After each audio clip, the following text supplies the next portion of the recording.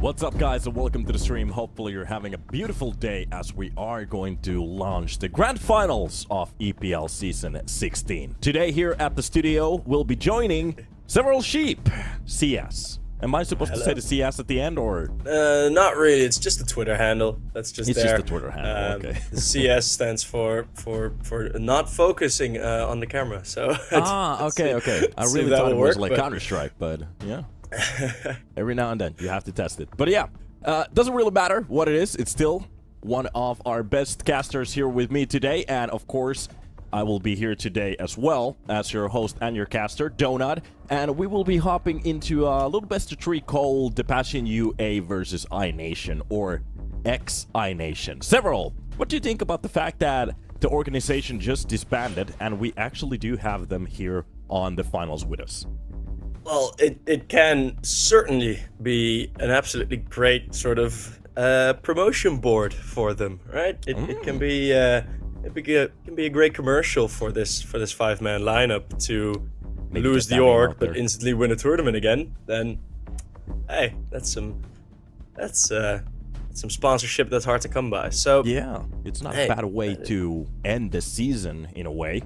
Especially to think about the fact when your organization can hang, but you're still going to get that money from the finals, which is going to be a good boost to the economy. But just looking at the brackets entirely, Enterprise did go against Johnny Speeds, but they did lose against ex-iNation. They had a very good Mirage. The problem is they just couldn't pass it on Nuke. I think it was 13-5 that they pretty much stomped them.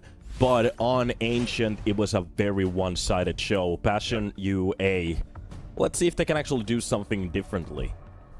Yeah, it's been a bit of a trade with who from this team has actually been stepping up.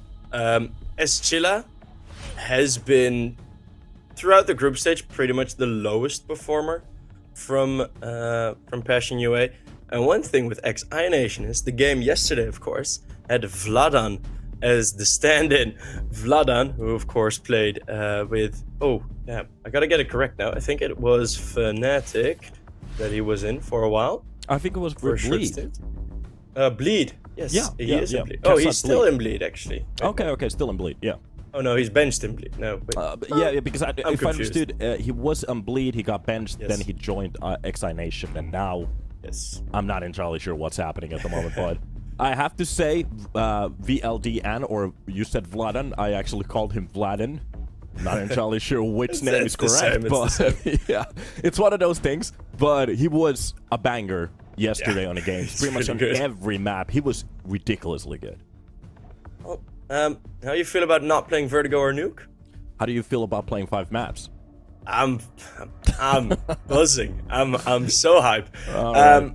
Yeah, we got the final 3 is we got the brown theme going on for today, so color palette not gonna change that much. But yeah, I mean, no Vertigo, no Nuke. These guys don't like the height difference. Yeah, don't want to play above and below each other.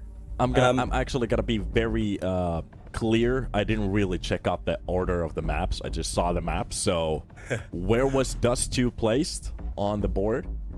All the way at the opening. So the double doors for Dust 2 will open to reveal us the best of 5 final. All right. That works. Yeah, Dust 2 as a start is a pretty decent one, as Dust 2 is a bit more reliant on aim. Not as much anymore. Not as much anymore. It isn't like way back when it was people just played it like it was deathmatch.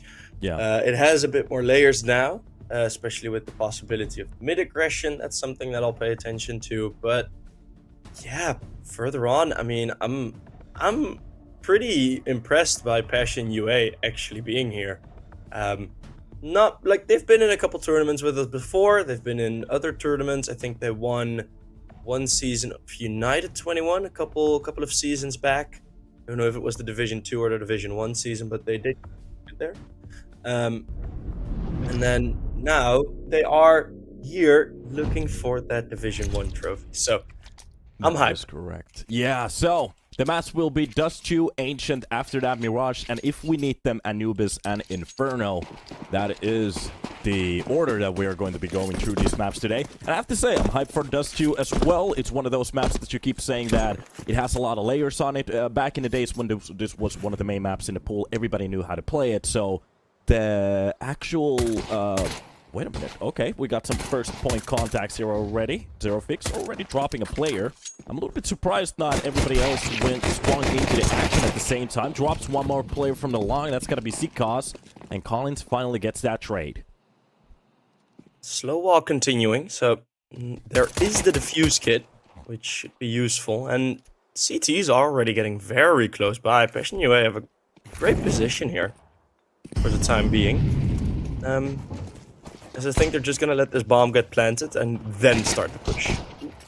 Yeah, there's still a player close to Gandalf, and he just takes care of the bomb. Oh, Even a second flame to the head. Fear. Okay, he's stepping up with the USB already, and I did kind of get cut off while I was trying to say something about the Dust 2. So back in the days when everybody knew how to play Dust 2, especially on the tier 1 scene, Dust 2 actually was one of those maps that you couldn't really pick as your main map. The problem is that some of the scores and the some of the games actually fell off to a standard where you really didn't know who's gonna win, even if somebody picked the map. So it's one of those maps where everybody can win. It's kind of the same as what Mirage sort of is now, as a hefty fight. Seeko's actually getting the double trade, which does mean it's okay. I thought it was gonna be equal, but Fear in middle already nipped an extra kill, so that is gonna be a very damaged Mac 10. And the scooter of 8-Kit. Yeah, let's see. Likely to be another Passion UA around here.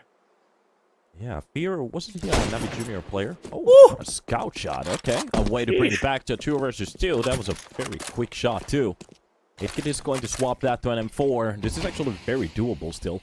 Looking at the weaponry that they have, it is going to be Seekot's very low in HP, so his teammate kind of has to do the heavy liftings here. But looking at the weaponry on the Passion UA side, they only have that FAMAS, which has a bit of range. And looking at how long it takes for them to actually get onto the side, 8-Kit's still getting dinged. Alright, Funnel the Bomb will be getting across. But you can just see the reactions. They're going to go for the long play. Yeah, and against the Scout... Oh, wait, the Scout's dropped. Wait, I gotta sneeze. Of course, it's that long-range spamming coming into play. Chilla and Jambo, they do drop down 8-Kit at the start. Seekos just with the Mac 10 here to try to clutch it down. You can hear every single step, but the bomb, I'm not really sure was it planted towards the short, but Chilla does spec it.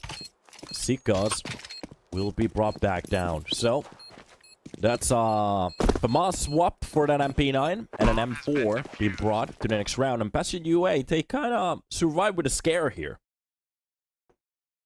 Yeah, well, it's still pretty solid round, nonetheless. It was, I think, from the positioning, the decision to go through long was a pretty good one.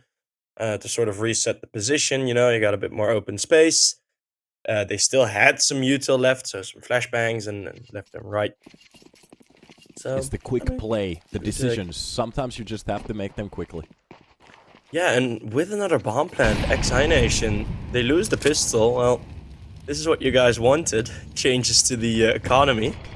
Yeah. Apparently it didn't really work, as the T side can just have weapons again. I have to say, yeah, they have to do more. It's ridiculous that they actually did changes to the economy, and it's still... Oh, what a kill coming in from 8-Kit. It just drops Fear from the short. That's going to be Jambo at least with the trade. But it's a 1-to-1 trade. There's just a little bit damage being done. Amy is one of those players to golf it up. Meanwhile, Passion UA, they're going to play just a bit more passive right now. This is a position you see very often on Dust 2 where, well, not necessarily the boost on short, but... Yeah, I was just about to say that's not a normal one.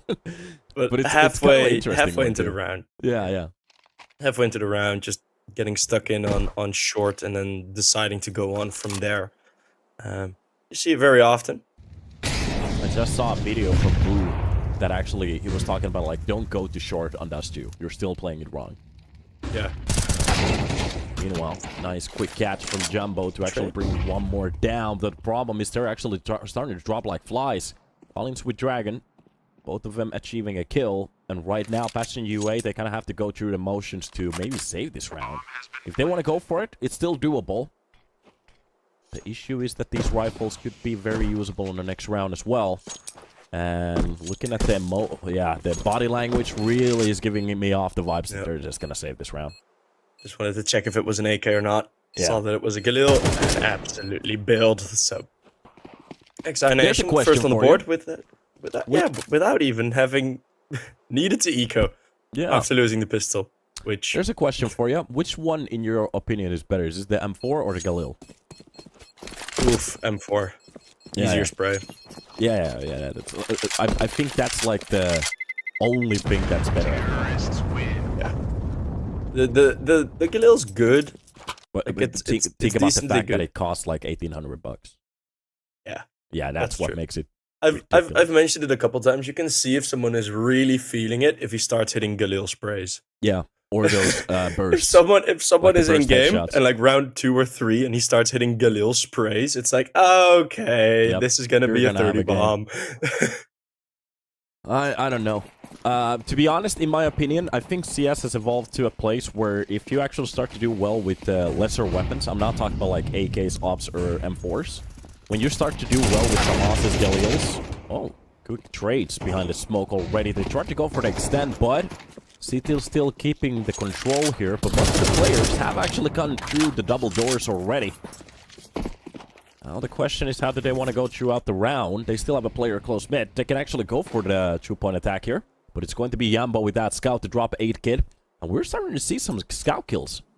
You mentioned the lesser weapons, and yeah, you have to be proficient. Scouts are back.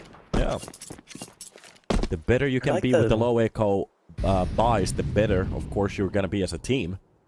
And look at this Dragon. He's still holding that middle. It's like they can read the round at the moment. CT has to be a little bit careful. And of course, it's going to be the FAMAS. The lesser weapons looking good again. The scout trying to fight against this M4 from Collins, but he doesn't know if he wants to continue this fight or not. The bomb is still dropped in top middle, leaving Xikos alone to clear short, and he fails to do pretty much anything. Just tickles Zerofix a bit. He's just giggling with the kill, and the weapon just blocking Fierce position. Collins going down as well. So Passion UA back to winning. And someone in the back is going to the shops. Back of Chakazma's screen. Look at that. Yeah. That's a extreme angle. If you've ever seen one.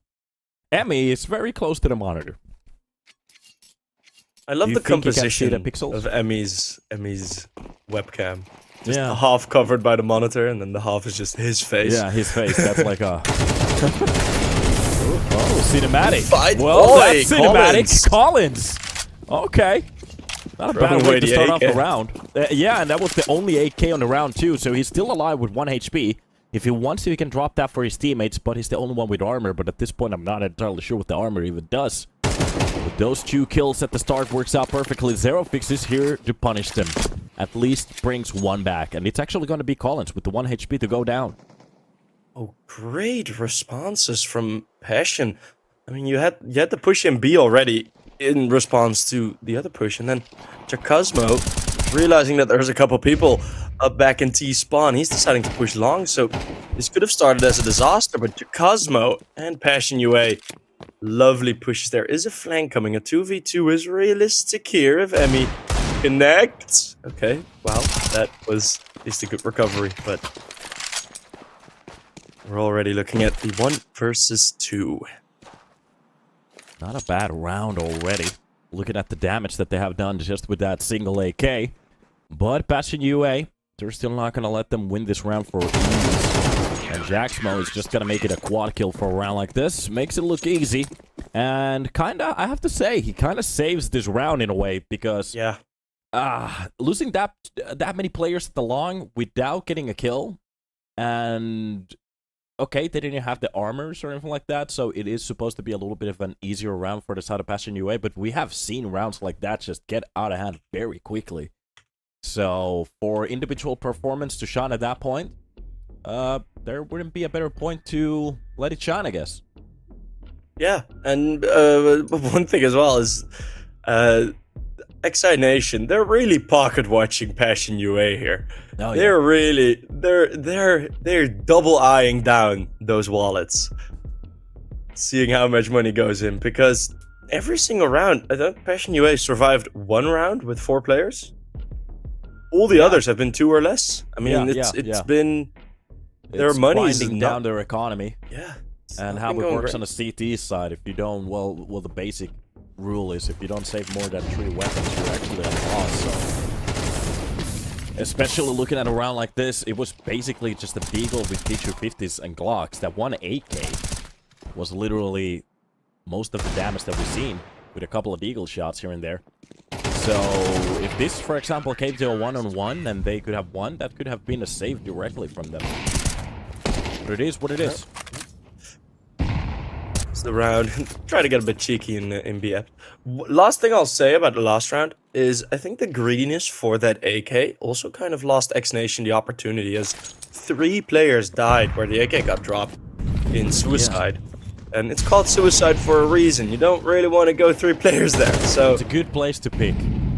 Yeah, so that might have contributed to, because there wasn't really a good spread. I mean, you're 2-man up, right? Spread out over the map, be cheeky.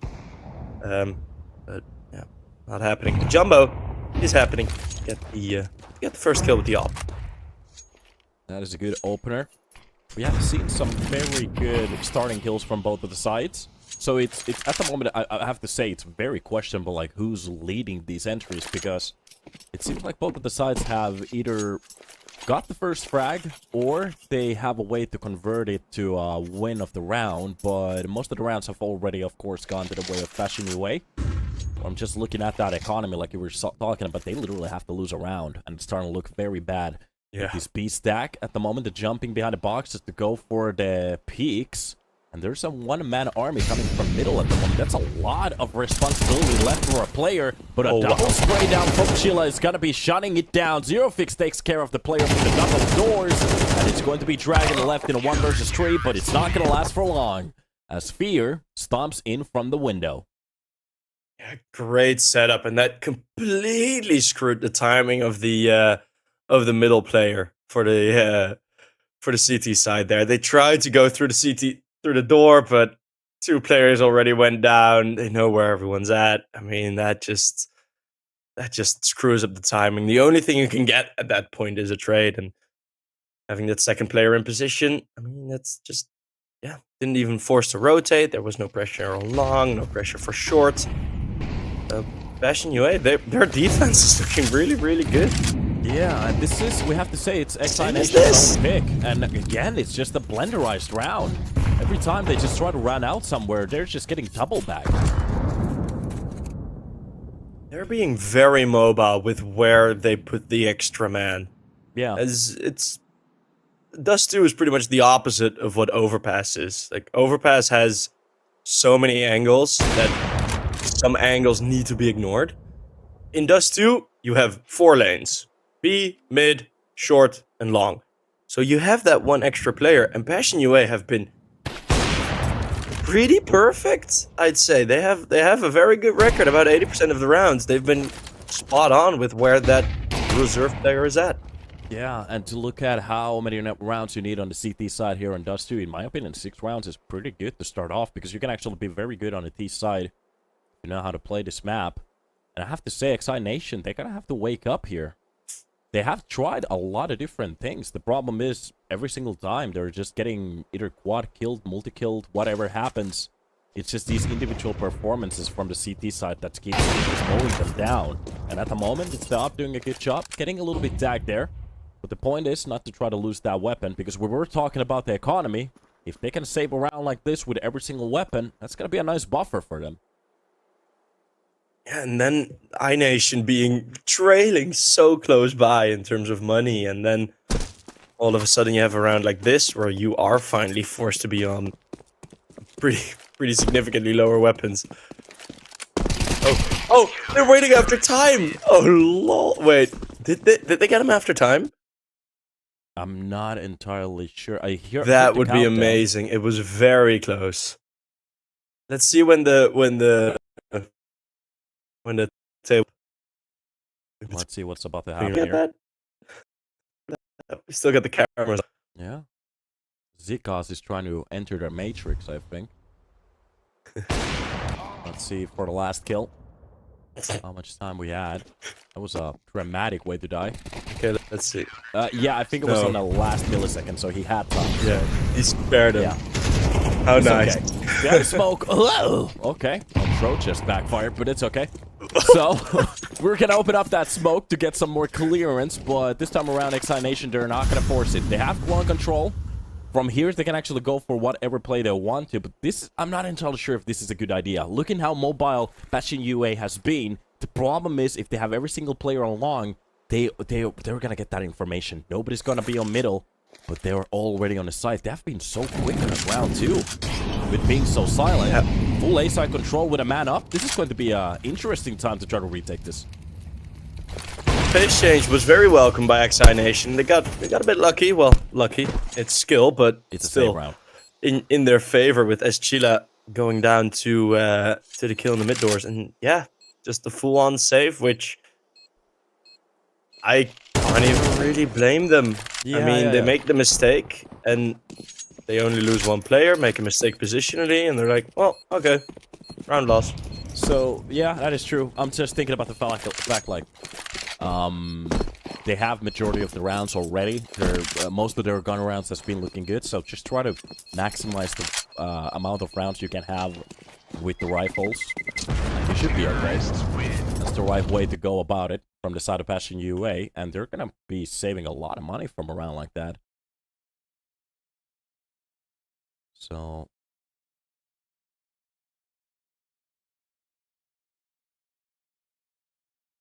trying to see if anybody's being vocal at the moment. From the Bastion UA side, it seems like they're not getting that much input. The coach is actually talking a lot, so it seems like they have a very it seems like they have a very good understanding what to do. There hasn't been a very like a need for a timeout yet. It's just a couple of rounds here and there that just didn't start the way they wanted. And similarly to ex-iNation, I mean, a lot of these rounds ended up in 2v2s, and yeah. So it's not really a big conversion that you need, and still being mobile here. Chakazmo, close range. Yeah. Doesn't dare peek into Emmy. It's the activity from the side of Bastion UA from across the map every single round that kind of surprises me, that they're playing this kind of like a T side at the moment. I like it.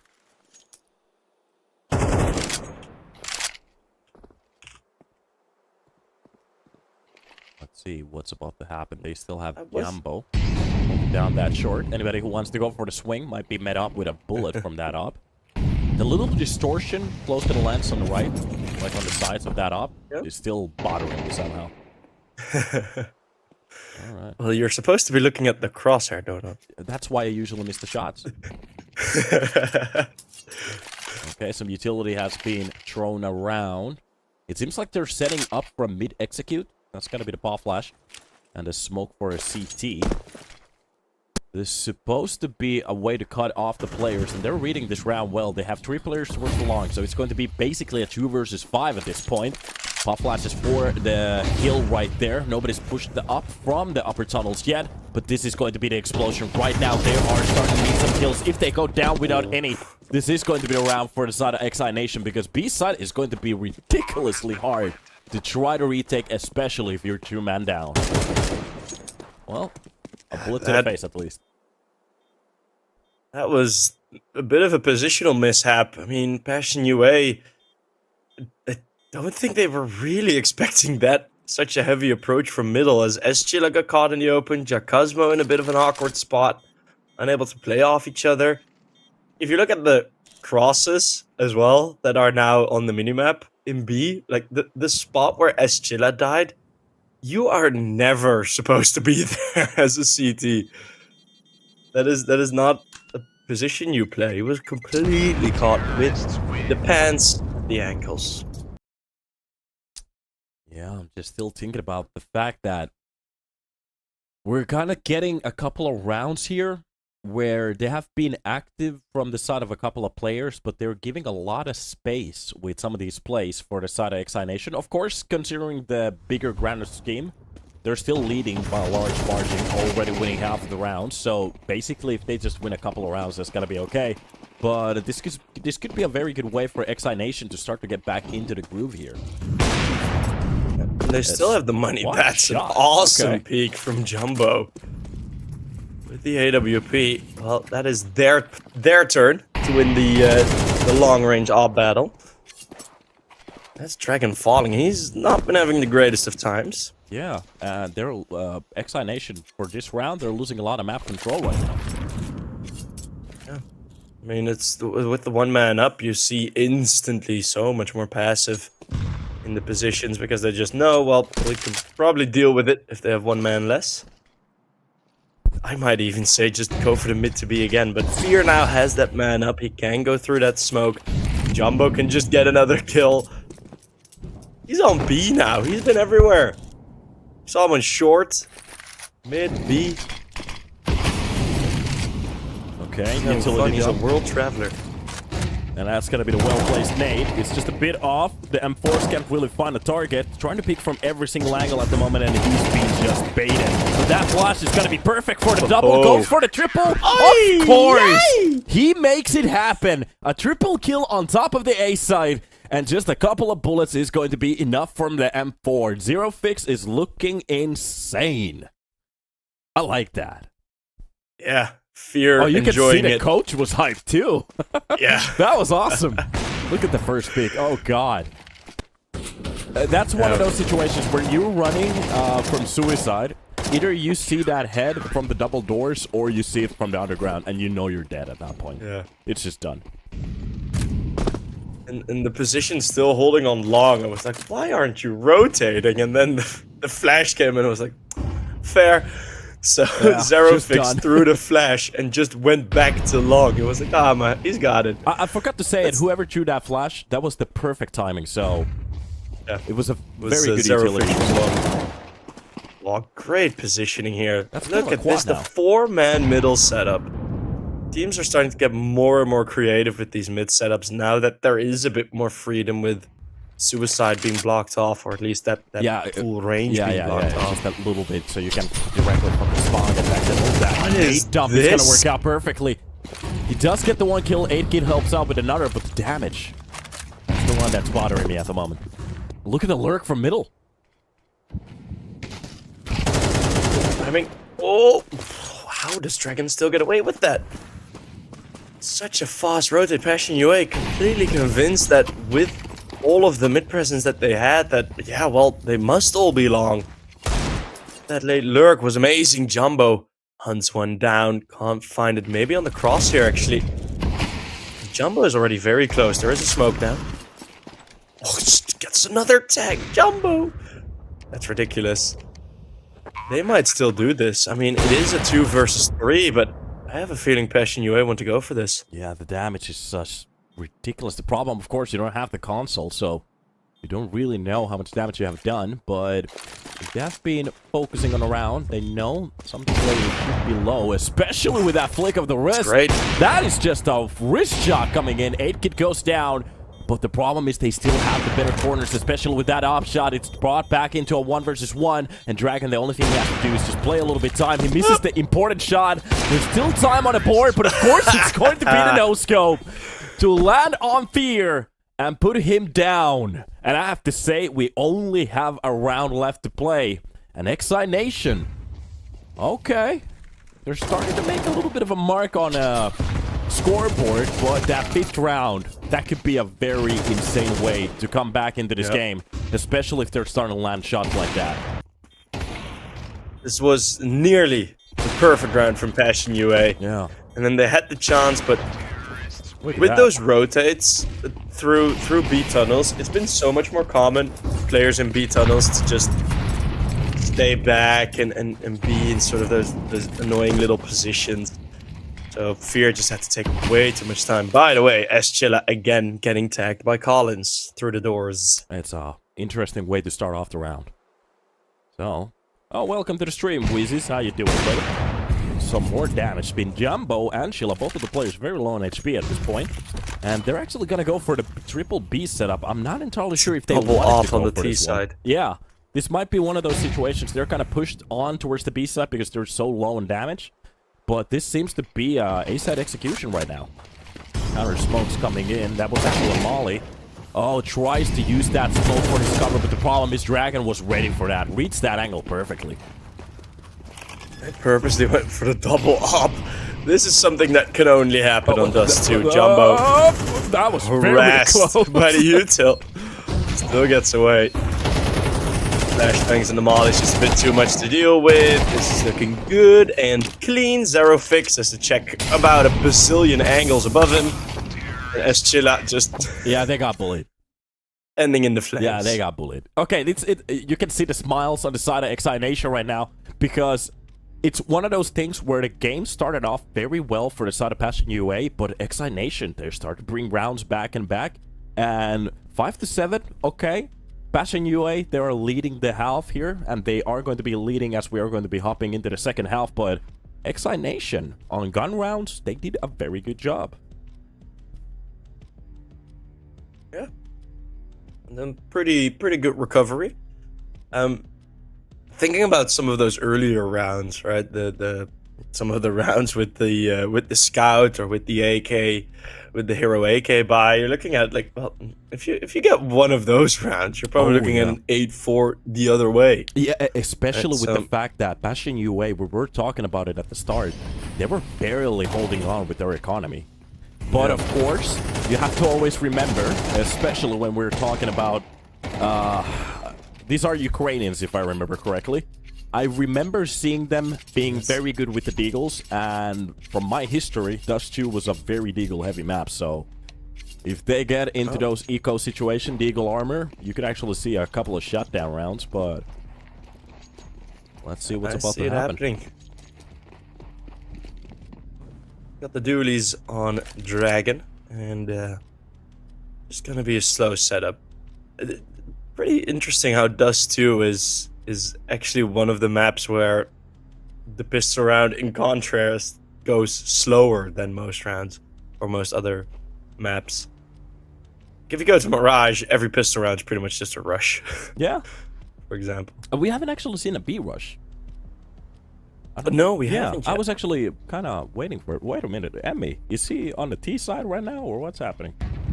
This is one of those situations. Right. He's behind with the USB, but I bet he's not even gonna get a kill because this is exactly what usually happens when you get behind the enemy team. Oh god, Emmy. And oh, his teammate has been cut off in the smoke as well. Collins does get the kill, but Zero Fix with a quick trade. And both of the players trying to push in from short. And this is just gonna be a blender round. No, Passion UA. With the perfect backstab, you can see the face off Emmy at the moment. He's not... Well, he's kind of happy, but you can't be okay with the performance like that. But that usually happens. Like, I have to say, how many times have I been casting a game where somebody gets into a perfect spot and they absolutely miss everything? It's something that happens to every one of us. It's what they say, right? Globals are just silvers with more hours. Yeah, that is true. Yeah, more percentage. Yeah. Out of long already, but yeah, at such a position, you should just like jiggle peek the angle, confirm, all right, they're there. I think he made a couple of steps. But the thing is, you don't want to wait too long because at some point they're gonna be looking like they're gonna be checking. But I think he made a couple of steps at the end, so they heard him because one of the players reacted. So that didn't work out. It was from the first missed shot. I think it was just a very quick reaction. Might be wrong. Oh. Okay, well, they're at least trying. This is a buy round from the side of ex-iNation and Passion UA. Yeah, navigated throughout the buy so well already. Just a couple of players being sacked a little bit, nothing else. And from ex-iNation, it's either going to be exits or just the same for an X run. Yeah, well. That's a bit... Hey kid, you should know better. Yeah, at this point, everybody, right? everybody will This be is that one. this is what is it? Year 23 that Dust 2 is in the game. I mean, that position has been known. I bet somebody on a level 10 face it still doesn't check that angle. Oh, yeah, 100%. And they're only Dust 2 players too, so yeah, that's something that is very. Something that we have been noticing a couple of times when we've been playing, but it's okay. So, 9 on the board, ex-iNation 3 away. It is still possible for them to convert this easily. Sorry, 4 away. It's still possible for them to easily convert this, but they do start to need to fight back. But the problem is the economy. They still don't have the buy. So they, in a way, have to kind of forfeit around still. And Passion UA, even with a couple of mistakes here and there, they have been looking very strong on this map. This is ex-iNation's home pick. Remember that.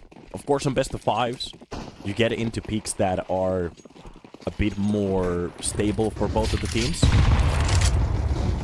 But I was actually expecting for them to easily win this one. I don't know what I was expecting. I was expecting Passion UA to at least put up a good fight, and this is what I like so much about Passion UA. They do it on other maps, but on Dust 2 it just gets highlighted. Look at all the 5 players. Passion UA. They just are all together. They know the flank just simply is not as powerful because all the angles, all the routes are so far away from each other that sticking together with 5 entering, it's just the best option. That's ex-iNation absolutely beaming Emmy through the smoke. Yeah, they even know the corners so well. They don't even have to see the players at this point. This isn't even funny anymore. And just look at the kills too. They're so close to each other on a board. Yeah. It's like a team effort at the moment. So, as a team, very nice to see them. And I like that because there are some teams that really play like a disconnected role and that have that lurk. But like if your lurk isn't that powerful, there's about 3 or 4 guys, I'd say now in tier 3 and 2, where I could really confidently say, yeah, they could like lurk well enough on Dust 2 to be able to like accept that. Passion UA is just like, all right, we don't have that. Screw it. 5 men together. They do it on other maps as well, and it's something that I really like. It's a bit akin to the old Furia, where you have Art leading the charge and just 4 players right behind him. Like, what's a lurk? We don't do that. It is true. With 5. That is a good point, because you either have to have a very strong CT player, or you kind of have to flop as a T-side team, because as a lone CT player, or even if you have a couple of them, it's going to be very hard to, especially with the weaponry that they have at the moment, to try to shut down 5 players on the rush. And, well, especially on the Passion UA side, as they know how to shoot, you're not going to have that much time to drop 5 players at all. You need at least some utility to try to fend them off. So it is a functional tactic. Of course, you can't go for it every single time. So, at the moment, we're going to go for a little bit of a slower pace, having these players all across the map. For whatever is about to happen. And I think it was 8kit in the last round. Just pushing long doors and like maybe someone's waiting on car or something and like, yeah, perfect. No, there's 4 people waiting in long doors. Just waiting to wreck you. That's also such an awkward position. What a sick shot from Zerafix. Yet again, the flashbang is on point. Another great headshot as Chilla there to help his brother. And yet again, as soon as they execute, they are a bit more waiting around. They try to get the map control over short, and then all 5 together running across short. Flashbang support. Everything's just looking great from Passion UA. This is looking like a really good map. I mean, I knew we were gonna get Dust 2. I was expecting Passion UA to pick it. To be fair. Yeah. I have to say, this doesn't look like a map pick from ex-iNation at all. Passion UA, it's just not the fact that they're winning these fights, it's how they're winning these fights. When they go for the picks, when they go for the fights, it looks very, very comfortable for them at the moment. And they have been winning a couple rounds with 5 players alive as well, so... Yeah, I'm not entirely sure what the plan here was. Maybe this is like a double jab You fake them with the dust Q and you win the rest of the maps, or? Yeah, one thing that I'm sort of like a bit baffled about is Passion UA. They've only won Dust 2 once. Like, I'm expecting them with the way they are playing. They're doing so much correct here. And yeah, they have shown some weaknesses. Like, you can still significantly see some gaps. And I think a lot of this playstyle that they're doing now on the T side is completely adjusted to the last game that they played 2 days ago. Yeah. Must be. Let's see. So, meanwhile, it's a short hold here. They're just still waiting for something to happen. But this is just gonna be a slow play for them.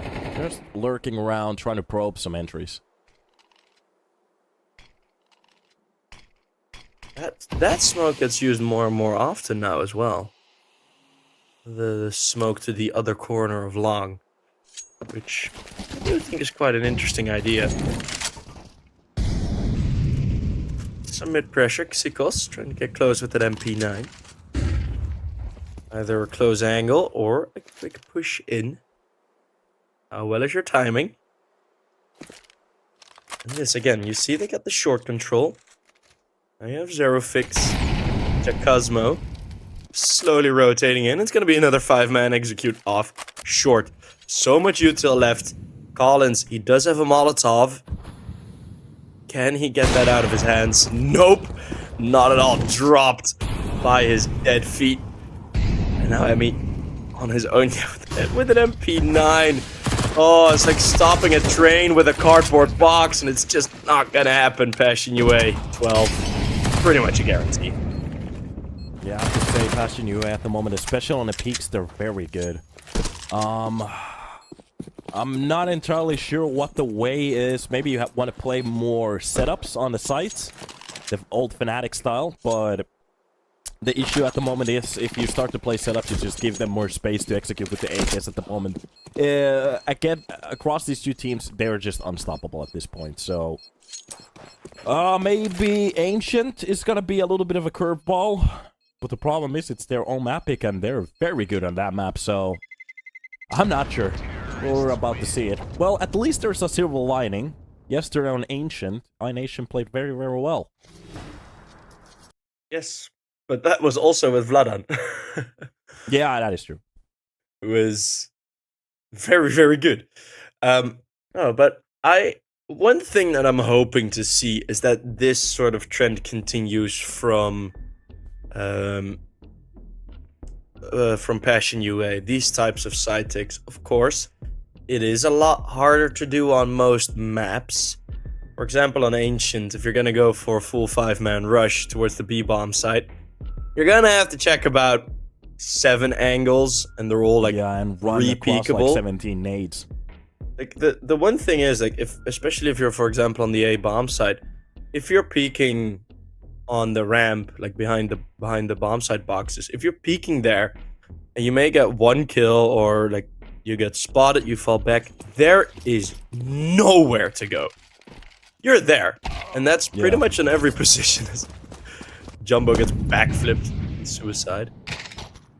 Okay, weapons have been already swapped around. Zerofix is gonna go for the op turn right now.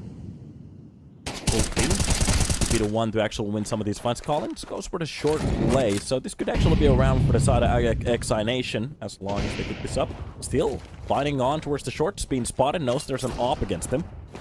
And that's the perfect idea. Just wait for your teammate to come and carry you, and that's the round, basically. Jaxmo will be taken down by Emmy. And ex-iNation to actually make it a round on the board on the CT side. Congratulations! Who would have thought Amazing. Playing more aggressive works? Yeah. Ba-boom. Finally. So, at least something works for them.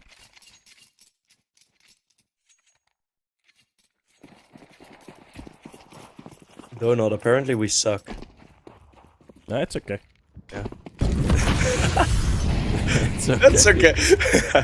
Let's see. 8 kid. This is gonna get a bit curious now, not seeing 4 players at least.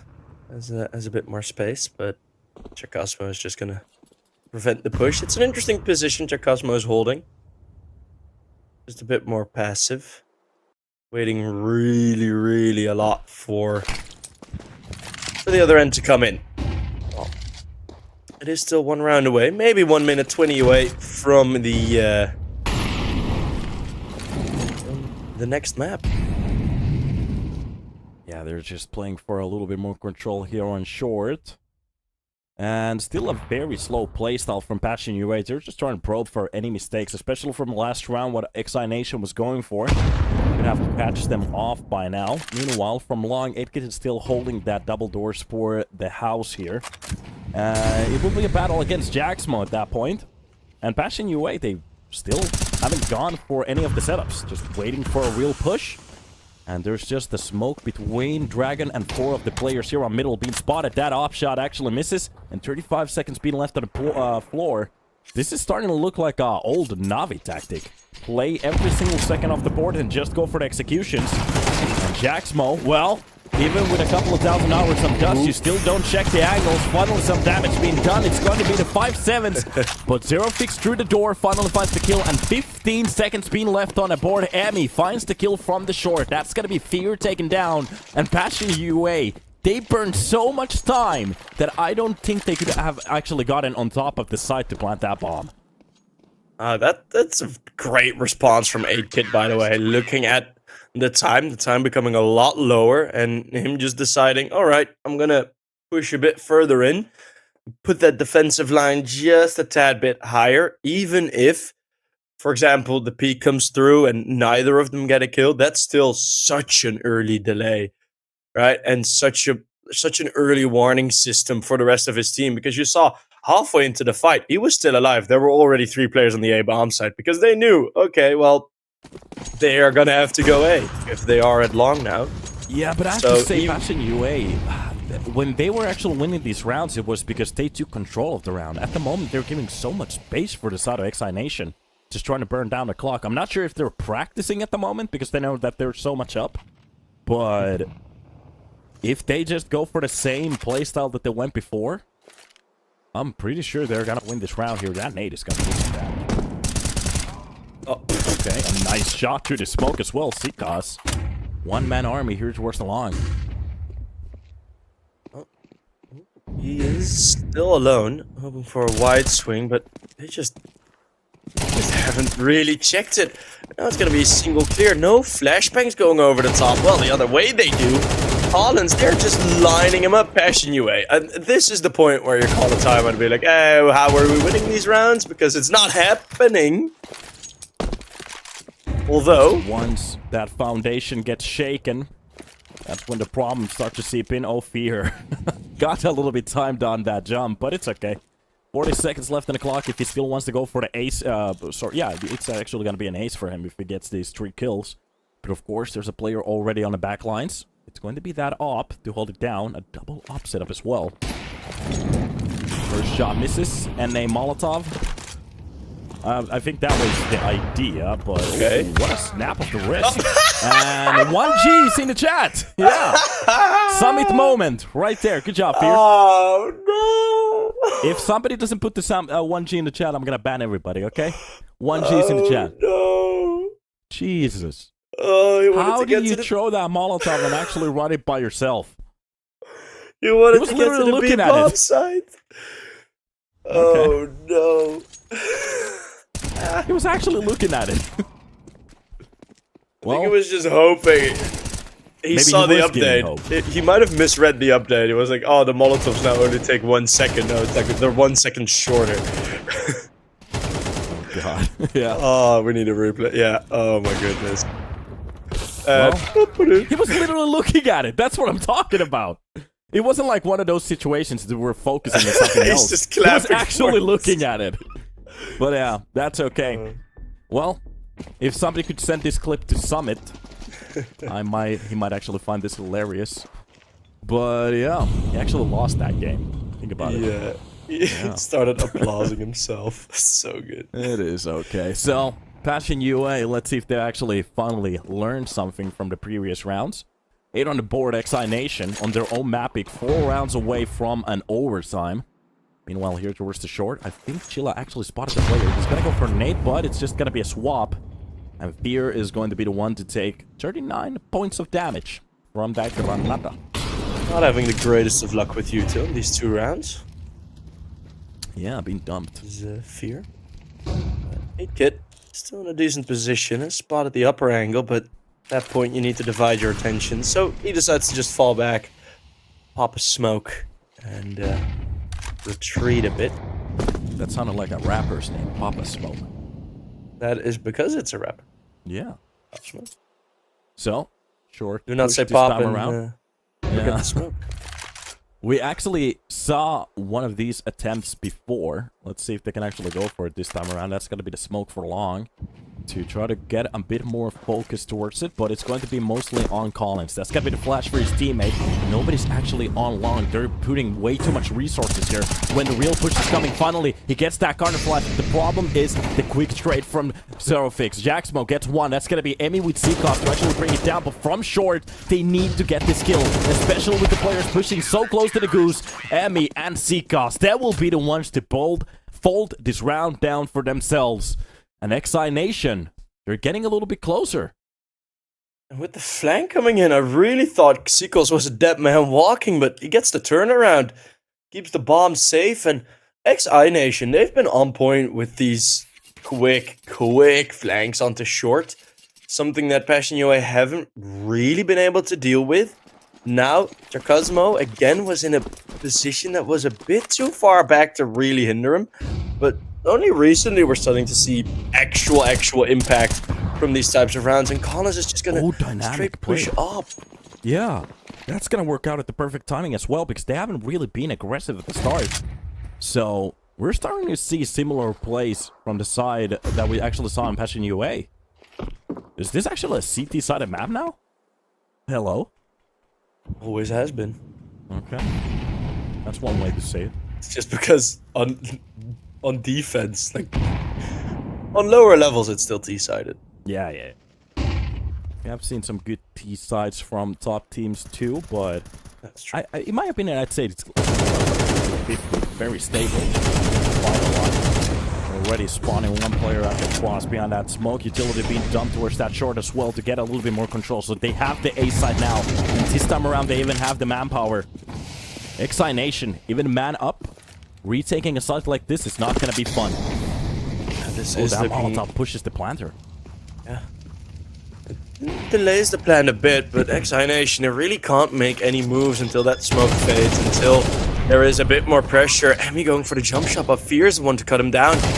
Short is under so much pressure that they can't help Emmy. Jacosmo with a great headshot, and all the AK headshots are raining through. Jacosmo wants to end this, and Seacost, he's been decent, and that's a great start, but I don't think that is going to happen, and it's Zerofix that will be able to pick up map number 1. Dust2 and Zerofix lets out a big yell. Passion UA outlast ex-iNation on this. Yeah, looking very crispy while they're doing it, especially on the CT side. We saw a lot of dynamic plays coming in, but on the T side, getting a little bit floppy at the end, but of course, it's going to be that one round that they needed to shut it the F down, and it looked pretty awesome. So, ex-iNation, they lost their own map pick. They're going to be hopping into Ancient, where they did a pretty good job with Vlading yesterday. The question is, how can they play with Seacost? Yeah, and I mean, we did see some weakness coming in with Passion UA. There were some moments where you're looking at how Passion UA is playing. It's like, well, a lot of the stuff they're doing is working really well, and a lot of stuff really isn't. One thing that I hope ex-iNation will continue is what we saw here, right? Those quick flanks on short, those pushes, not that much, but the push top middle. If those flanks continue, we might see a very interesting Ancient, because that is going to be an all over the map type game, which I really enjoy. So yeah, I have to say, maybe just put a little bit more individual power there for your teammates, because we know they have them.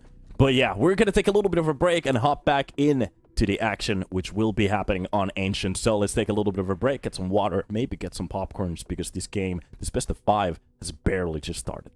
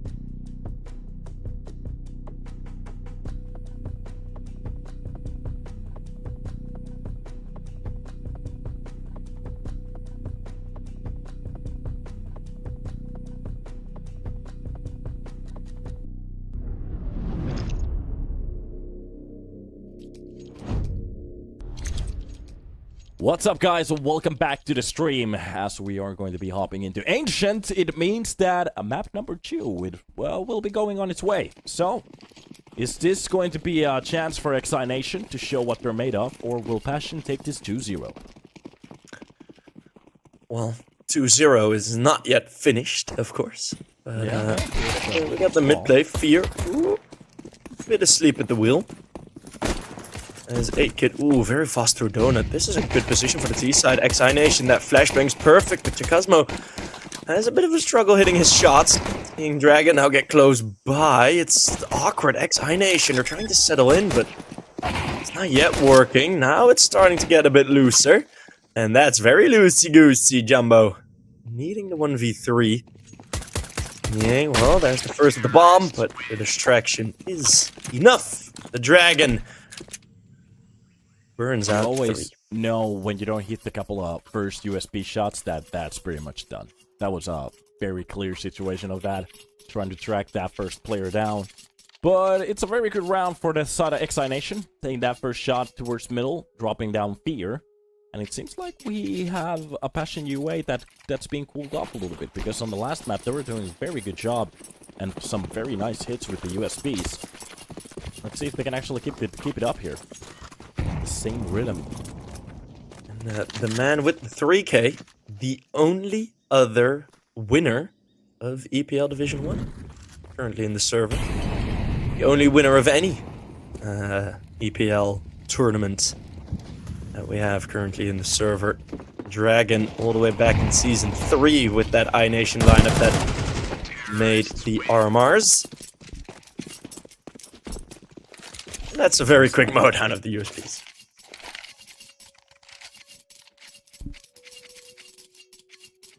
So, after the bonus round, I'm still wondering what kind of a player we're going to see here from the side of Passion UA. Do they actually want to go for something quickly? Do they want to go for aggression? Or are they going to play this ultra passive?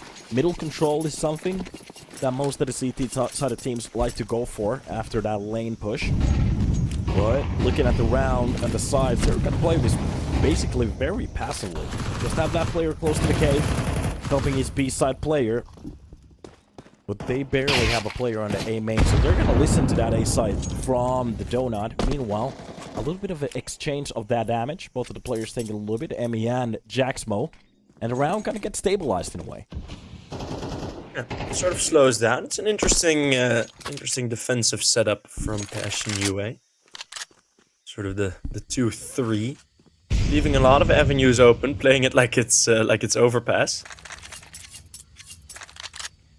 Leaving lots of angles open. It's very passive here. Gonna be difficult. Jumbo and Fear, they're gonna need to... Yeah, they're gonna need to at least get a man advantage out of this if they do decide to push Donut. Flash goes in. You're taking a bit of control. Look at where all the T-side players are. So huddled together. All in that little huddled spot. I'm just looking at the previous tournaments. And yeah, it's been a while that they actually won that game. They're still competing though. 8-Kid will be the one to actually execute towards the B-side. Gets that first shot with a Mac 10. A very nice opening, but the problem is the quick reaction. Chilla drops him. That's going to be Jaxmo and Chilla again. With the pillar, just swapping those weapons. A quad kill to shut it down. And ex-iNation, that's the first round that they lose. And at some point, I mean, the rotate's quite good. Again, pretty fast response from Passion UA. It's something that they've been doing a lot. Ancient's one of the maps, of course, where their sort of their popularity started to skyrocket when it was a new roster, and their organization owner, Arsenal player Zinchenko, had to stand in. That's really where Passion UA got on the map, and I mean, I absolutely love this team. I really like what they've been doing in the recent sort of 6 to 9 months. Drone cam. Yeah, we're getting that fly pass, especially with that red being open at the moment. they have a player watching it, especially with the triple man hold, but this is just going to be an easy way for Dragon to get a double. At least Chilla did drop a couple of players before the round went down, and Jaxmo helps it out with one. Actually, is going to drop down Collins as well. And I'm not entirely sure what's been happening on this round, because it's being a little bit chaotic at this point.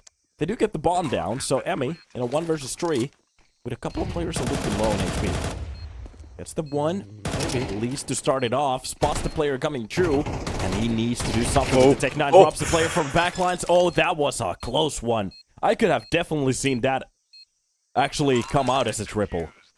Yeah, that really could have gone wrong for Passion UA there, but they save it, and ex-Chilla taking advantage of the double contact play out of A, or a flashbang just to the wrong position, but I didn't see a flash on the minimap. I think it was just a contact player with 2. They just line up for ex-Chilla, he just mows him down. And from that point onwards, I think the ex-Nation plan of the round sort of got burnt up a bit. The play of the game. Early A-rush. ex-iNation. Yeah, they're just gonna go for an A-rush with the weaponry that they have, and especially looking at the positioning, this is gonna be the right call. Nobody's holding A-side, and oh, they have to start to understand it now. They have so much map control, not spotted a player, especially with that first flash landing. They have the idea that the A side is open, they have the site, they can actually go for the plant right now. And behind the smoke, Chilla has been taking a lot of damage already. Deep donut position also available. Jacasmo from the CT angle, only the single. Oh, this is gonna be a very tough retake with ex-Chilla already being low. Another smoke thrown in. That is the final one. There is a defuse kit on ex-Chilla. There's teammates near him. So that kit will pretty much certainly be picked up, but they're gonna have to wait for these smokes.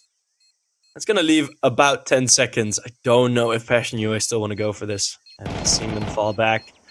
That is a no. Yeah, well, that didn't work out. Oh, that Deagle shot didn't close it down here in the middle. Taking out one extra weapon off of their hands. Oh, God.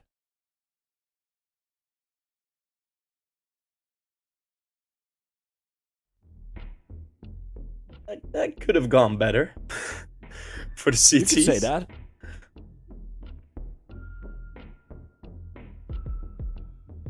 You could definitely say that. First timeout called. Second, actually. In total. Yeah, it's actually, in this yeah, final. Passion UA, maybe talking about that previous round. Maybe not going to go for calls like that anymore. The idea is good when you have that mid-pressure or even a push coming in for the B side, but once you notice that one flash on the A side, you know it's done. Yeah, as soon as that smoke drops into donut, you're rotating. It's like, so no. that was their plan. That didn't work out. Yeah. Usually, the A-rush plan is later in the half. So, I like that ex-Nation pull that card Maybe early. the change of the tempo works out for them.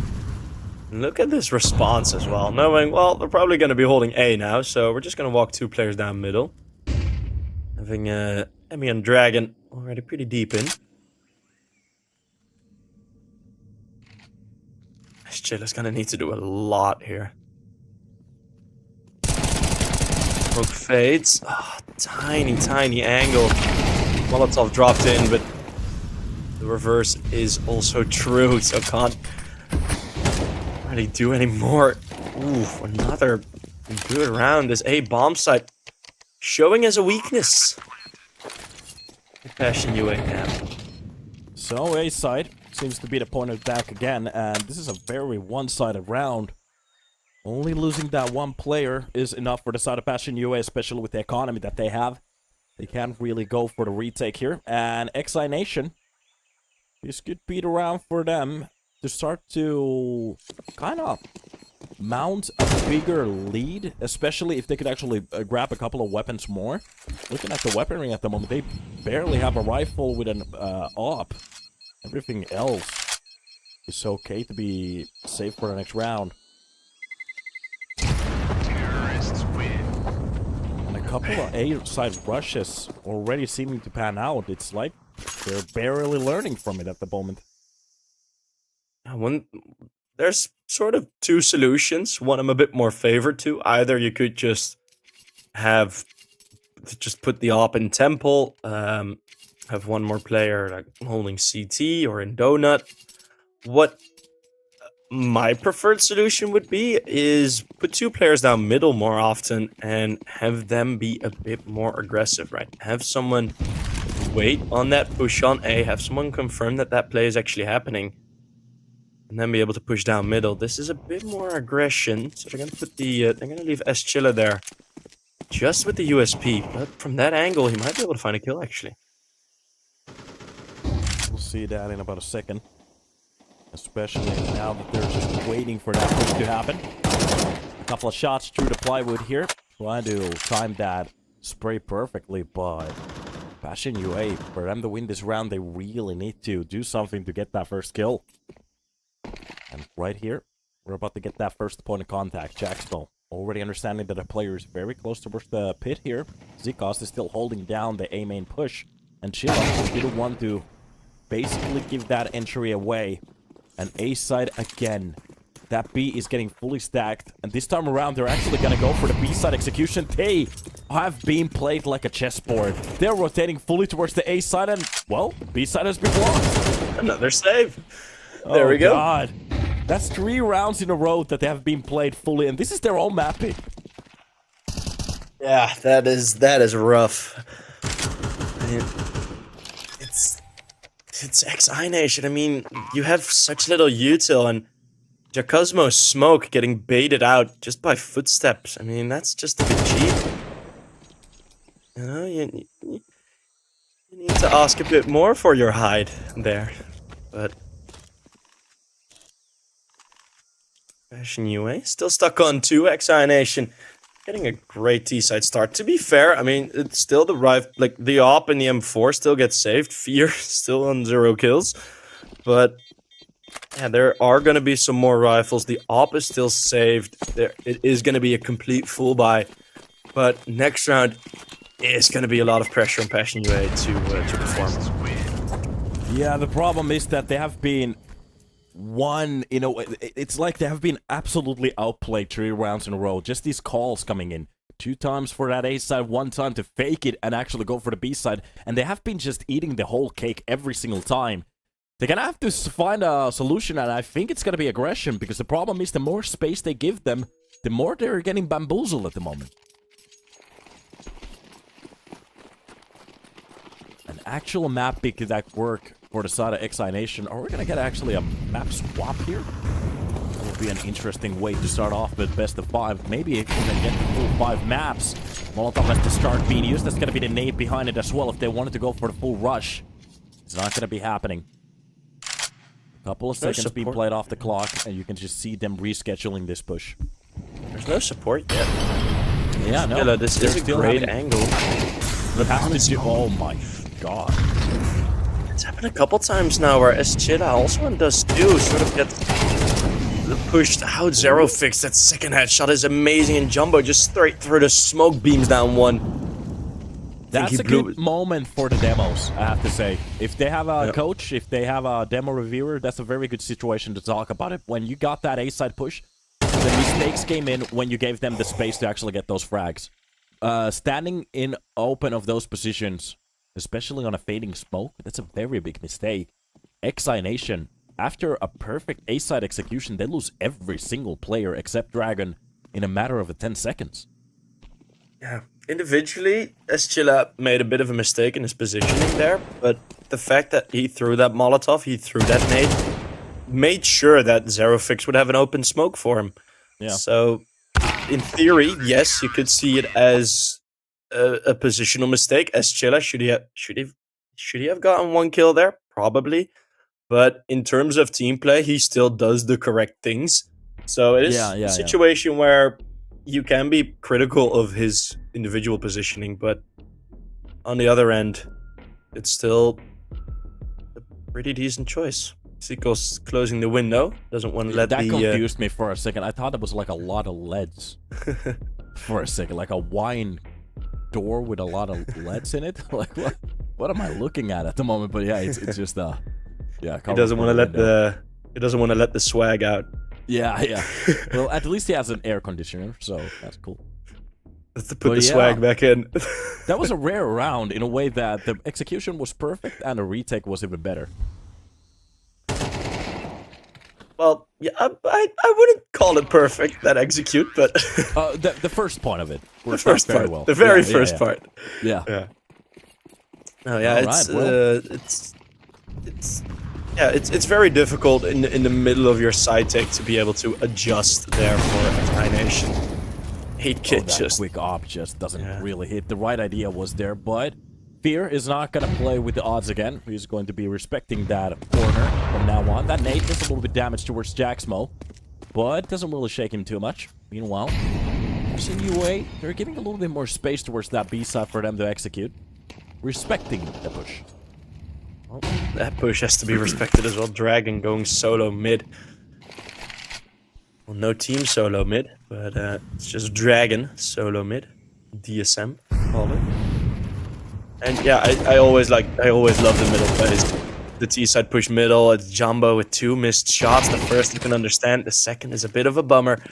Fear's able to trade, but it's left the B bomb site so open. Jacosmo has a lot to do here, and he may be able to do a lot. That's 2 and nearly 3. But a good chance. 8 kit though. In the response, Fear. 2 and 5 currently. It's a couple of good shots. Baiting out 1 shot. Here it is. Fear still holding out. If he could actually make this a 1 versus 1, especially when he's being given the situation, but oh, he turns away at the worst possible timing. 8 kid just pushes him from the long, gives exactly the right amount of pressure to win that round. And ex-iNation, they're still winning rounds on the board. Okay, after the Dust 2 mishap, I was a little bit worried that that little comeback wasn't going to be replicated, but here on Ancient, they're actually looking like a formidable team at the moment.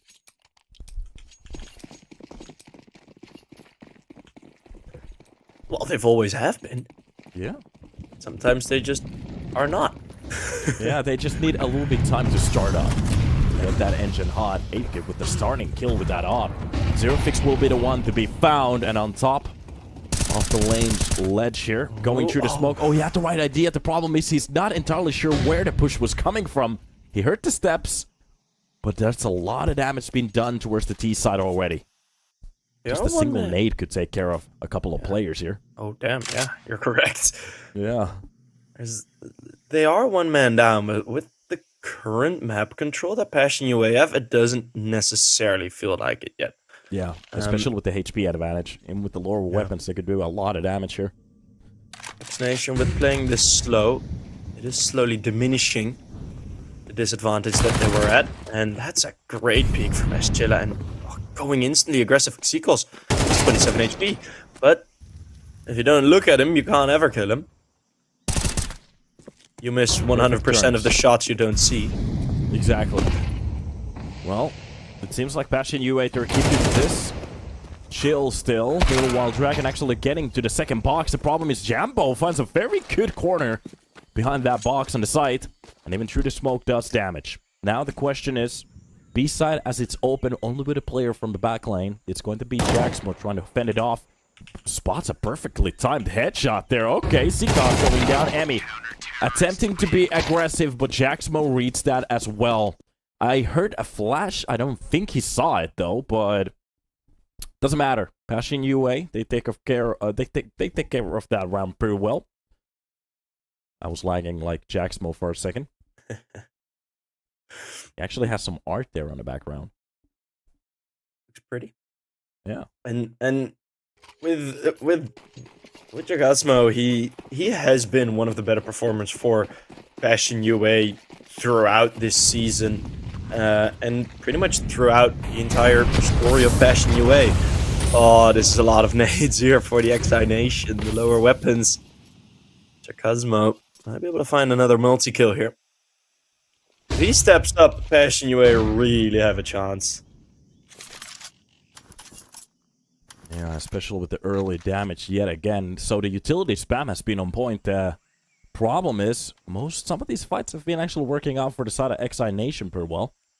But usually on the mid rounds, Passion UA, they do find a way to Bringing it back just a little bit. But ex-iNation, at least they have won the half of the rounds here. Any more, and it's mostly bonus at the moment. And it seems like they want to go for a B-side execution, especially that's where the bomb has been needed. Still leaving a couple of players towards the middle to sell the fake. And now we're about to get it. These CT players have to be very careful at the moment, especially with the cave hold. And that's exactly what I'm talking about, just backing into it, not really looking at it, but the hold towards the pit works out perfectly. That's gonna be Chilla with a double kill to fend it off, and Dragon left alone with just the Mac 10. If he can actually clutch this one, I'm gonna tip my hat for him. Awesome positioning there for a round with lower weapon buys, right? Standing in the open, Fear and ex-Chilla getting a very interesting crossfire, being able to turn around if necessary. And trusting yourself in, like, it's a position where you need to be very confident, because you are going to get dry swung by probably 2 or 3 players, and you're standing out in the open. So you need to have that confidence, but they do it perfectly. I mean, it's a very effective play, and they show it again. FaZe do it often as well. Having Kerrigan and who is it that is next to him? Usually Kerrigan and Frozen are pretty much together on that spot on the bomb side.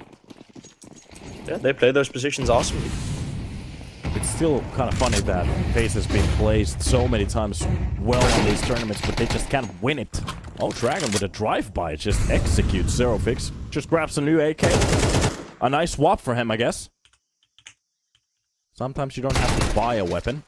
This exact same is going to happen here towards the line. At the moment, it seems like Passion UA players are a little bit confused where the real pushes are coming from. Some of these crosshair placements are way off at the moment.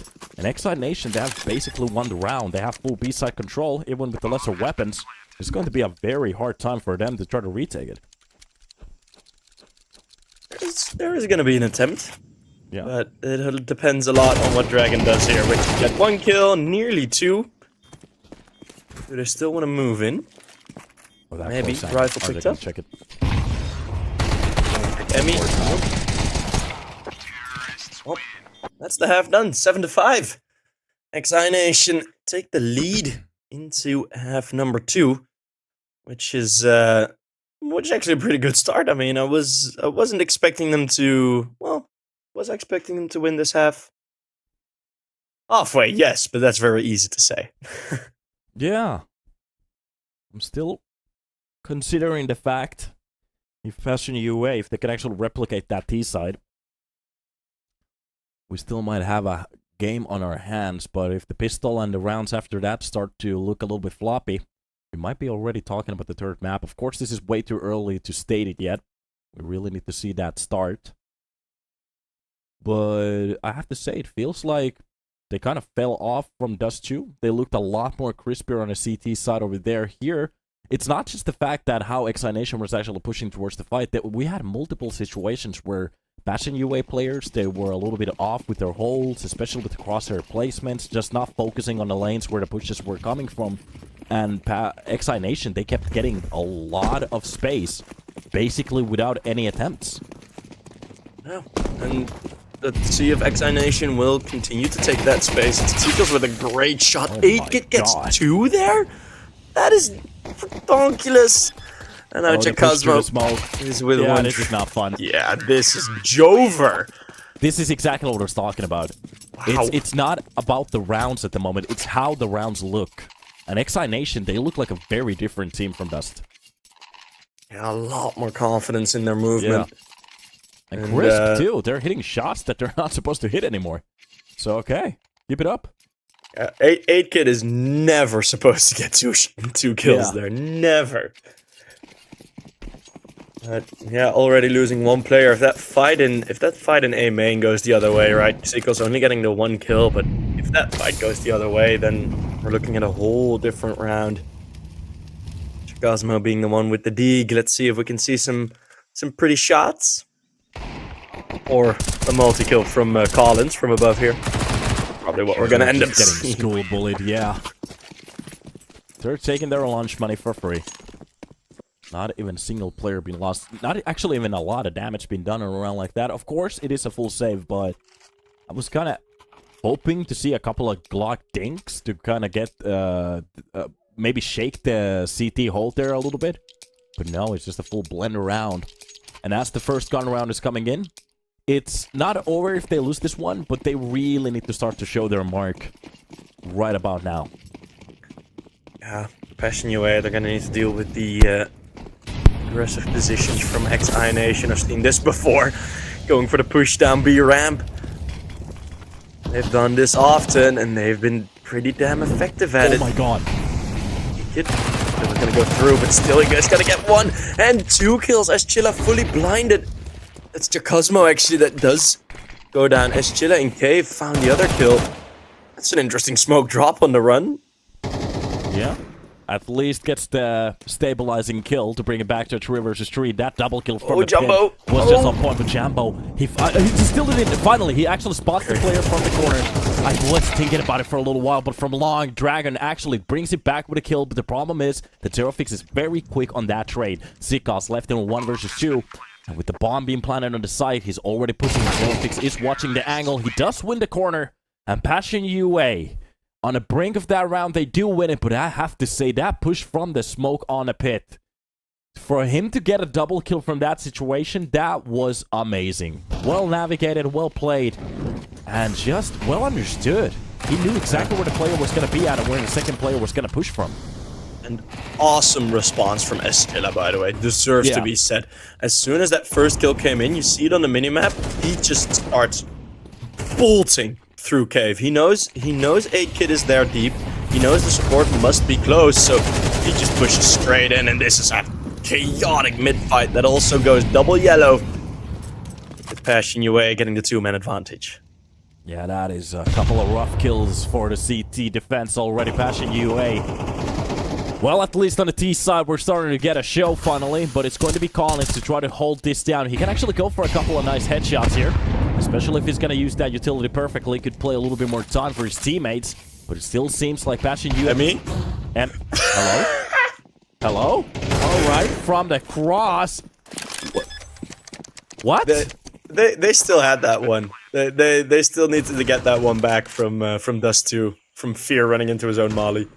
Is this like a attempt to show 1G moments at the moment, or what's happening? Public service announcement, kids. Fire is hot. Yeah, they actually even made the Molotov smaller, so how is that even possible at the moment? Did they make them hotter? Well, maybe because, I think because they added new pretty colors, they just like it. Like, ooh, pretty colors. Attracts it like a moth to a flame. But yeah, okay, let's just try to ignore that one. So, Passion UA, they have brought it to a 7. And as I was saying before, just if they win that first gun round, it doesn't really mean much.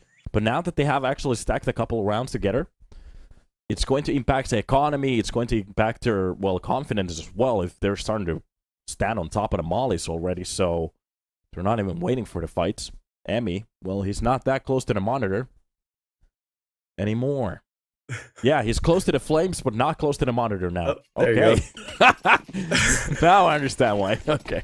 That's why he was in the molly. He was just lighting a cigarette. Okay, brother. So, we are hopping into a new round, and of course, we only have an off. So there's a lot of work for 8-Kid. It's the most gangster way to light a cigarette. Just drop a Molotov cocktail at your feet. Just hold it in. Just light it up. Chilla starting off the round with a kill on the Zikos. And, well, this is just going to be a mow down. 8-Kid misses that off shot, and Jackson just comes out with a quad kill. Easy peasy lemon skeezy. I know it's against pistols, but made it look so crisp. That's the crispiness I was talking about. That was kind of missing on the CT side, but finally starting to kind of up here on the T side. So as long as they can keep that up, we're going to get a very chaotic Ancient. Finally a timeout. So a couple of words being exchanged here. With a very good start. They're kind of getting dampered here a bit, but of course that was just a USP round with an op. It's one thing that I also like to see is there was a lot of criticism towards Counter-Strike 2 and the new gunplay and the new sprays where people were like, oh, you can't spray transfer anymore. And I admit it does feel a bit less sharp.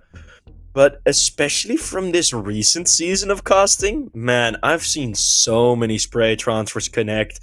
Watching in Tier 1, I see guys like Brolin get like multiple spray transfers per map, and it seems to like everyone has just kind of forgotten it was a problem. Yeah, which I really say like. that. You mentioned Brolin. The fact that when you leave NIP, you just become instantly a better player is just ridiculous at the moment. 8 kid again. Okay. How? Wait a minute. How are they turning their backs against him? No, but Fear absolutely drops him down, but that was not supposed to happen. Look at how much damage being done towards the T side attack already. How did they just turn their back so confidently? They're still so afraid of one more player being there. I mean, they had 3 players dead focused on a completely empty avenue where 8kid was. I mean, that shows that 8kid's vibes do something here on this map. But now already the close position towards Cave. Fear. That's at AWP now, but needs to worry a lot. The ex-Witcher's man. Maybe he's learned an op skill or two from Smuya. Not like Smuya would teach you, but that is just the timing. To the bomb side still, though. Bashing you away. They're not out of this round just yet. It's a 3v3. And they know the position of pretty much everyone on the CTN. Another great kill from Jumbo. Spray through the smoke. Gets hit. The HP is nowhere to passion you away. Oh, the positioning at the moment from the players, very good. They left that one player behind to hold it. And he's going to be using that utility. At the moment, there's a double boost coming on towards the long, but Zerofix plays it perfectly. Doesn't really move an inch to give them that kill. From the pillar, this is going to be a very rough round for the side ex-iNation to get onto it. They just have to go for the save. Yeah, it's just not going to happen. Neither of the players really giving them space. And knowing that there's a player on the pit to just cover it and just watch the push. The second that they go for the execution, it's just going to be an easy refrag from the other players. So they just have to be happy with the M4 saves at this point. And Passion UA, they do bring it back to a tie. Yeah, even if you get the opening kill, like you're in a 2v3, even if you get the opening kill there with the boost, you do just hang up a big neon sign saying, "What's up, homie? It's Tony. We are here with both players. Like, come get us." That was a very obscure reference. I'm sorry, but it's like you get the boost, yeah, but instantly it's like, okay, well, both players are there. You know where to play now. You know what the timings will do. It's very difficult to try and even get something there. Of course, it's not an advantageous retake to start with, but yeah. At least a couple attempts here. Sheila has been brought down to 47 at this point. And at this point, we even actually are seeing a A-side push. It's going to be Seekos with Dragon. With the SMG and M4 trying to get a little bit closer here. Utilities fast for the lamp. That is at least going to be a couple of kills for Collins. Dropping down Zerofix and Chilla, but Jambo with Fear. They're answering back. Sorry for that. And Emmy is still fighting, but he really needs to get away from this corner. The problem is they even brought the off. A lot of damage being done, but it's going to be the combo from everything to drop him down. But it's going to be Dragon with a double kill to bring it back to a 1 versus 1. And both of the players are full on HP. That's bomb drop. Cosmo is forced to peek. There is still a flashbang available. But Dragon is going to hide a bit more passive. That's going to be a timing to peek out. And Dragon, long range 1 versus 3. And he is going to win at ex-iNation. A round with 2 rifles and a couple of 5.7s. They take it with some Dragon heroics. Yeah, I gotta have to give that to him. A perfectly timed push from the middle to get those double kills. And keeping it cool for the turn 1 as well. Not really going for the antics. Okay, we're getting a technical pause right now. Seems like, well, absolutely everybody's cam is just lagging at the moment, so I'm not entirely sure if it's a server-side problem or did somebody drop, but we're gonna get them quickly back to the server, whatever happened. And I have to say, this game is getting a little bit more tighter at the moment, especially here on Ancient. It's not that one-sided anymore. We have been seeing some very good plays from the side of Bastion UA, trying to push in towards, for example, that cave right there. The fights went their ways, and to be honest, for a long time it was a 3 versus 1, but it was that individual performance from Dragon to get that triple kill at the end. And that's the reason they're leading by a round at the moment. So it's the mix of these team plays and individual performances from both of the sides, actually, that we're seeing that's it's actually keeping these rounds afloat. So let's see. I think this is going to be one of those games where the team that makes the mistake the first, they're going to lose this one. Especially around this area. I mean, it's still awesome money on the board of Bastion UA. They got so much cash left in their reserves. Jambo on 11k, Fear on 9.8. There's still like a lot of money to go around for the Bastion UA side. One thing that I'd be a fan of is them to keep taking lane control. Yes, ex-iNation has been able to put a lot of pressure on there, but I think it is the way forwards. An A rush, we haven't really seen it. It's also for Bastion UA, unknown territory for now in this T side half. They haven't gone there yet. Yeah, you can rush there, but there's no positions that you know of already. It is going to be a blind guess, and with their money being the way it is, that desperation is not necessary at all. So I'm hoping they're going to go towards sort of the B lane, B area of the map. Take some mid control, but I guess we'll have to wait and see. Yeah. I'm just wondering at the moment, looking at the economy. Jambo with 11,500. That's a lot of cash for him. Easily can buy in. If he even wants to drop that op for his teammate, he can. Where am I talking about? I'm just buying op. That's okay. But no. We haven't actually... Have we seen that many ops on the T side? No. Not at all. We haven't. 8kid had one in one round, I think. Yeah. So we haven't actually had that much op like impact on this game at all. Just a couple of entries here and there. That's pretty much it. Jambo had like a round with 2 or 3 kills on the AWP, but that's pretty much it. There has been a discussion lately, especially with CS2 on the T side, how well it's working as a peaker advantage, or whatever you want to call it. That is the op even actually suffice the weapon anymore on the T side, because you can actually do very well, or almost even better, with the rifles, because you can maximize the rounds, and the impact of actually giving it to the CT side is not there anymore. So you get these full teams just running AKs every time. Well, we did see the double op on the T side from ex-iNation in the previous game, which is ambitious. It did work, which is weird, but I mean, it's with the AWP. I mean, it already people always said like, yeah, it's like an easy position to hold, and in sort of like or an easy weapon to use, and in lower ranks, yeah, that is sort of the case, but it's also by far the highest pressure weapon that you have. If you are the one holding the AWP on the CT side, if you mess up, that's the round done, right? You cannot mess up at all. I mean, there are some rounds, even in the previous IEM Dallas final, you see Monacy miss one shot, boom, sides lost. Yeah, like and it's that's like why you usually need like a ballsy shot player on it. Yeah, you need that attitude with that op. If anybody remembers how Kenny Ass was back in the days, a missed shot equaled a broken table. If Kenny S wasn't as good as he was, we'd still have the fast AWP. Oh yeah, it probably would have been nerfed at simple, to be fair, or even not simple. It would have been nerfed at Monacy. Like it would have been nerfed anyway. It was just Kenny S was the one to do it. But back in the days when Scream was the reason why ADAD AKs got nerfed. So thank you for that, Mr. Headshot. Headshot the machine.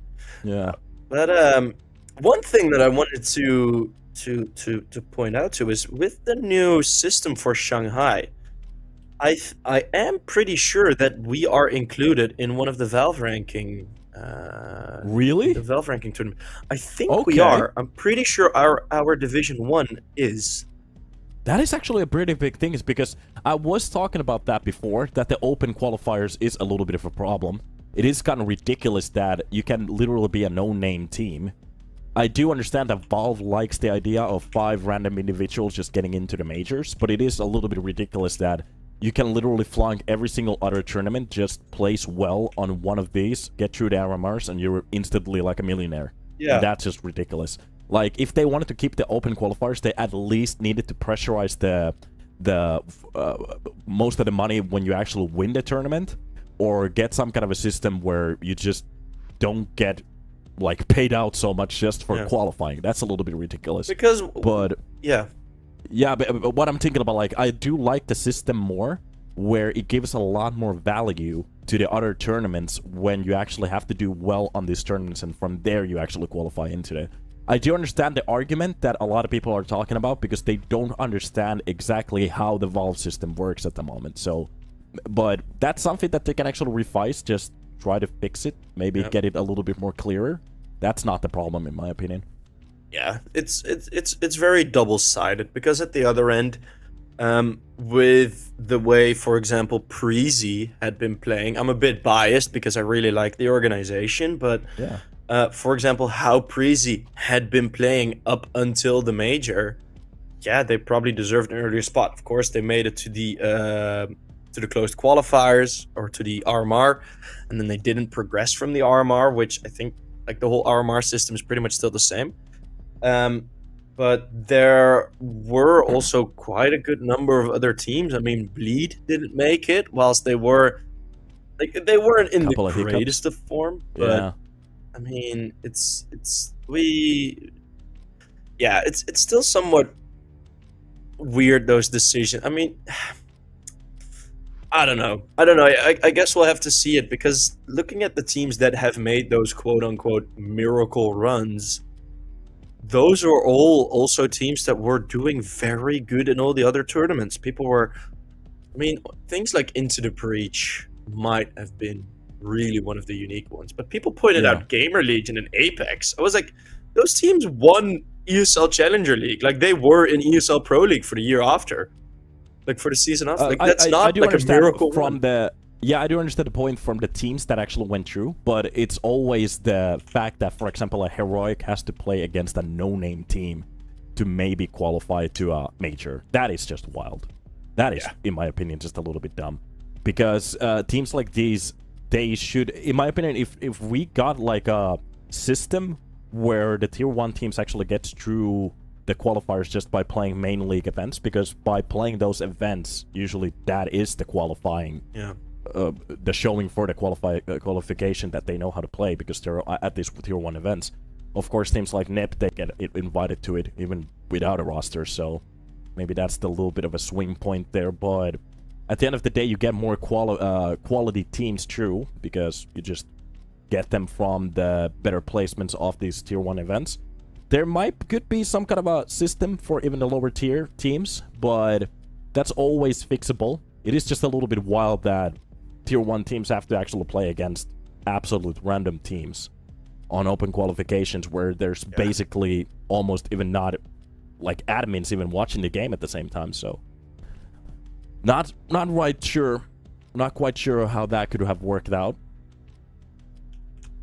I guess we'll have to wait and see, because things like, I think even in the newer system, teams like Ecstatic would have still been able to get to the major. Things like when Monty got through, like, they did get a very good run through the open qualies, but they also were winning pretty much all the other tournaments. Exactly. Like, so that team was actually pretty good. I was a little bit bummed when it. It's what happens with those Tier 2 teams. It's like, or Tier 3 teams, when they really get into like a big tournament like that. Everyone's like, "Oh yes, we're in," and then all of a sudden, it's other teams are like, "Oh, you are very good. I'll steal you," and then the entire org just falls focus apart. on you too. Off to another point. What do you like changed from SDY or something. I have like a... To ends. Oh, yeah, he went to ends, but SDY, wasn't he called Some Die Young back in the days? I'm not entirely sure. It's still the abbreviation, yeah. Yeah, that's what it is, yeah. So him joining ends was kind of a banger move. And of course, Pody, it's been... Pody, finally. Yeah. I gave Pody a shout out on Twitter, and it was I was like, oh yeah, this man, like, finally he's back in Ents Academy, and his progress is going really good. Hope to see what he does in the future. And then skip 3 months, and he's in Ents main lineup. So. But we're back. Right. We're back with Counter-Strike, and we have a very slow round to start off with. Well, it's one of those where they want to play a little bit time after a long-ass break. It's one of those situations where they kind of want to see if the enemy team is going to go for something, but it seemed like both of the teams playing a very passive round here. Push towards the side. The op shot actually hits. It's going to be Jumbo with a quick trade, but Collins keeps it true for their site. Chilla finds a kill from the mid. And this is still... Actually, there's another player holding it. It's going to be Emmy, but he hasn't made a sound. Actually getting into that simple spot. But it seems like they do want to bring that bomb towards the B side, but slowly. Yeah, there was a lot of util faked early towards the A side of the map. So I think ex-Chilla was playing off that, knowing that the rotates would have to come through middle, because that util, of course, forces attention from ex-iNation. But this is a very intricate 3 versus 3. It's weird positional play here. And Emmy's going to be pushing. He had a good timing on short a couple times already. And now again. Ooh. Is there a knife kill here even? No, he's just going to go for 1 kill. Right, and a 2. Emmy with a perfect spot. ex-Chilla never confirmed that he was in middle. 1v3. Wait a minute, that molly is the one away. Oh. He knows exactly where one of them is. The problem is the HP. 16 points to play around with. And Zikaz is just going to shut it down from the back lane. So, well, with the bomb left towards the cave, that was going to be a gnarly 1v3 if he wins that. Looking at the rounds at the moment. A couple of rounds won. Together by the side of ex-iNation. At the moment, just wondering what could they actually change on the side of Bastion UA, because they have gone for a couple of pushes and tries here and there. They do get the kill. The problem is they get traded almost instantly. Maybe it's going to be that utility. And money is starting to get a bit low now. It's not an endless supply. 0 fix at the edge of the smoke. Finding the first. It's Molotov on the C-Core, who's not going to get away there.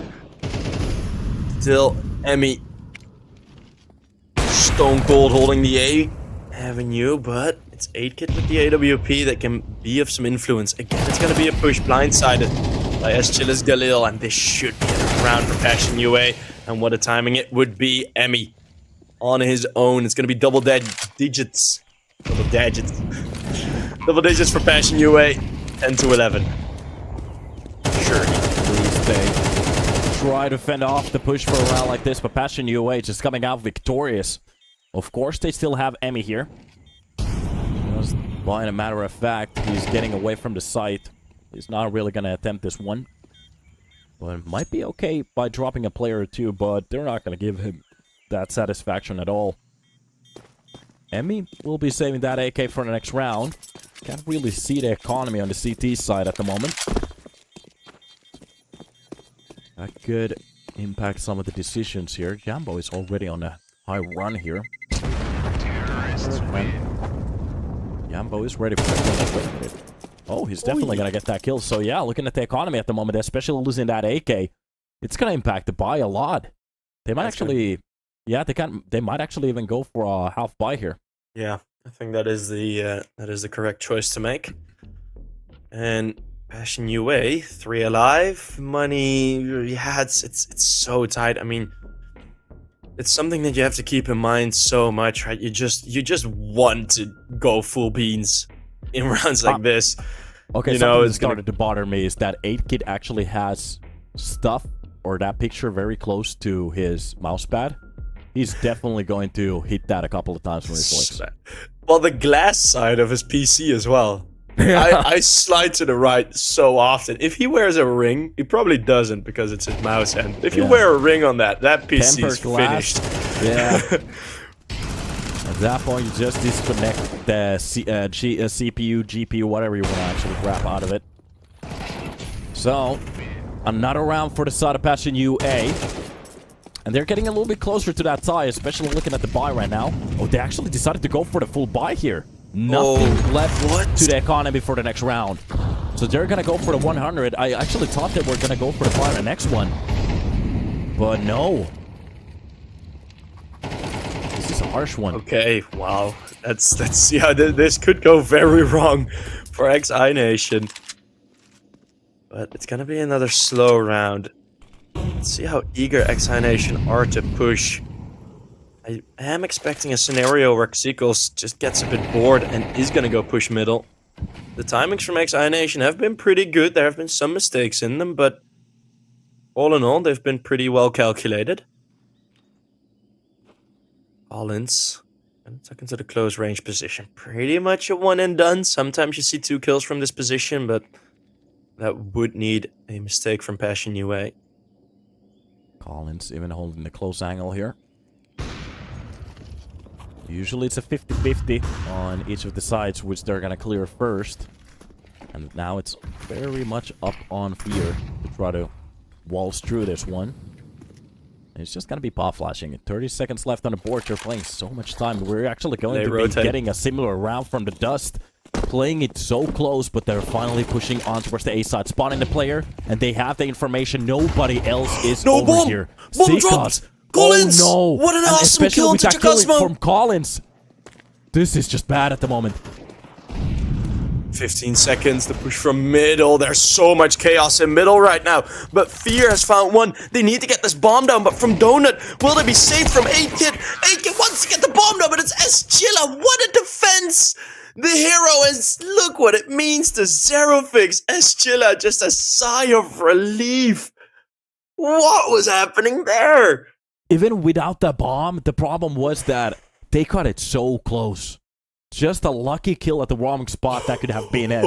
And it actually comes out from the lane. You can see the expression on the side of ex-iNation. They knew how close that round was. My god.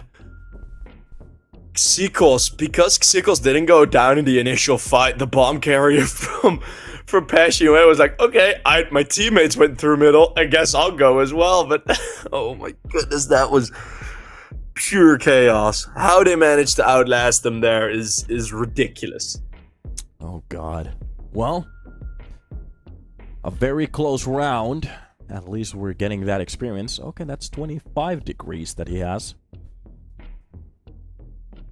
Let's see what kind of a player we're going to get. And like we were talking about, they actually went for a full buy on that round. They're not going to have a cent of money here. That's not going to look good. And you can just see it from the buy. Oh, God.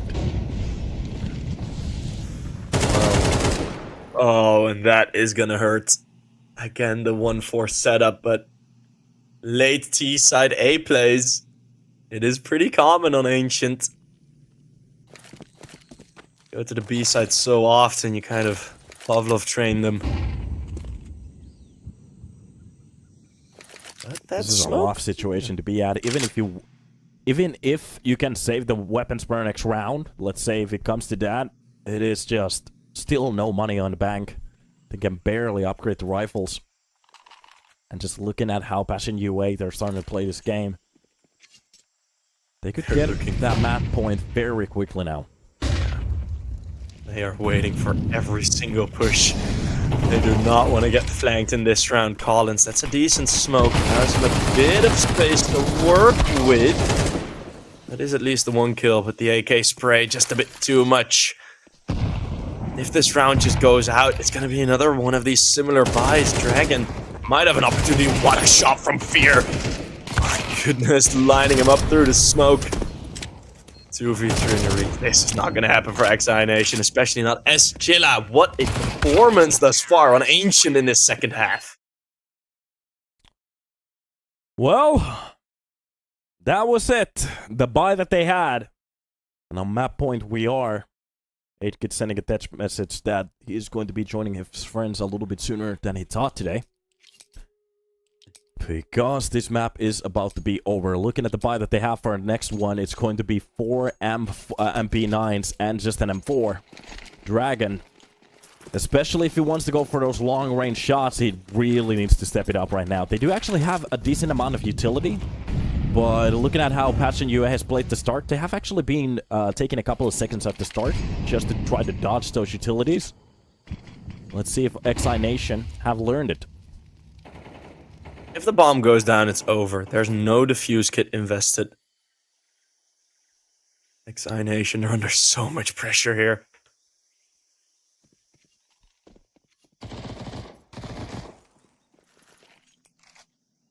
The slow play is pretty much the staple of it. Sheila will be the first one. Try to fend off the push from that lane. Meanwhile, middle seems to be the way to go. Smoked out of it. 50 seconds being played off the clock already. And Draken actually doing a little bit damage onto Jumbo. Just a bit off on that timing for that kill. And they will be swapping that bomb back towards the B side. So this will be a chaotic push through those double doors. And this is actually a very good spot where those MP9s could shine. Yep. Is those close situations, the high rate of fire. Whoever comes through that doors, they're just going to be tenderized. Passion UA, they've made mistakes before on Dust 2 with playing this too slow, and it's happening again. They're just a bit scared, I think. And there's another crossfire. Zerofix is dealing with it nicely, but 8-Kid with one in return. They line up for him. That's so much damage output out of an MP9. Oh, and there's another shot from Dragon Jumbo in a 1v2. Looking for it, but with 12 seconds, Dragon just going for the wide swing. We have more rounds, OT. Overtime is the way to go. And at this point, I have to say, I'm not entirely sure. This is a kind of a 50-50 game in a way. That, like I said, it comes more onto those mistakes. Passion UA started to play a very slow game here at the end. We kind of saw this on Dust 2 as well. That they're starting to get a little bit hesitant on their own pushes. Because where they actually went for the clear fights, that's where they shined. And knowing that the economy is basically broken from the side of ex-iNation, or if they didn't, that's just a bad read. They should have just gone for the AK duels at that point. But meanwhile, we did see a couple of floppy rounds from the side of ex-iNation as well. I'm not entirely sure here as we're going to be hopping into the overtime, as they're going to be getting max money. It's one of those situations where I don't really feel anything about both of the teams. This is a very 50-50 situation right now. I think the first round is going to give us a very good understanding how this is gonna go down. And look at what they bring into it. Sequels and 8-Kid, both on the big green. As of course we do play the 16k overtimes.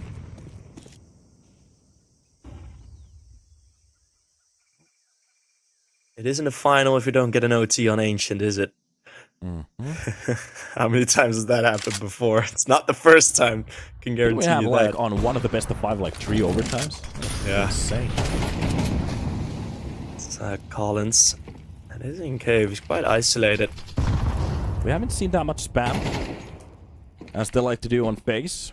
Rain is usually a god on this spot.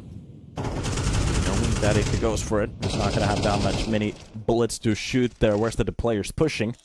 So this is just going to be a very silent hold from the side of ex-iNation. Passion UA, they're just stepping away from these points. The middle hold doesn't work out at all. Xikos actually drops down Zerofix. That's going to be a quick trade from Jaxmo to drop down 8-Kid. So, 1-to-1 trade.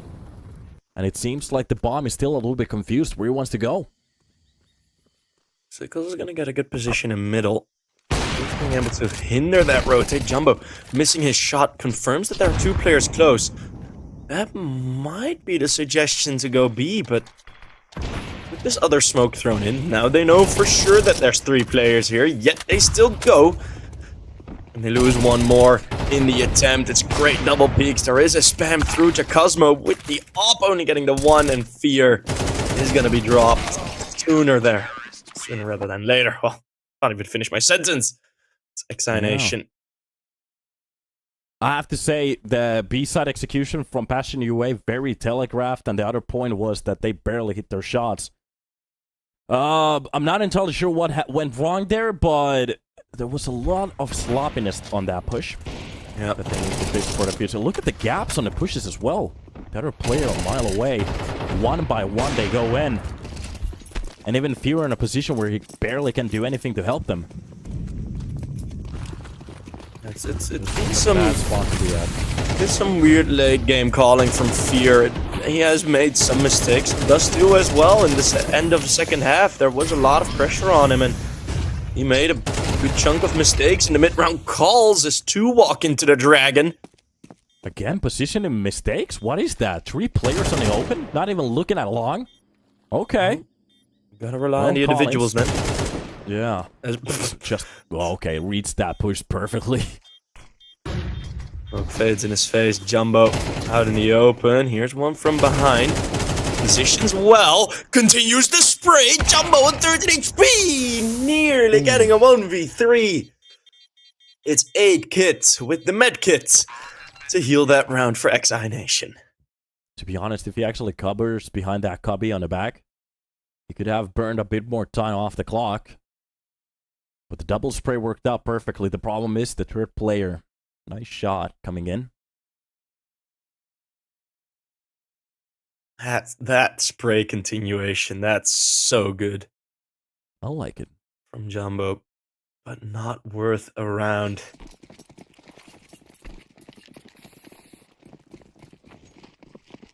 Well, there is a big possibility that we're going to end up with a 3-0 for ex-iNation here on the CT side.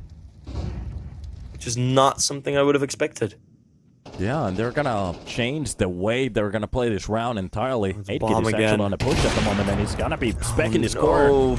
A tap to the face. A bullet is going to be enough, especially from that off, and goes for the seconds as well. Oh god, 8-Kid has taken care of the backside push, and I have to say it, ex-iNation, they're looking very good here on Ancient at the moment.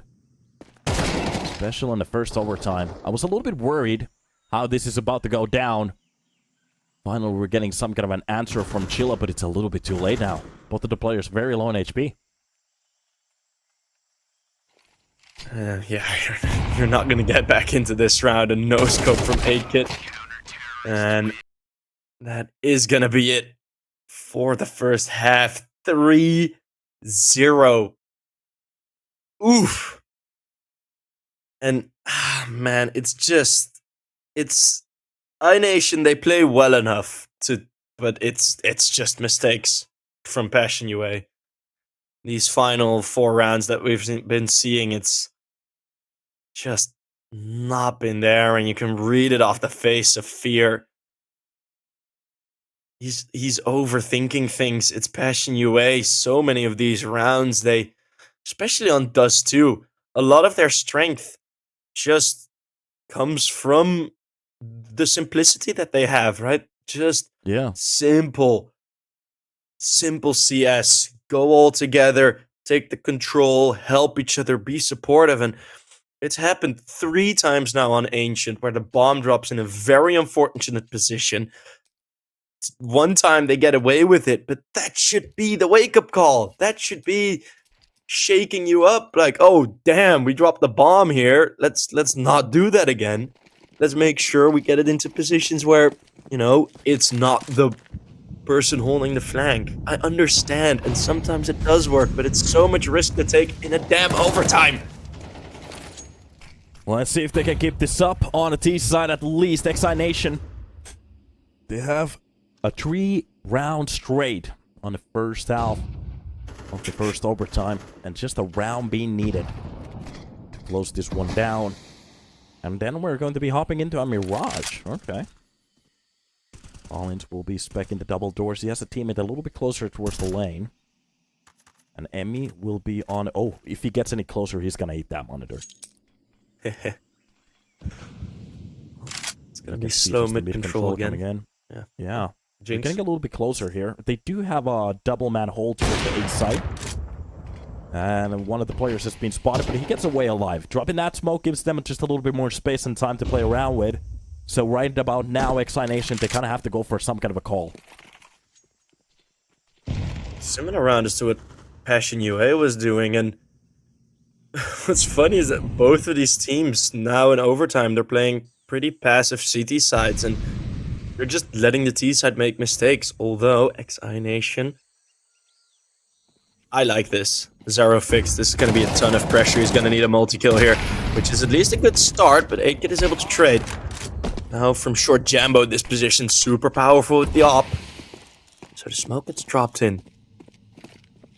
8kid is super aware of this push through, but he does look away, but Jumbo misses his shot.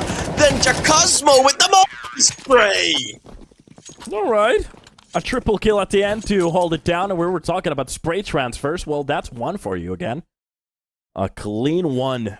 And in about 3 seconds lapse, he kills everybody. Yeah, just if they manage to get this to another overtime, Fear needs to make sure that there are positions where Jacosmo can have the influence, right? Like, this guy is gonna be your talisman for this game, as Chilla has been performing wonderfully as well for someone that I put some importance on in the beginning as well. But another middle fight commencing.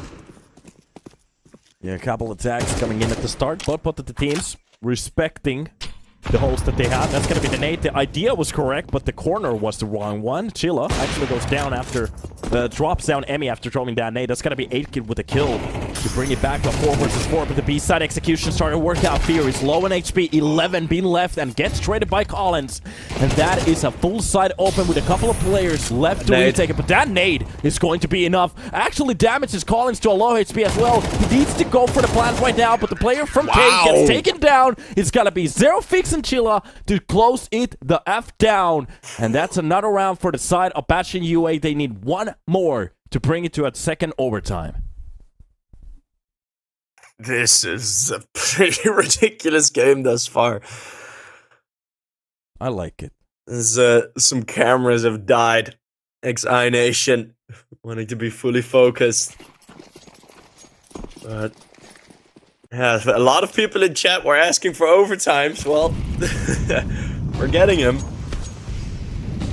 And these CT sides, they've been so sharp. I mean, what a game. I don't even know where this round's going to go. It's a pretty similar start as to what we've seen.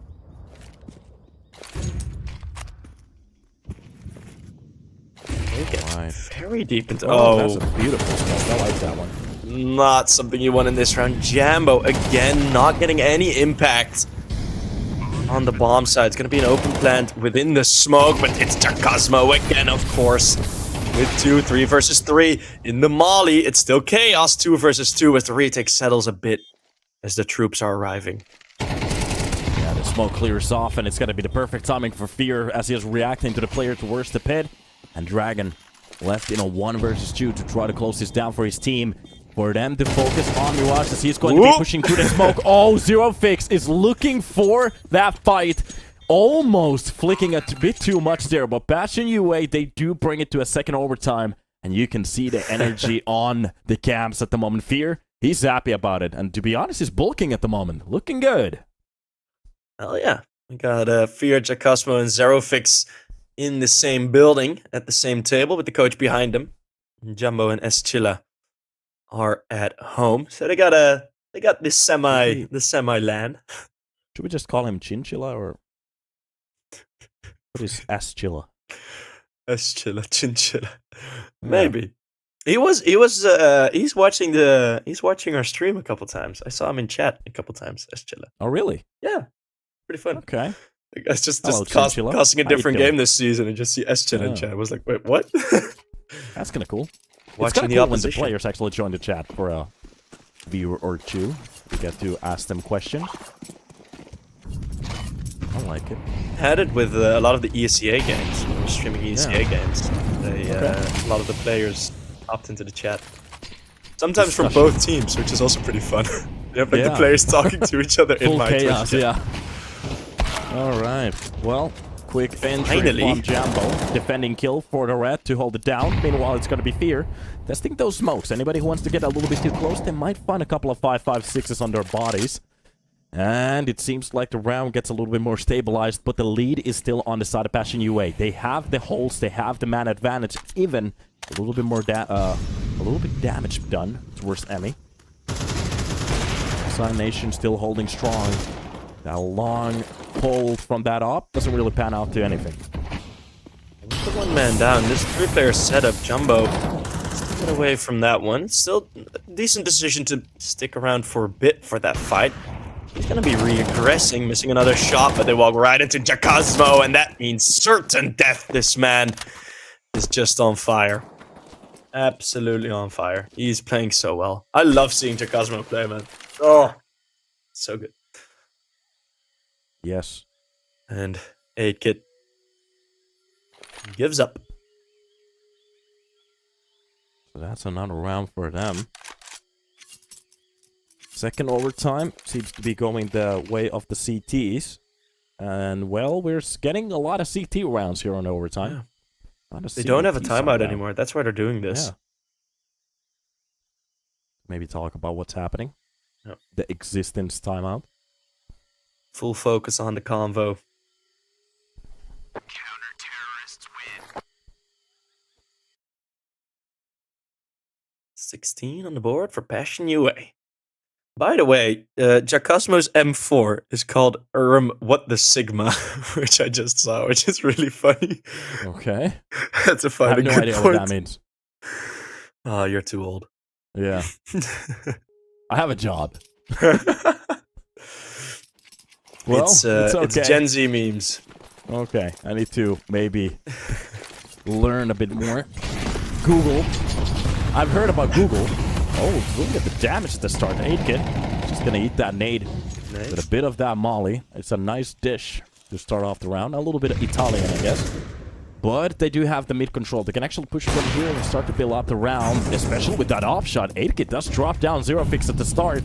And already pushing on towards the side. So much control, but the flying player from the lane will be taken care of. And Jambo brings it back to a 4 versus 4. Let's chill out once more. A man that could do some good things here on the A-bomb site. Holds off Xikos, but isn't able to get the kill, and that's still a problem. There's still a man down. Eschilla is going to be moving out whilst his teammates get locked out.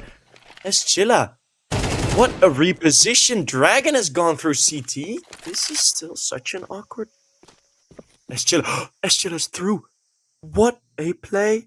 If it works out, Eschilla sees 2. That is amazing. Now the bomb is right behind him, but it's Jumbo with another kill. Eschilla, what a round, even if he doesn't get that final one. That's a sick individual play. Oh, God. Yeah, that's one way to close it down on the CT side. And you can just see the, well, vitality on these players. They're getting happy. Chilla, well, he still have a camera that's struggling.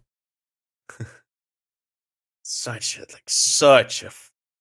Oh, man, that's such an amazing play. Oh, man, just seeing that the take slows down a bit, moving out of temple across an open bomb site to tuck into A main. That takes some big nutsacks. Yeah, I have to say, especially when it works out, that's a beautiful play. 0-fix, easy pick open. Jacosmo, his time for another multi-kill. Well, taking his time, but the flashbangs are just on point again, and look at how disconnected this round has been for ex-iNation. How to play T-sides? This is not. For both teams. Yeah, this is a round that they really want to face some of the players here. But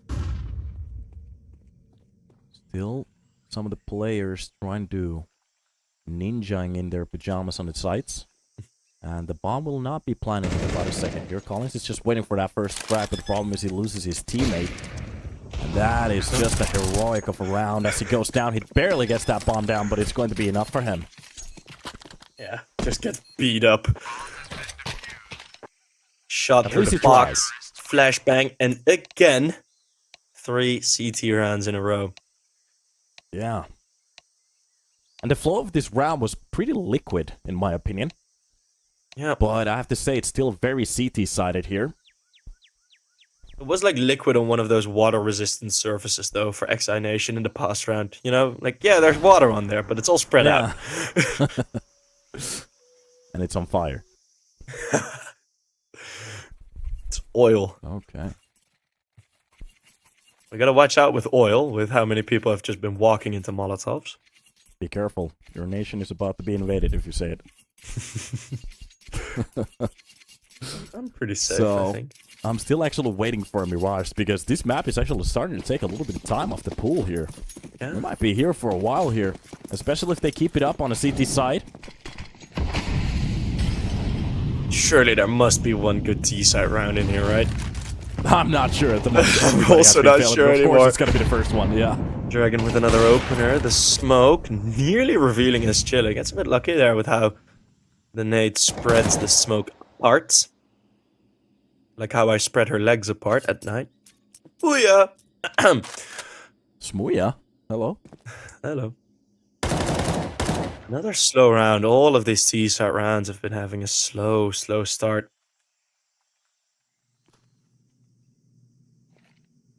An 8 kit, even though he's on the AWP, wants to make sure he's gonna get that kill. I would have thought there would have been a wallbang headshot, but he really wants to make sure, and that's Dragon with another Ren. Well, this round again, why is no one able to play T-side? I'm not sure. They're not gonna mouse around and around like this, so... Again, ex-iNation. They just shut this down, and to be honest, I have to say, for a round like this, it didn't even look like Passion UA were even trying. They were just getting caught off, not really going for anything aggressive. But maybe what we need on the T side here is just a little bit more balls. Yes. Yes. That's all I gotta say. Yes. Yeah. Alright.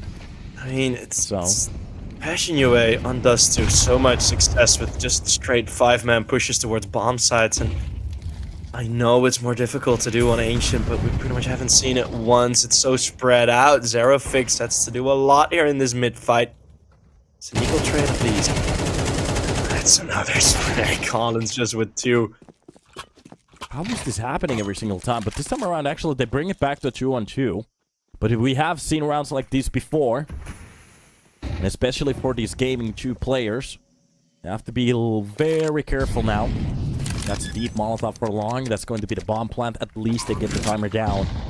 Passion UA a step away from possibly bringing this to Mirage, but it's going to be on to 8-kit. He gets taken down by Fear. A bullet to the chest is going to be enough, but Zikas needs to get at least one of the kills. He gets the first and the second one, and we are still going to continue. A round away from a triple overtime. What a play. Oh, Fear, such an amazing read, and then just... Yeah, I mean, he was the one low HP, but in this 1v2... The spirit of these players is just insane. Yeah. Almost at the stars. As soon as they go CT side, hope returns. Yeah, it's a very complex round from them. Kind of like they were virtuoso pros. But the fire keeps burning eternally in them. I love it. I'm just figuring out how long it takes for somebody to notice that I'm just saying tier 1 team names.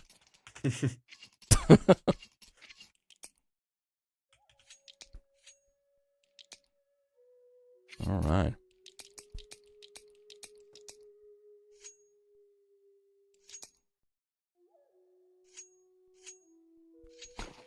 At least one of these teams are born to win. And one round separates them from another overtime here. Passion UA, they just need to win that one round to get onto Mirage, finally, to end this. Good early up position from Jacosmo. Having Emmy to challenge. Smoke and Molly combo. Forcing him back, and the bomb site's there. Bomb's not been planted yet. Should be able to get that done quickly. There's not a smoke for the other lane. is a lane that they want to fight. They want to funnel the CTs into there, but not have been the best decision. Emmy's gonna get cheeky. He is gonna get one kill. The Cosmo unable to trade in time. What a frag from Collins. How is Collins all of a sudden stepping up here? It's another OT. Yeah, it's still going on, so I'm not entirely sure what's happening at the moment. This was actually a round where they had a very good positioning there from the B side. Jaxmo was in a prime spot, but he never really activated. The problem is he was pretty much waiting for his teammates to go down before he wanted to go for those plays. And maybe if he gets a little bit more aggressive at that point, that could have been a round for them. But at least we're going to get a triple overtime, so let's see how long we can actually keep this up. One thing that I'm critical of both teams is, right, because both teams have had it now, where you're in the first half and you are doing like the first half of overtime, you're 3-0 up. Why are you not taking risks as a T side? You have Especially, yeah. free rounds. There's no money issues. You just have to luckily get through once. Yeah. It's why are you playing the slow default, the spread out? Just say screw it. If there's nothing will stop us. If there's a molly or whatever, we're just gonna A-rush with 5 people. Like, just do it. Go. I mean, it's so weird that both teams have not been more creative with their T-site rounds. Exactly. Because if you're 3-0 up, it's risk-free for at least one of them. Oh, the timing! Jaxmo could have actually gotten another entry there to shut this down finally. At least get that one T-side round on the board. Pulls out a molly at the worst possible timing, but it is what it is. Counter-Strike is a fun game. This is a situation that they're finally decided to go maybe for that B-side execution because the bomb has been brought over here. They still have a couple of players towards the middle.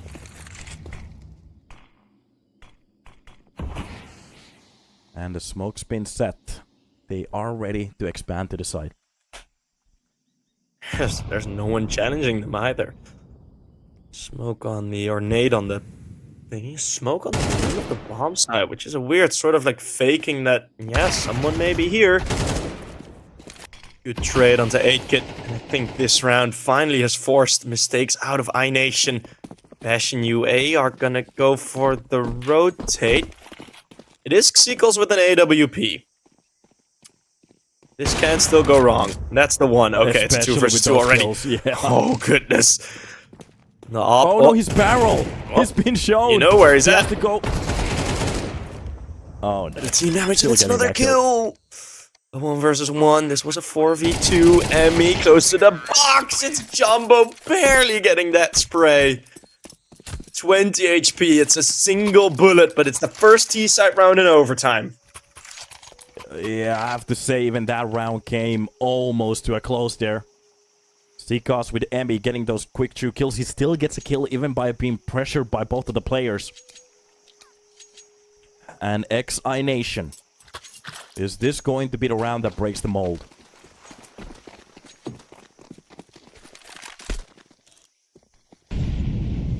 Possibly.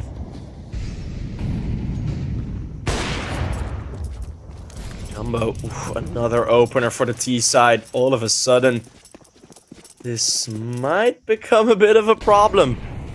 Another opener lost. Collins is gonna try and go for this aggression. They found some good success, but they're not 8-Kit, so it's not working out. It's Fear with the double. Fear going from a bad start to having a 1 KD now.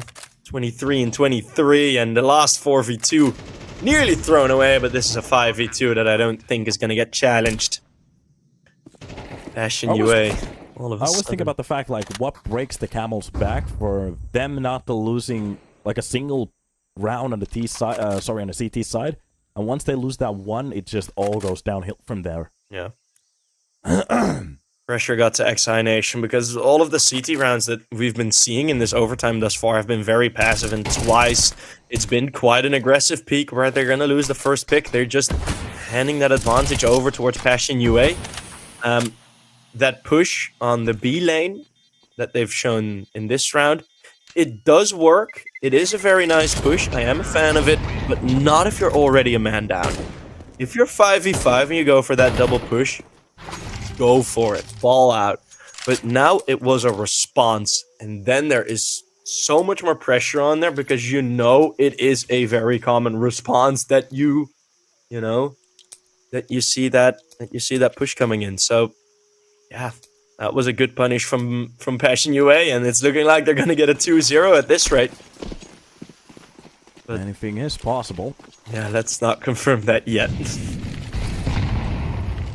see how they want to actually go about this. 80 Kid holding the smokes here on the corner. Ready to take whatever actually pushes through, but they're just gonna go for a full A-side execution. I'm not entirely sure if they have let Shaxmo just to lurk around here close to the double doors on the pit. But this definitely is going to be just a full A-side execution. Utility being dumped, even behind the box. That's going to be a nice kill from Dragon before.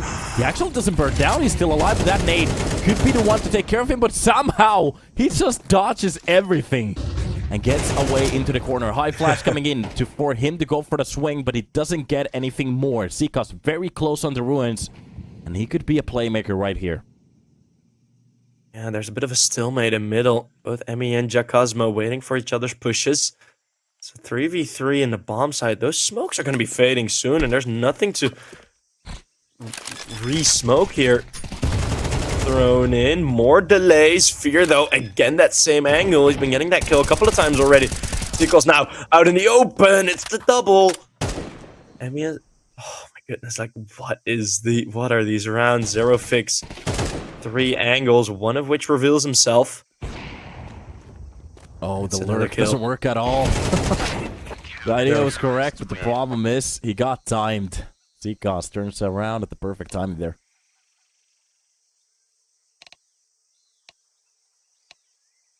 Well, well, well. Finally some T-side rounds, and it's 2 of them on the side of Passion UA.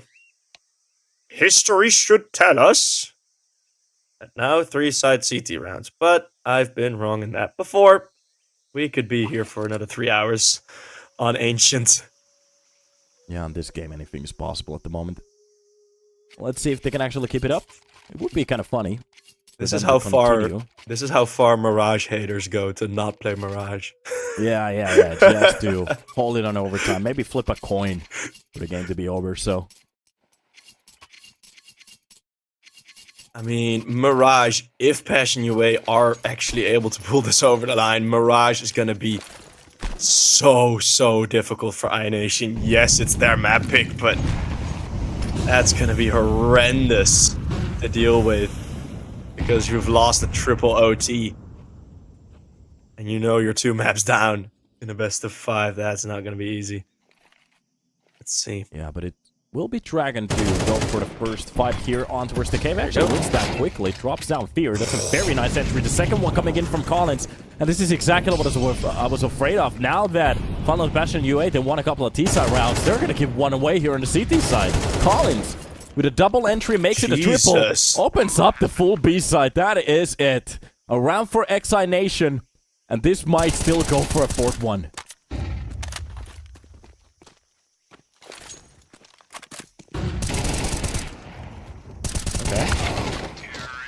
Oh, that wasn't that far away. 1v4. Yeah, and you'd think the position is similar enough that it's gonna be a Passion UA round, but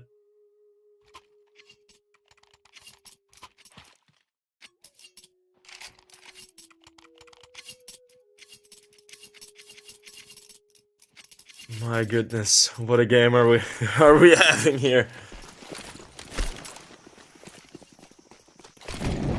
See if they can actually keep it up now. Another round could be a good one to start it off with, at least to bring it to a map point. Jacosmo in middle this time. Dragon has been known to push, and on the reload he gets through. Jumbo. That one. Yeah. Jumbo with a good trade though. Let's see what Dragon is going to do with this space. He's going to move into Temple. There's no one here. Passion UA are going to try and reset this a bit.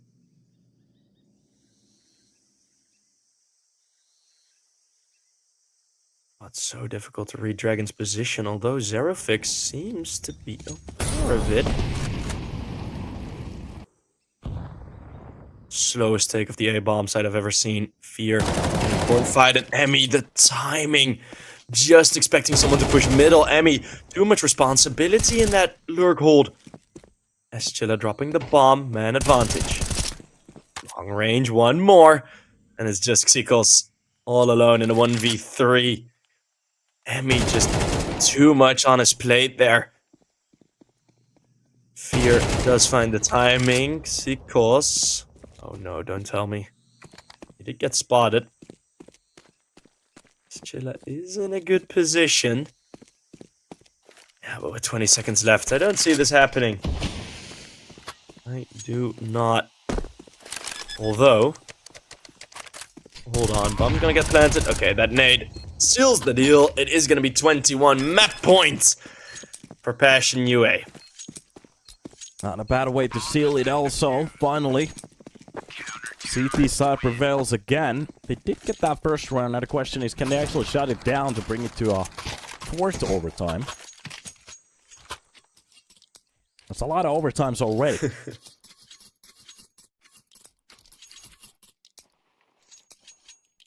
Lots of overtimes already.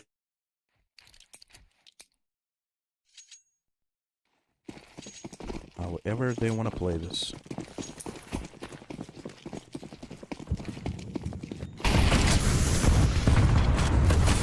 So, it will be the quick plays. Mid-control. They're gonna play for that again, but this time around, the CTs are actually gonna give them the space to play around over here. Let's see how they can actually maneuver through this one. They have a player towards the pit. One check-in for the A-side execution. Or the push. And ex-iNation. They do know that most of the players are holding from the sides, but they could go for a couple of individual pushes here and there. Try to test the waters a bit. And try to grab that entry at the moment. Oh, that's definitely going to work out. 8-Kid is going to open up Jack's mode directly at the start. What is that? Tries to go for the full swing. Chilla holds it down. Other fight in front of him right now as Least is making so much noise. Goes for the mid-fight. Dragon will be the one to actually drop him down, but he takes a little bit damage. And the numbers, they do stay stable. 3v3 ex-Chilla again. Great performance, and Xikos just unaware of the position. Completely, well, to be fair, the two A players were already fighting in middle. It's Jumbo with the second to last kill. Collins now has such a task to do. He's been playing amazing in this second half, this second leg of Ancient, but this is just too much. And after 3 overtimes, it will be Passion UA taking a 2-0 lead. Jumbo can't really believe it. Jacosmo neither. I have to say, they survived. Yeah, for them to actually close it down with a player running against another player with a knife, that's one way to kind of lose your option to win 2 maps in a row, but it is what it is. They tried their best. They came to an overtime. They played many overtimes, but Passion UA, finally, they take it, and we are heading into Mirage after this one. Yeah, the mistakes at some point they started to get made by ex-iNation on the CT side, right? We saw when they switched over, Passion UA, they had Fear a bit up high, and they were like, okay, well, Fear got picked, they lost the T-side round, instantly back to what they've been doing the entire overtime already. Passive on the CT side, similar rotates, try and be sharp enough on those rotates, and those had been winning them 3 rounds every single time. That was the adjustment made in time. ex-iNation, 2 rounds in a row. Slightly unnecessary, slightly like imperfect aggression that they were going for on the CT side. That lost them 2 rounds on the T side. That eventually loses them the game. Yeah, I have to say, that was a little bit of a long of an Ancient, but at least the Mirage, we're going to get that high-octane action. Let's take a little bit of a break, hop back in when we're ready, and let's see what's about to happen on map number 3.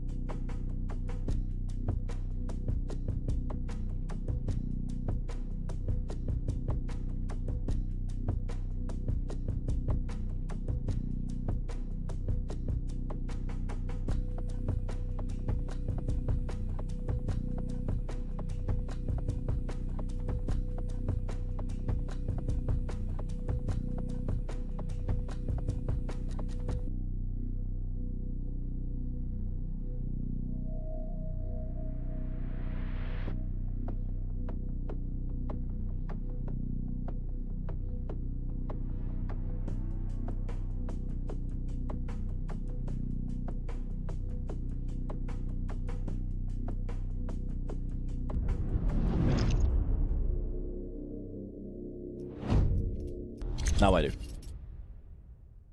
Hey, and welcome back to the stream. Hopefully you guys are having a good time. We are going to be hopping into a place called Mirage, and this is going to be ex-iNation's map pick. How is this gonna work out? Well, the last time we were on Mirage, that was 2 days ago.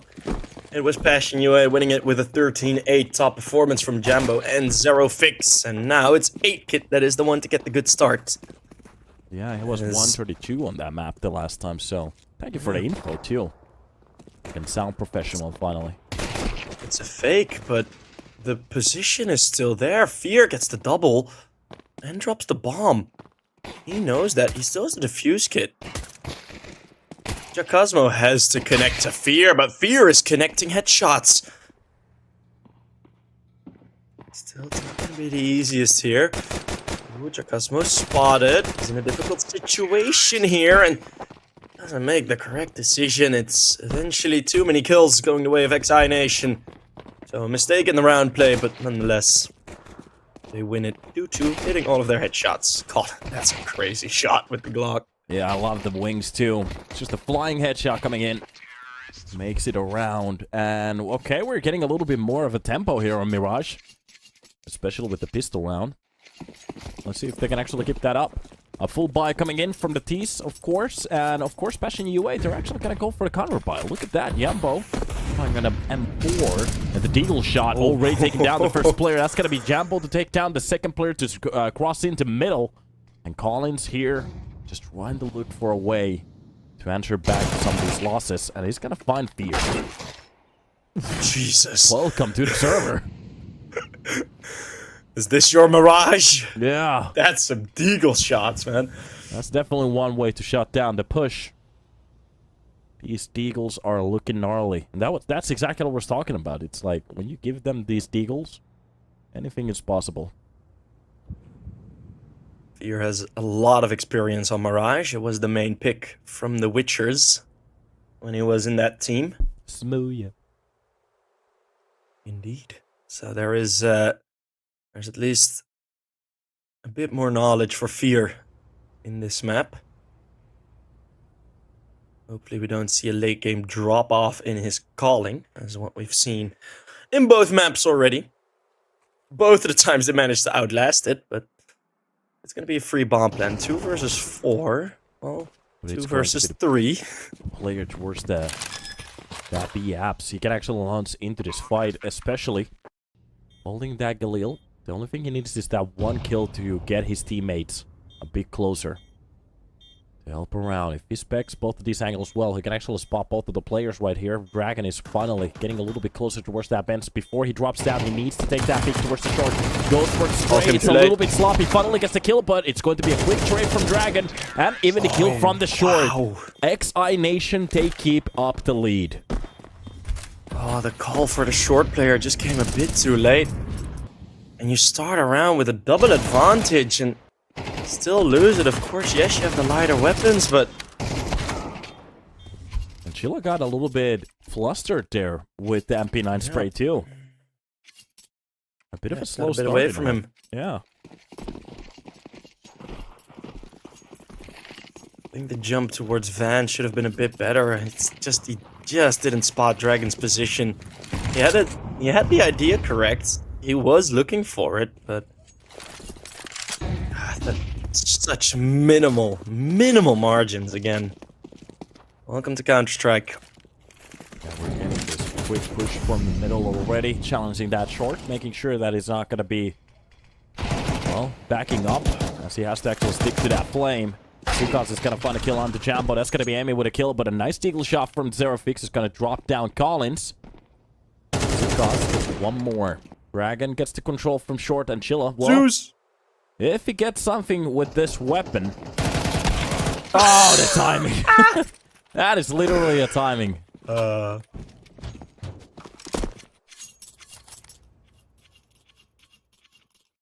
course, the second that he decided to swap the weapon, the push came out.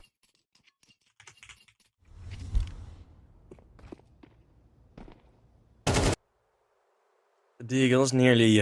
Would this have been a kill with the Zeus? Probably.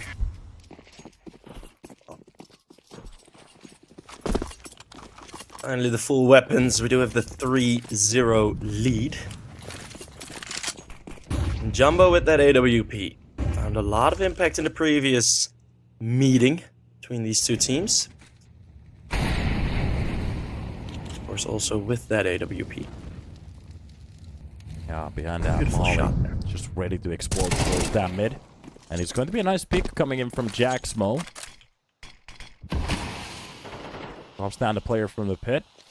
It's down one-man advantage. It's going to be Emmy to go down. What 8 is going to actually push at the perfect timing. Look at the swap in the smokes. They have so much control. But the problem is they have the bomb. Oh no! ex-iNation. They gotta plate themselves here. But are Passion UA going to be aware that they've left that position? Jacosmo, this is such a weird puzzle to figure out. It's like, well, yeah, the bomb is here, but where are all the T-side players? Zerofix with one more kill. He's gonna hear the footsteps eventually, right? He does just in time. And that's a Molotov, so they can't get the bomb easily. 8-kit though. Makes some noise, and the peek out. Somehow ex-iNation can still make a chance of this. Yeah, 2 versus 2. Both of the players a little bit low on the CT side, but they need to cross that bomb towards the side. Just be careful of the off. They have no utility to cover off the kill. Oh no, Jumbo with the first one. Wow. Is ready for the next swing as well.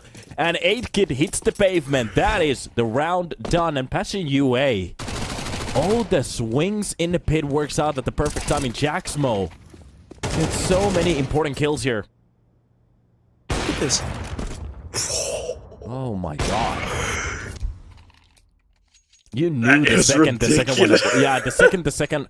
I think that was the. I'm not entirely sure who was. I think it was 8-kit who went for the second swing. You knew that was gonna be a contact from that off.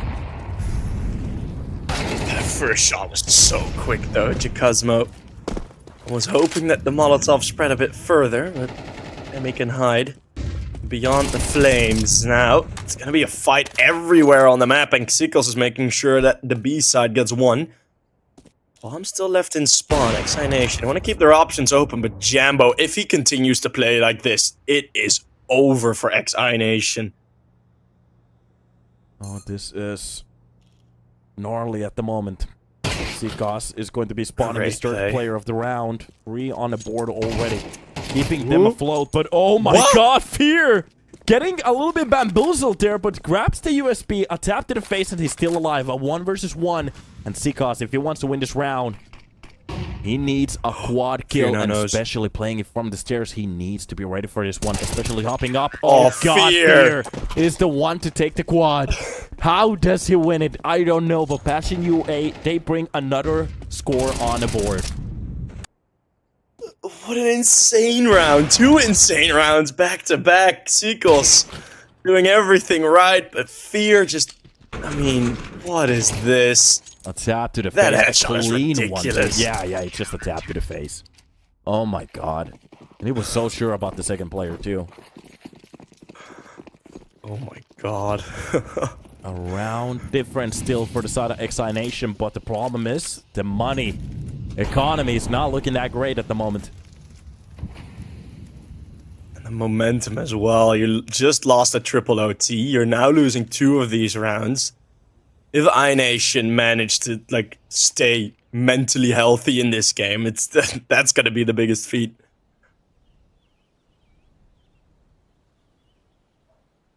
Crazy rounds. Okay. Mid control seems to be the way. Passion UA, they're actually respecting this one, not really fighting for it. And then Fear spawning a player, just spawning Khan. At the same time, when that flame goes off, he's just going to get that quick headshot onto Collins. Nobody's going to be pushing down from a window. And ex-iNation, they're seeming to be waiting for a play from the side of Passion UA. They're actually playing this fairly passively. Here, grabs a second kill against Dragon. Xikos is still just waiting for somebody to extend towards the window. Makes a little bit of noise. Does get the kill anyways. You'd have dropped that Galil down the middle, but grabs that AK. Quick ding towards the B apps. Going to be Chilla to receive it. And the USB still finding victoriously a kill. I'm not entirely sure. It's just working at the moment. It's so telling that such a big amount of these types of gunfights are going the way of Passion UA. I mean, you can call it luck, but they are hitting their shots. They are taking their opportunities to hit these shots. Xikos, even after the drop down, still getting one, but that fight with Jambo, the fact that Jambo wins this is, I don't know. And it's round after round. Fear's on 9 kills as well already.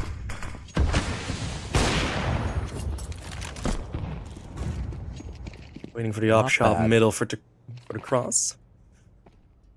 And ex-iNation again leaving the bomb. Sort of similar as to what we've seen on Ancient on their T sides. On the T sides of both teams actually, where it is this very passive, this very default heavy setups, and it's not really challenging Passion UA. There's no active A splits being set up. It's just mid control, and we'll see where we go from there. And it's a bit of a weird situation as Fear a bit too far up in the connector.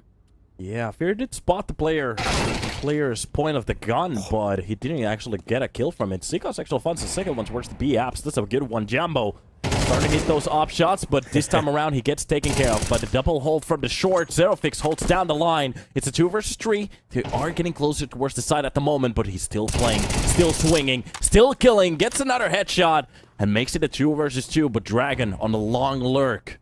But the enemy line has just expanded. But Jaxmo will be dropped down from the back lines, and Dragon, with a beautiful shot, actually brings the percentage back towards his team. Zerofix is just going to save the AWP. Dragon has all the control in the world. It's his Mirage this round. It's free real estate. Okay. It's free real estate. At least the space to build a house, I guess. Would you want to live in Mirage? I'd like to live in the tower. The A-side I'm not palace. sure. It's way too dusty for me. Too much cleaning. Well, that's... yeah, possibly. Inferno is a cool location.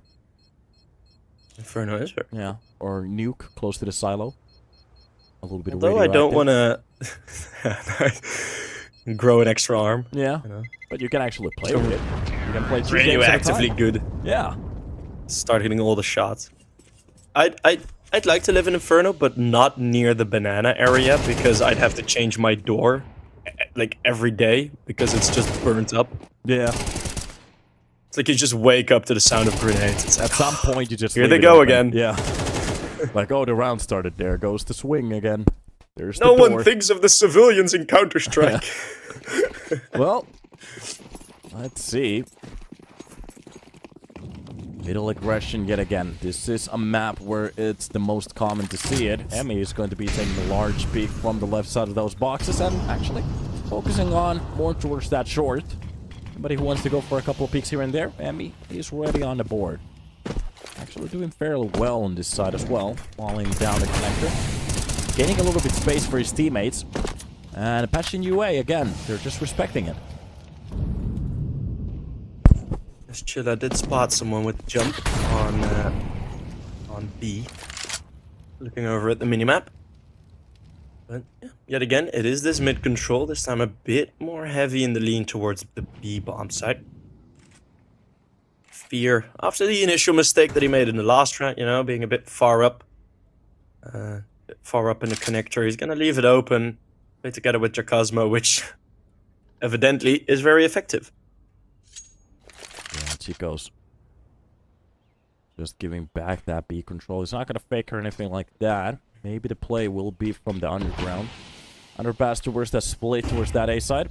Seems to be the way we'll go, especially with Emmy already being the first point of contact. If he can just win a fight, that's actually pretty good. Even if he gets changed, they still don't know about the second player. The push is finally coming on, but the problem is they are falling flat from the balcony, but Xikos gets to step in finally towards the fight, gets played by Chilla.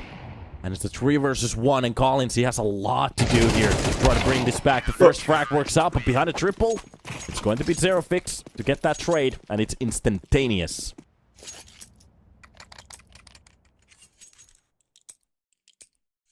Very solid. The flank just coming in a bit too late. It's he couldn't have been earlier either. There was a very, very small window where he could have been earlier. It's not necessarily a mistake. It's just how the round went. And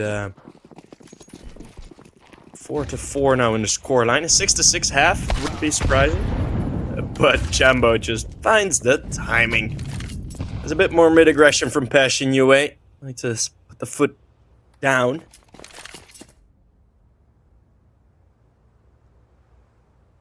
To deal with the lower bot weapons. If Jumbo misses a shot here, which is unlikely, but if he does, the B bomb site could become vulnerable. This ex-Chilla only with the SMG. Well, there you have it. Jumbo is just simply not missing much today, is he? Yeah, second kill of the round too. But we're Collins, getting a similar gameplay from Collins at the moment. A triple to open up the B side, but it's still a 2 versus 2. The player very close towards the door here. If Jacasmo could actually spot out the player towards the truck, but Collins is not going to play this aggressively. There's a player inside the smokes, and I'm pretty sure that 8 can actually spot it. Jacasmo swaps that M4. Drops the Mac... Oh, he's not... wait, he's still going to play with the Mac 10? Okay. A 1 versus 1, and the last player solo Fleer easily wins this 2 versus 1. And I have to say, 8kid made a very big mistake there. Yep. He went for the full fight after winning that one, and not even actually picking up the M4 too. 8kid kind of flopping on that round big time. Yeah, making the decision too early to get back into the bomb site. Both positions were known. Fear did see Collins retreat into the van position. He did still have vision if he wanted to get away, so Collins was stuck. Right? Collins was fully stuck. Yeah. 8kid, similarly, in the apartments, but Fear had to cross in. There had to be a moment where Fear goes past that door and where the exit can be safe. But just a bit too early to step out, and that made sure Fear knew exactly where Collins would be. Now, fight in middle with an equal trade goes over to the advantage of ex-iNation in terms of the map control. Yeah, that is 2 points of L points to be playing around with from the side of Emmy. Still alive though. Jambo will be dropping 8kid to bring it back to a doable number yet again. And Passion UA. Yeah, look at this. The push coming in from the backside. That's gonna... Are we gonna see a Emmy situation from Mirage, or is this actually gonna work out? He's very far away though, especially if he keeps shifting. His lurk is gonna be way too late. Gonna go middle as well. Well, in the bomb side, Zarofix still holding on nicely. Just the numbers are... The positioning from Passion UA, it's spot on for what ex-iNation have been trying, but that is because of Jacasmo's push. He went all the way through middle. There was only the palace exit possible. That was kind of covered, but similarly to this is the same read, just ex-iNation haven't changed anything. Yeah. Different flavor for a round like this. 30 seconds left. If they still want to go for this one, especially with the B side being open, of course they don't know about it. But it's going to be a nice surprise once they jump in, but the short player will be spawning Emmy, and oh, as he's not covering the points. An easy tap to the face. Dragon left in a 1 versus 3. I'm not entirely even sure if he wants to go for this one. To grab that bomb and jump to the side and plant it is just going to be nearly impossible. So save that weapon for the next one. And be happy about it. Awesome round by Passion UA. That's just very good Counter-Strike. Oh, yeah. Jacasmo really looking forward to that second half with how much he's been playing in T-Spawn this half. But yeah, a lot of map control, good quick rotates, making it very, very difficult for ex-iNation to find a solid advantage in these mid rounds. Like, as soon as ex-iNation have the early advantage, like a significant advantage, yeah, they'll probably win it. But every time they play default, picks come here left and right, coming in. But that just means it ends up in a situation where it is the mid-round. Passion UA have been having their number. Yeah, that first shot from the op doesn't really land, but an attempt was made. Now off to a second attempt. It seems like they want to go for the connector push and one splitting player from the apps. looking decent for ex-iNation, although their util is starting to run very low, and they got a couple of Galils. One for fear, and that's two for fear. Maybe even more, as from above, a third, of course. You take him down, but too little is always too late. At least an attempt was made. That's mean. Yeah. But he does get a nice kill and gets away from that, so this is still doable. Especially when he's challenged as the short player. Brings it back to 2 versus 2. And the 8-Kid even steps in with a kill. No. How is this possible? They're actually starting to fight for a round like this. And this could be very good for the amount of rounds that they have. Dragon with a quad. Makes it happen and shuts it down. That is... I mean... Yeah, well, it that works. shakes me up, man. Wow. When it fits, it sits. He shot some of these rounds, some of these individual rounds are so ridiculous. That's pretty much what we were waiting for, but it's a little bit of a throw from the side of Passion UA, especially with the double hold that they had on CT. The other player didn't even actually react to it way too early. So it is what it is, but 8-Kid just dropped down the likes of Seraphix on that jump, and this is a buy round, and already them losing a player. Cosmo trying a bit in middle. It's only the one. Mid has been all for iNation this entire half, and it's been on purpose. Like, it's been by design. Oh my goodness, Jumbo spotting the second, not in time though, and that could have been a bit more as Chilla is able to get at least one more kill. A re-smoke into connector. It's find it hard to see as Chilla doing anything here, but ambitious through the smoke. And hey, we do end up in a 6-6 half, so I was correct. At least an attempt was made again. So I'm a little bit questionable at the moment where the momentum falls at the moment between these two teams. Because both of the teams have a player doing very well at the moment. Most of the players pretty close on the side of ex-iNation. There's a little bit of a gap on the side of Passion UA, but most of the fights really going for the side of Fear and Jambo. So I don't know. There has been some individual moments that we've been seeing from Passion UA. Now are we going to see any more of it? Full reset equal at the half. Was a T-side round win in the pistol for ex-iNation. Let's see if the Glocks towards A can do something for the Ukrainians. How did they want to do this? Oh, they got lucky with the setup. Yeah, look at that. One man against everybody, and Zerofix just gets that easy headshot.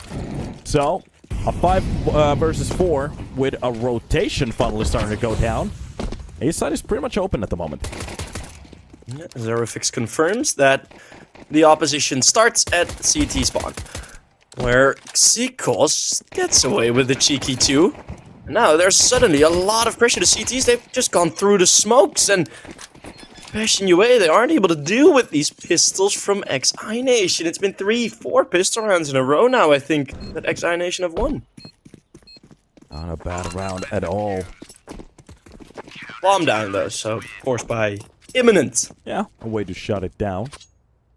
So, the retake seems to be working very well for the side of ex-iNation. Passion UA kind of falling flat after that first kill. Getting harassed a bit. Yeah. Taking the bait of the open bomb site, spreading apart. Getting bullied. Pretty heavily. Where are the player cams? I haven't seen the players much. Maybe they're on a break.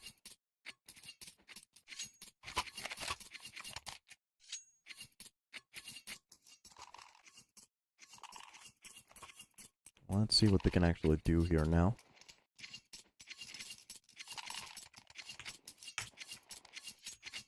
So it is going to be a buy from both of the sides. Of course, for the T side, the only thing they need is that bomb plant.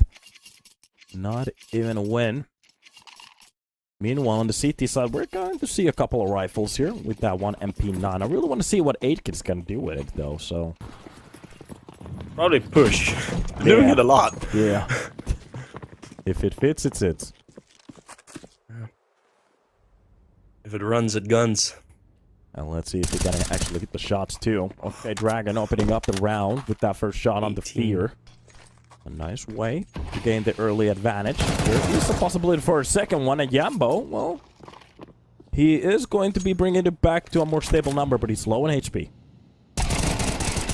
Xikos, great double spray. It's looking like another 3-0 start in the half for ex-iNation, unless in this 2 versus 3 they can do something. No trades available. ex-iNation very spread apart. All of a sudden, Passion UA might have a bit of an opportunity. Emmy, what a move in through the back lines. Let's see what he can find. Well, at least that's 1 kill. Jacosmo, worst performer in the previous matchup between these two. Now he needs to step up in 1 versus 2. One player at the top of Connector sees the spray, but Dragon baits him out. He's doing one better with 19 kills already. That is going to be the 8th round for the CTs. Passion UA. They're getting very close in some of these tries, but just that 11 HP margin is going to be enough for them to back this one up and take it from them. And after this one, we're going to be hopping into an Anubis, which is actually Passion UA's own map pick. So I'm thinking about this. So far, the teams that have actually gone for the picks has come either very close or even challenged the enemy team's pick. Because it is a 2-0 for the side of Passion UA. So if they could somehow just make this happen, that could be the 2-0 that they need. But on Anubis, everything is possible in my opinion. At that point, we could be talking about an Inferno. Oof, Inferno, 5th map. That's been a classic. Yeah, the way to shut down every best of 3s and best of 5s. Of course, I kind of miss the old style of Inferno a little bit more. It's so claustrophobic at the moment. They need to fix that map. Yeah, they just need to make it wider. Yeah, yeah. And maybe take some of the crap out of it. Yes. Let's see. Look at the positioning at the moment. Passion UA, they basically have full A-side control. And behind the smoke, pistol Emmy, as well, though. Yeah, Emmy will be the first point of contact with Collins.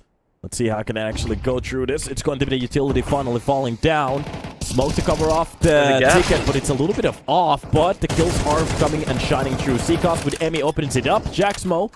Jacasmo actually finds a double with Jambo. And the bomb will be planted. Collins losing his teammate, left alone to try to fend this off. And through the smoke, he will be cut off. Full house for Jambo and Jacosmo, the 2 J's. You know? And then you got Zero Fix, so JZ. JJ. Somebody bought a skin in CS for over $1 million. AK Blue Gem. Oh, did that AK finally sell? Yeah, AK-47 Blue Gem 661. Oh, cool. For $1 mil. Ha, lol, he wanted a 1.5 million for it. I think if it actually got scammed by it, so that could have been a funny story, but it is what it is. A full USB push from the short. They do get a couple of dings. They actually get a kill. But that's all she wrote. It's done and played. Tie on the screen. ex-iNation. Hopping into the second buy. Looking at the money, it's not going to be perfect, though.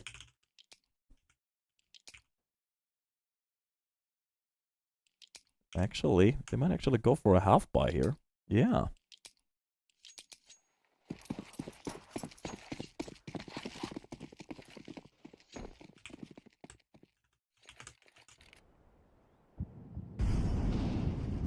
Where is that by? Scout. We haven't seen it since Dust 2.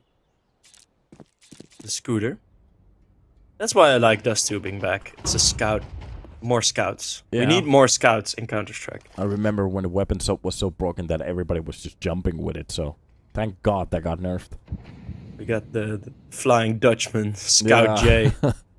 Especially when it does like 70 point damage, you can actually make it one-hittable even for the pistol, so that's a good change. We need more of that. Chilla will be the first one to try to challenge 8 Kid. this deagle angle could work out if they're not going to use any utility. Well, that's about to happen. Even the bomb being dropped down. Okay. Collins finds a kill onto Fear, but finally a little bit of a trade at... Cosmo. How is Cosmo still alive while he's running through the smoke?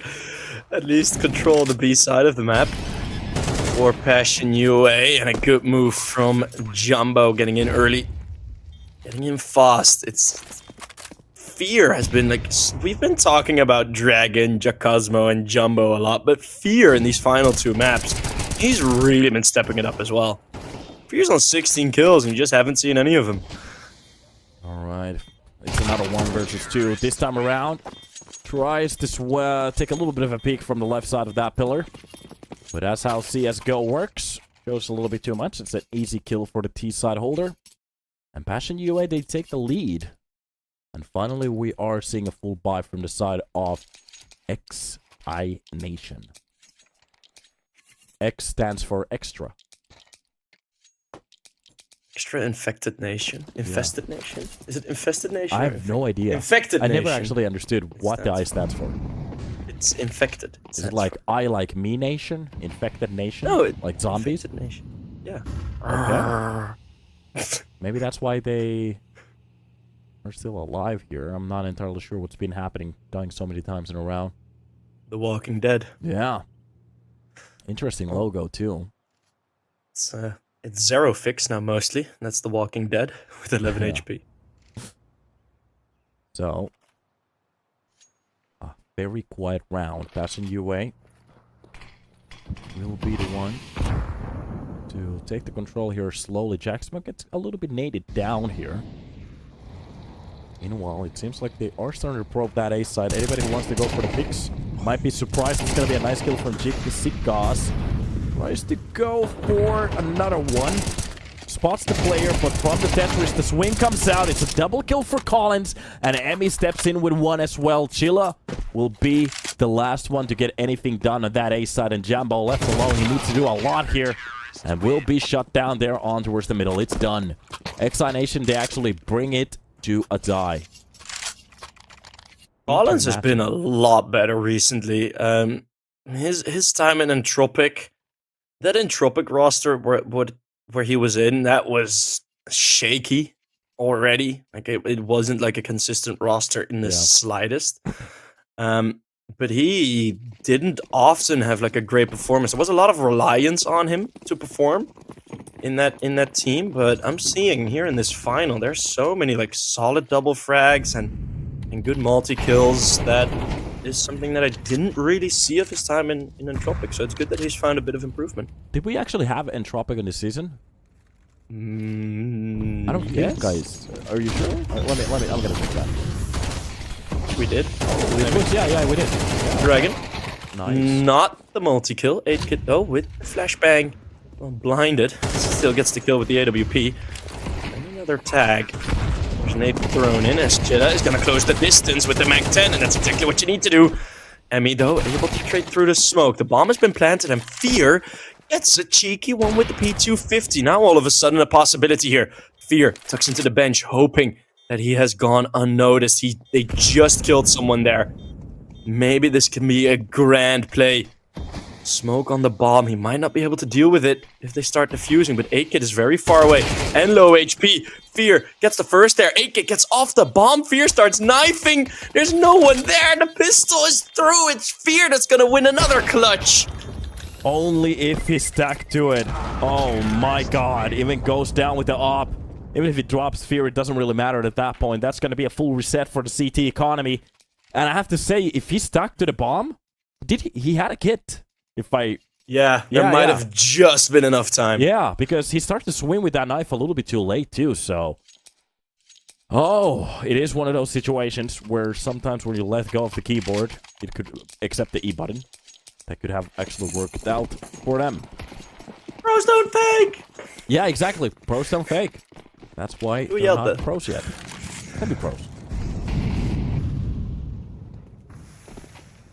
Well, they are earning enough. I know. Well, they're closing into the place. Yeah, they're closing into that region, but they're still semi-close in my eyes. Nice peek. Fear very accurate with that crosshair. Just a couple of bullets to the head. Dragon A very He's impactful alone player. dealing with a triple. Yeah, and He's look at this alone behind the dealing with a box. triple. Yeah, Collins will be finding the first one, even the second one from that hopper. Final of the peak coming in from the lower tunnels, but it's not going to work out. Adekid will be dropping Terrafix. Chilla finally finds something, but a couple of heads picking at the same time takes care of Jagasmo. And Chilla with 17 points of health. Well, basically, he's going to be giving them the tie. Unless he goes absolutely ballistic.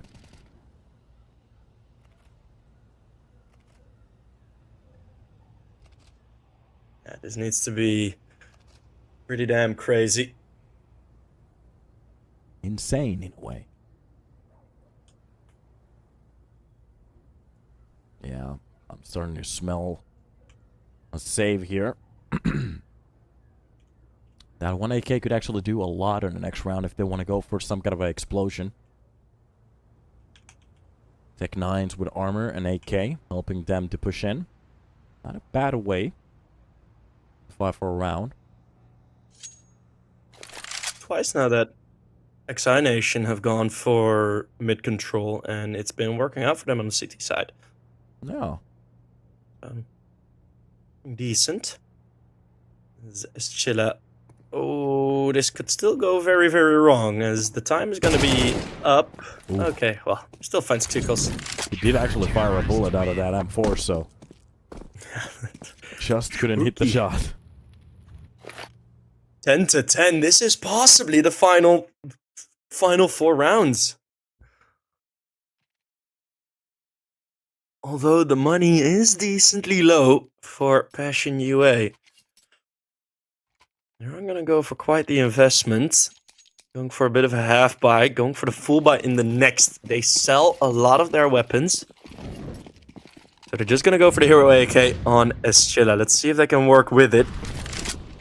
We've seen one Hero AK round already be successful. A couple rounds nearly successful. This aggression from Collins is so good. Let's see what they can do. Through the smoke, Emmy.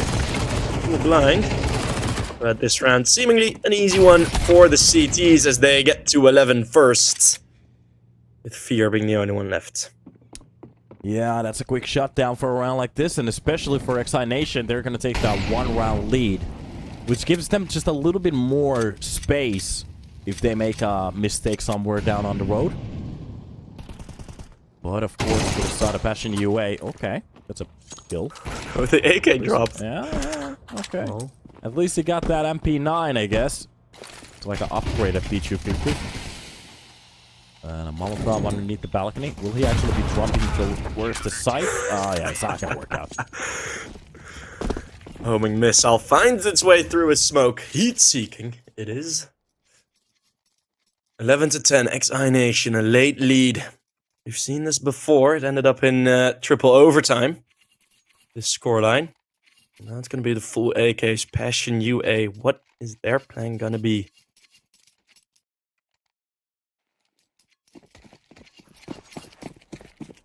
Going to be a curious one. There's enough AKs to actually make some damage and do it then. There's not a lot of util though. That's the problem. So if they want to go for an attack, they're going to have to use the utility and use it at that point. Meanwhile, ex-iNation, they could actually fake it out. They're actually holding down the mollies and utilities pretty well at this moment. So once that execution comes in, especially looking at the point that they only have 2 smokes, 2 mollies, and a nade.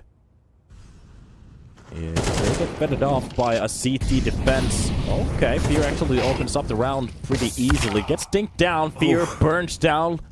Oh, to the overseed molly. He doesn't really see where it's coming from, but Emmy from the triple. He could do a lot, especially with those double kills. Jaxmo finally finds the trade. This is starting to look a little bit bleak. A little bit damage done towards the CT spawn, but Sikas from the cross actually drops down Jagasmo. And Jambo left alone. 1 versus 3. A bullet to be found. Spots one of the players towards the jungle. Makes it a 1 versus 2. Actually, this is doable. That's enough health points to play around with. And both of the players are fairly low. Bombs all the way back in the side. He's being very loud about these checks. Process without the op getting him. It's 8-Kid with a very long range fight. Now he Dragon. cleared the entirety of CT, and the dragon still reveals himself. Yeah, maybe trusted that smoke just a bit too much. 12 on the board, that's the map point.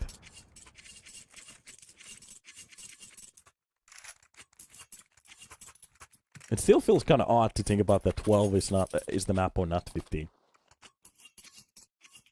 Yeah, I've been getting used to it a bit, but Yeah. it's still so ingrained. But I have to say, the games don't actually feel that much shorter. No. Yeah. Oh, well, the games don't feel longer. Yeah, they don't The feel longer, maps. but they don't feel that much shorter either. So it's just it's pretty much the same with just lower rounds. Well, you have never casted Sync on Inferno then. Oh yeah, okay. Oof. Even that doesn't matter either. Even on CS2, they're slow as hell on that map. Yeah. Let's Well, see how can 12 they to actually 10. go about this. Not a lot to defend with. Passion UA, they might be losing their first map. It was bound to happen if you look at how that Ancient went. And it would have been very grand winning both of their opposition's map picks for the win. It's still possible, of course, but we would need another overtime. And I don't know if that is on the cards here. Quick utility spam here to cross or block the jungle. So they actually have a free pass towards that A side. Plant has been going down. And looking at the positioning that they have, the only thing they have to focus on at the moment is just the after plants. CTs definitely want to try to retake here. If they actually call out a save, oh yeah, they're not going to go for it. Especially with that flank from the back. It's going to be a 4-mana push from the CT spawn. Zero fix, triple kill with the Tech Knight, maybe. Playing anti-flash. Flash is a bit late. Okay, but Draken steps in with a double as well. Collins from the back lines from Jacksmo. Brings it back to a 1 versus 2, but the problem is the bomb has been ticked to a point that it's done. Jackasmo with a quad holds it down, and the question is, will we be seeing another overtime? Holy moly, my brains is starting to get scrambled. Another OT? I would not be surprised. ex-iNation calling the timeout. Of course, it will be a timeout as well. There's... Oh, look at the money! Yep. I didn't even realize. Exactly. It's that one round to break the economy and the full hold.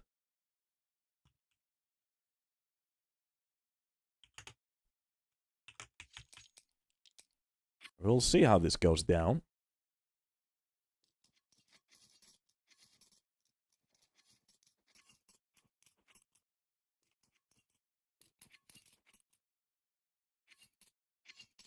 The silence here at the start gives us a very good understanding how it is on those servers at the moment. Maybe talking about how they want to actually approach a round like this. It's going to be a couple of sets of utility. They're actually going to go for the utility, mostly than weapons. Which is kind of interesting.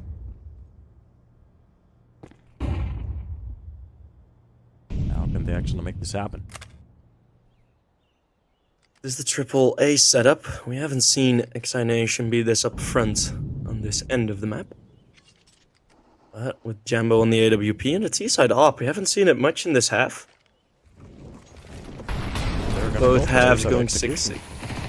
Through smokes. Bit of a waste. Although, deadly effective. Another kill, another kill! These 5-7s wreaking havoc, and it is going to be 13-11. No overtime.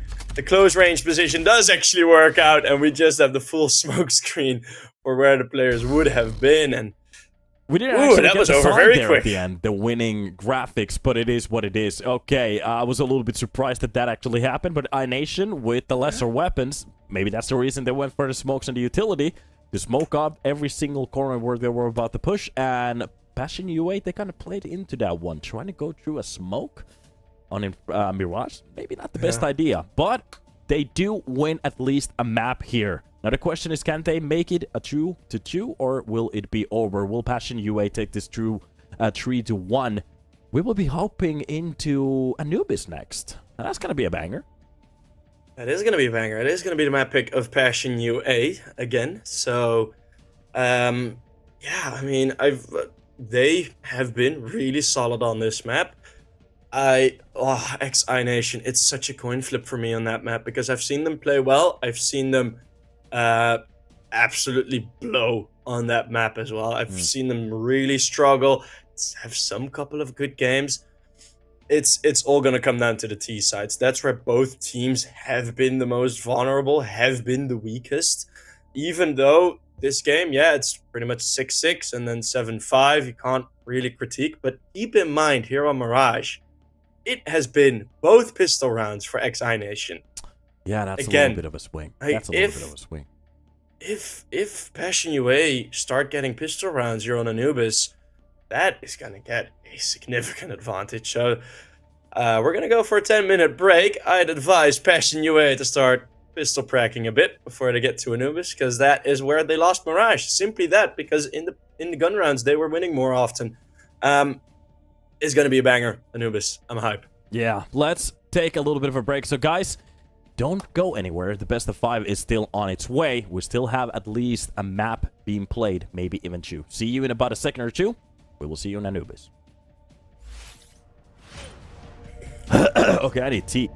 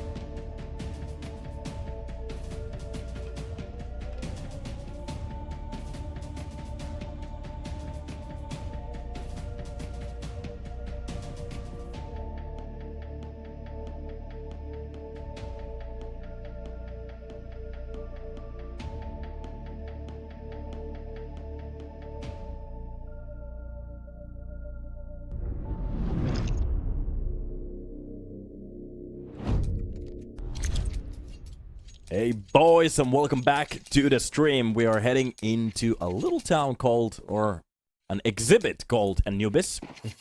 And yeah, so Passion UA, they get to start on the CT side. And this seems to be their map pick anyways. ex-iNation, it seems like they decided to actually hop onto the T side, and they will be going close to that quick bridge push, dropping down from it. 8kid actually finding a kill. That's going to be Dragon with one as well, and Seacast from the long range of connector, dropping the player behind the bomb site. And that's already a triple starting kill for them. Zerofix only gets that one, but the bomb will be planted towards that A side. This is going to be a tough time for them to try to retake. Right before the break, we talked about how important the pistol rounds were going to be in this map, and especially because it is the map pick of Passion UA. You want to get a good start, you want to get those quote-unquote free rounds, but yeah, the only advantage I can think of that Passion UA now have is that they have two players that are still with armor, so there could be a force buy if they manage to save this, but this has been a slaughter again. ex-iNation, how fast their pistol rounds have been going. It's been pretty significant. That's one more dropped. It's another pistol round win. This time on the CT side. A good start on the T side is really what you want on Anubis. Oh no. It doesn't happen much, the full reverse sweep. Well, at least they're looking pretty good at the moment.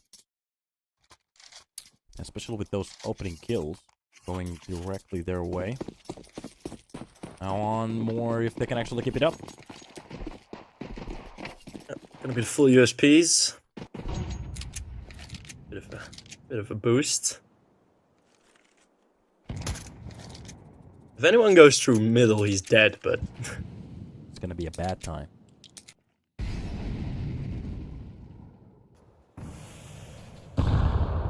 because he's gonna go first into A main. He's probably not gonna do it unsupported, but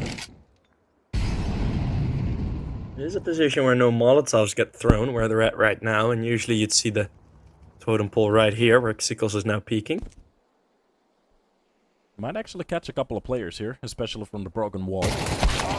Platform kill is going to be easy for him. Players finally turning around. It's going to be the next ones, and as they are going to be breaking the formations, they do get a couple of kills. Fix makes it happen, but it will be the push from the middle. Dragon actually gets one, and that Mac-10 is already making money.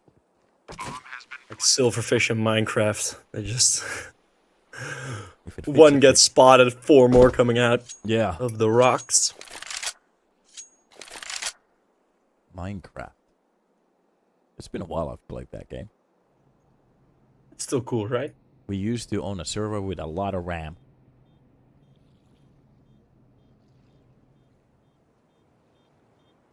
At least there seems to be a weapon being saved. Zerofix could actually take that weapon for our next round. That's an okay way.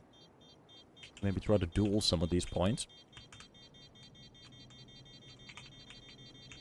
And as the bomb goes off, Terrorists win. ex-iNation, they are going to be grabbing the second round of the first half here.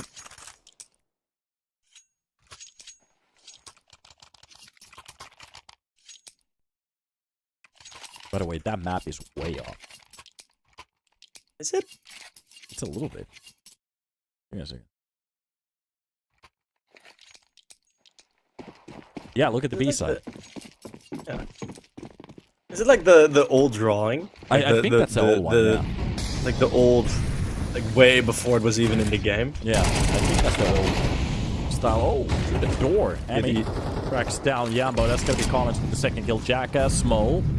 It's dropped down by Collins. These entry kills are working pretty well. Not a bad way to start off the full gun round. Now they just have to keep it up. Well, 2v5, and it's probably just going to be another save. These first three rounds, I mean, we've been pretty calm, but there's been no opposition from Passion UA as of yet. Well, this has been pretty much just ex-iNation deciding where they want to go and do what they want. They did win the pistol. The round after that was the easy one.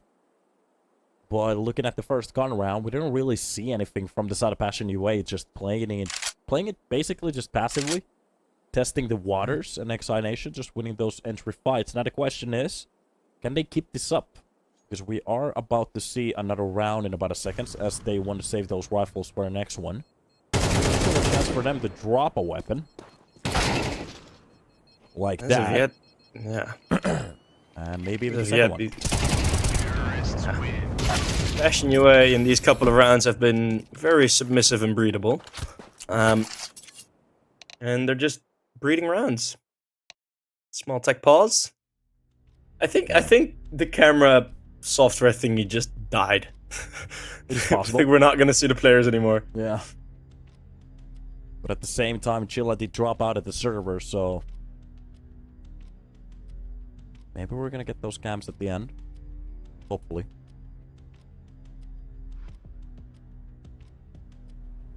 The song is pretty cool. It is. I always like when Caps forgets to turn it off, the producer. Yeah.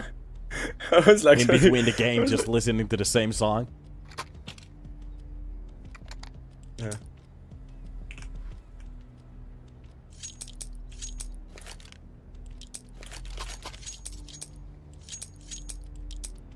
But this time it's ex-Chilla with the issues.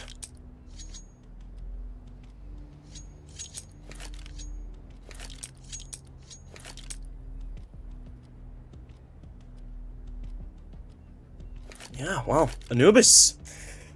It's a 3-0 start. It's not too bad. Right, sometimes I see people, you know, ex-iNation, for example, if they get like a 6-0 start, a lot of the consensus in chat always goes to, well, it's Jover.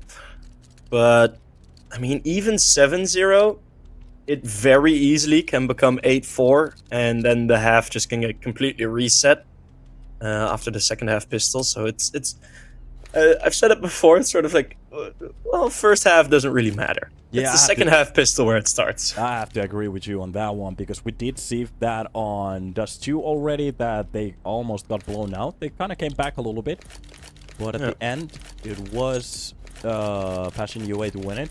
The same happened on Ancient. We went for an overtime, and even Mirage coming very close. So, even though with the new change of those rounds, it feels like you have less rounds to... these lesser of the rounds that we have at the moment, they actually have that much impact. But we have seen some ridiculous comebacks on this version of the game. I'm not sure if that's a good idea, though. Good thing. The comebacks, I think they don't feel as grandiose as they were. Yeah, that's just exactly what it is. Yeah. But that's just like the round inflation. Like in terms of how many gun rounds actually get won and how that sort of stuff works, that is pretty damn similar. And you know, the risk is also a lot higher in the comebacks. For example, if it's a 13-7 on global offensive and you win 6-7 rounds in a row, yeah, it's a great comeback. But you still have that buffer of 3 rounds, right? Now the comebacks usually are when it's 11-something, 11-4 or 11-5. Yeah, you don't have that much of a buffer. Exactly. Like it's easier to get close. It's just less rounds. Yeah, no, I do understand. It's just Yeah.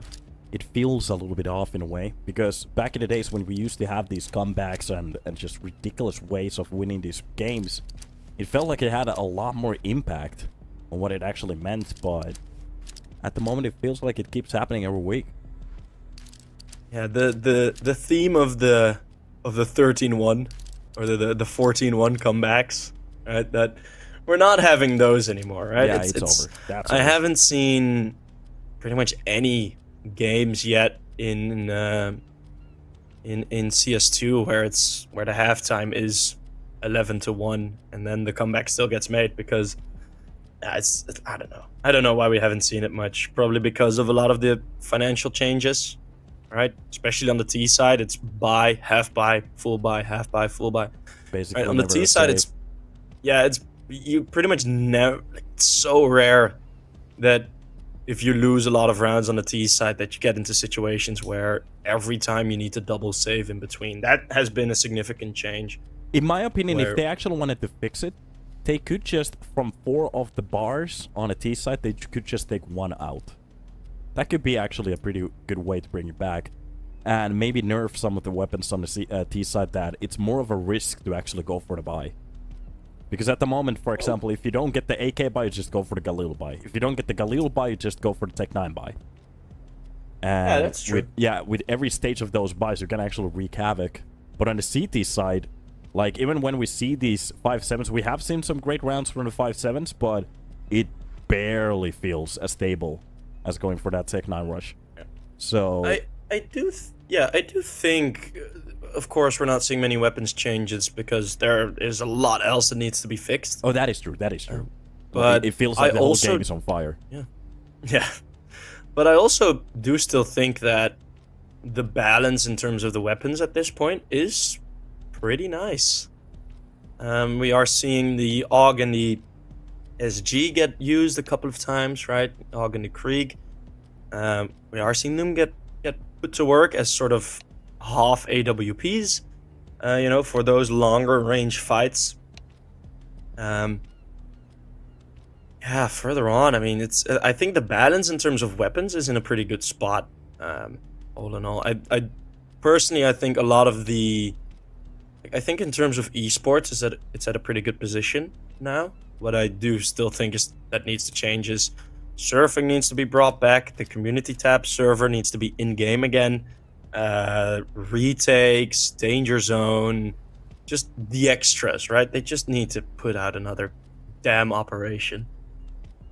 Yeah, in my opinion, the M4 could actually use a boost. And Because maybe some of the positioning, maybe some... like, if I would had free hands at the moment, I would just say, damn the community. I don't care. Let's go full esports. Fix every map. Bring it back to a CT domination. Make those M4s great again. Get that Bring it T back side. to Yeah, you have to CS:GO actually 2014. be good on a T side to make some of the rounds win. Because at the moment, like, once we actually came to CS2, it feels, even on CSGO, it was already ridiculously like a T-sided maps almost everywhere. Like, compared to what we had before. And on CS2, it's even more, in my opinion. Like, most of these fights are just conclusive of does the T hit the shot or not. It's not about the CTs, how they played anymore, so... There's a video from 3 Clicks Philip from, I think it's 2017, 16 or something? 2017 or 18. Where he's discussing about the balance of the maps. And it's like, yeah, Dust 2 is very balanced. I made a very fun balanced 1v1 map here. And it's just 2 players with 1 container in the middle. Yeah. It's like, this is the most balanced it can be. Does that mean it's fun? No. Like, it's Yeah. like I do think we need more sided maps. Anubis was that. Yeah. And in my opinion, it doesn't even need to be split in. In my opinion, it could be like, for example, 5-2. Like 5 really CT heavy maps. Like we used to have Train, we used to have Inferno. I would actually was playing. It was getting a little bit closer to the point of being more 50-50. But at the start of the CS:GO era, it was a very heavily CT sided map. Nuke used to be one of those maps. And Cash was actually one of those 50-50 maps. So if they want to have like 4 CT-sided map, 1 50-50, and 2 T-sided map like Dust 2 and let's throw in Mirage if they wanted. That could be pretty cool. But the problem is at the moment, like, CT is just hell. Playing on a CT side on any map is just hellish at the moment. Yeah. It really can be. Yeah. And it's not actually even fun because on a T side at least... What makes it fun is because you get to buy all the time. But on the CT side, you know you lose just 1 gun round and you're staring the barrel of USBs. Yeah, same here. Same in the upcoming round, which is a round that we have been waiting for a bit now. But hopefully ex-Chilla's problems can be fixed soon. Hopefully it's not too significant. We might need an emergency stand-in if it takes too long. No, but yeah, it's... But one thing that has also been happening is that the level has been rising so much, right? In all across the board, right? The floor of CS is so much higher than it was. Like That is true. These teams now, Passion UA now, I how actually they're have playing a now, argument put them to that, against put them against any high up tier 2 team from 6 years ago, 7 years ago, they'd beat them. Yeah, It's- I do agree with you on that point. The problem is that I think the reason is the previous point, that the T side has gotten so much easier that you don't actually have to have good tactics here on the T side anymore. Because back in the day, for example, if you think about 1.6, even Source or CS:GO when it came out the first time, you could barely get onto a site if you didn't have perfect flashes, and that's just getting onto the site. Then you need to plant the bomb and actually win the afterplan after that. But here, it's mostly as long as you hit the first T-side bullet, you're okay. So you barely need any brains anymore. If they actually made it a lot harder, I would say that the gap between the top teams and the tier 2s, tier 3s is going to expand a lot. Yeah, it pretty much already has. I mean, oh, no, even Xikos is gone. Yeah. Yeah, but I mean, I do like the position that Counter-Strike is in, and looking ahead at the future, even for us personally as well, it's advantageous with the amount of tournaments that are already planned for 2025, 2026. New jobs, Right, there's etc. so much CS at a higher level, a lot more lands where we are gonna possibly see tournaments like, IEM Dallas is quite a prestigious one. What's a smaller one? Actually, back IEM in the Dallas. days when we had like DreamHacks, but I think Star Ladder is one of those that's going to be replacing it. Yeah, and a lot of those tournaments, like teams like Passion UA, are gonna have chances of getting into those tournaments. For us personally, there's gonna be a lot more CS. They're gonna need more casters, so that's also a good thing. Then there's CCTs and everything like that too. Yeah. And as those tier 1 casters and even the seconds are going to be focusing on other tournaments, well, that means that there's going to be a lot of open space. And if anybody's out there thinking about being a caster, this is the perfect time. But it seems like we are having a little bit of a bigger problem in the server at the moment. Sheila is still out, so we're going to take a little bit of a break, hop back in when we're ready on a server. So guys, don't go anywhere. We're just going to take a chill pill.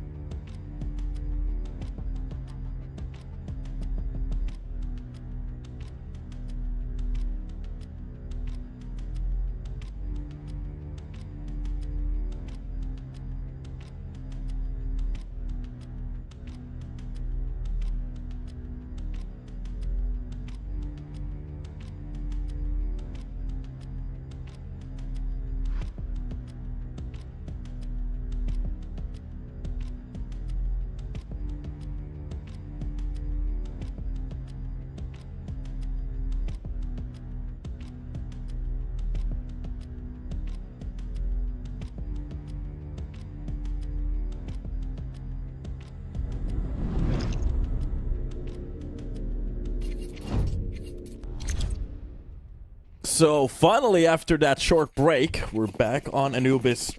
And there's 3 rounds on the board for ex-iNation. And let's see if they can actually keep it up. Straight back into it. Thanks everyone for sticking around. Yeah. And yeah. Thanks everyone for being nice to ex-Chilla, for leaving the time for him to deal with it. You guys are all very nice about it. Of course, everyone. As Jumbo with 2 in that single M4. It's the Mac 10s though that do the damage. For Cosmo. And ex-Chilla with the Dig and an SMG. Oh, it would be so nice for ex-Chilla to get a good start off now in round number 4 here.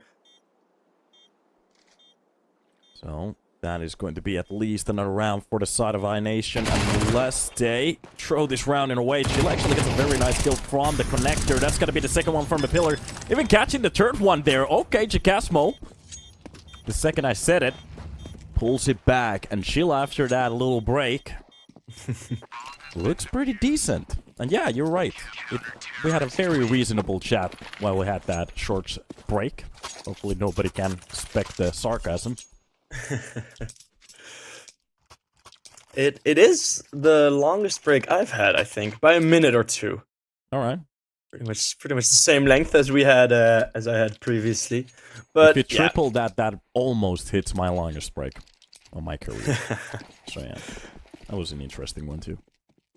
Maybe they should have had a server full of coaches playing.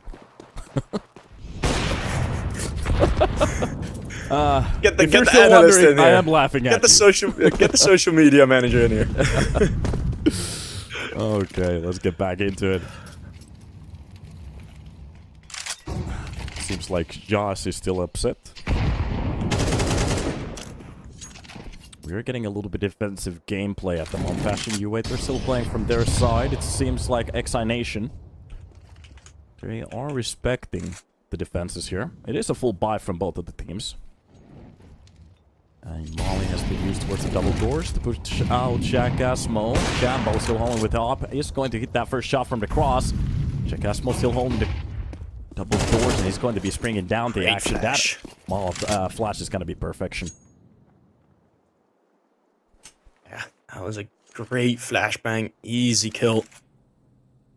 Not even shooting back, so it's 8-Kit. Again, trying to open up with this AWP. He's been quite aggressive. Let's Seekles go first.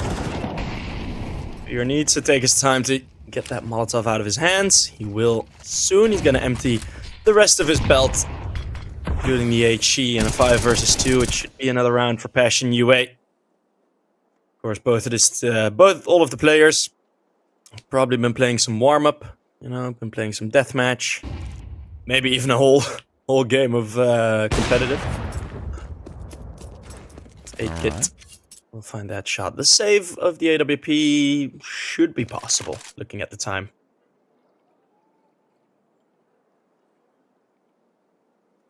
I want to see a dropping op shot, maybe a 360 from there. Make it a Call of Duty. Make it a COD shot, but no. He's going to be trying to save this weapon for the next round. And it seems like the player is getting a little bit close. Of course, he hits the no-scope there. There he goes. That is not the smartest of decisions, throwing away your CT op like that.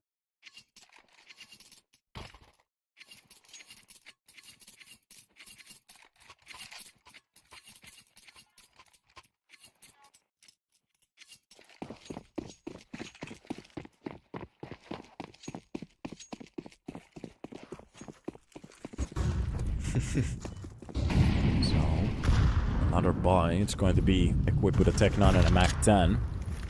A couple of AKs here as well. It's still holding on to that op.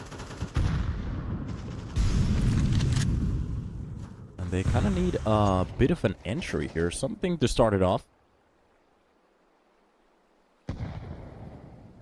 Smoke down. Chilla. Yeah, this could be just that first point of contact. If he gets away from here, it's going to be a lot of time on the board. Nice way to bring it back. Not really in a position where ex-iNation could push that smoke, although the A-split might still be here as Jacasmo under heavy pressure. Yeah, left out in the open. Like some freshly washed drapes drying in the sun. As Chilla is now under pressure as well. That's his power going out in round number 6. As it is a 3 versus 2 fear. He is quite deep in, and Dragon still has to cross. And they need to fight here, but that's the bomb dropped. The bomb again being too far back. We saw Passion UA have that problem a couple times. This time it's ex-iNation that will lose a round due to the bomb retrieval.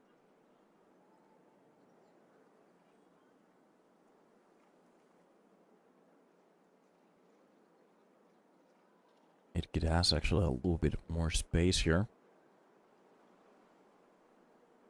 Neither of the players really stepping into the fight, knowing that the bomb is on the no man's land, and 8-Kid kind of has to fold here. The round is done, and that's got to be a second one in a row for the side of Passion UA. Actually, the third one now. And it's a way to bring it back to a tie. But a couple of players has been lost every round. It's going to keep that economy manageable, but they can still buy easily. Zerofix could actually drop a weapon for Jambo. Everybody else is going to be okay on their own. But finally, we're starting to see a little bit of a dent here. Yeah, and it's ex-iNation, of course, still on the T side. It's been a couple of scrappy buys in a row now.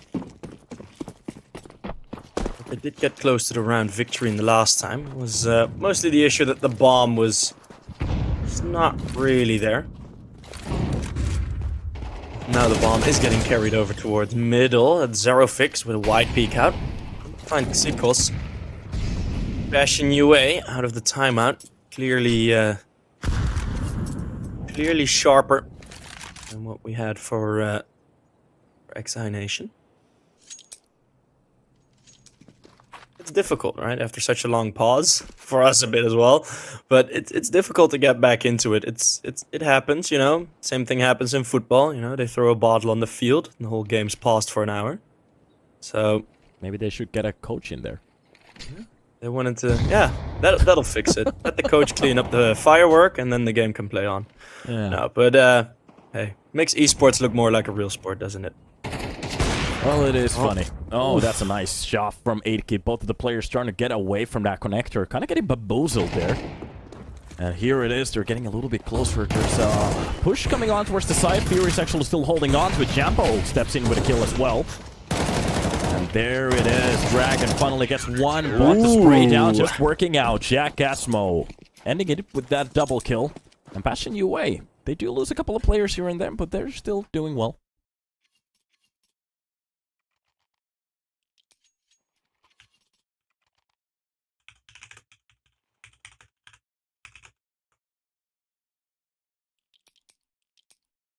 Passion UA, good timing on the fallback. Although 8-Kid with that single player lurk on the op was able to catch one. It's not really getting much more.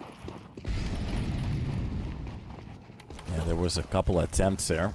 They did get the space off the map. They did actually get that rotation working out to get that kill onto 8-Kid. But the problem is after that, the full swing didn't really quite work out on the B side.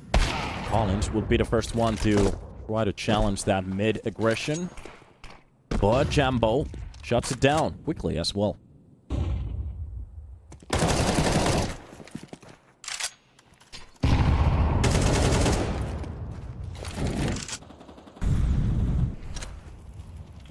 Look at this, Gasmo with a second kill as well.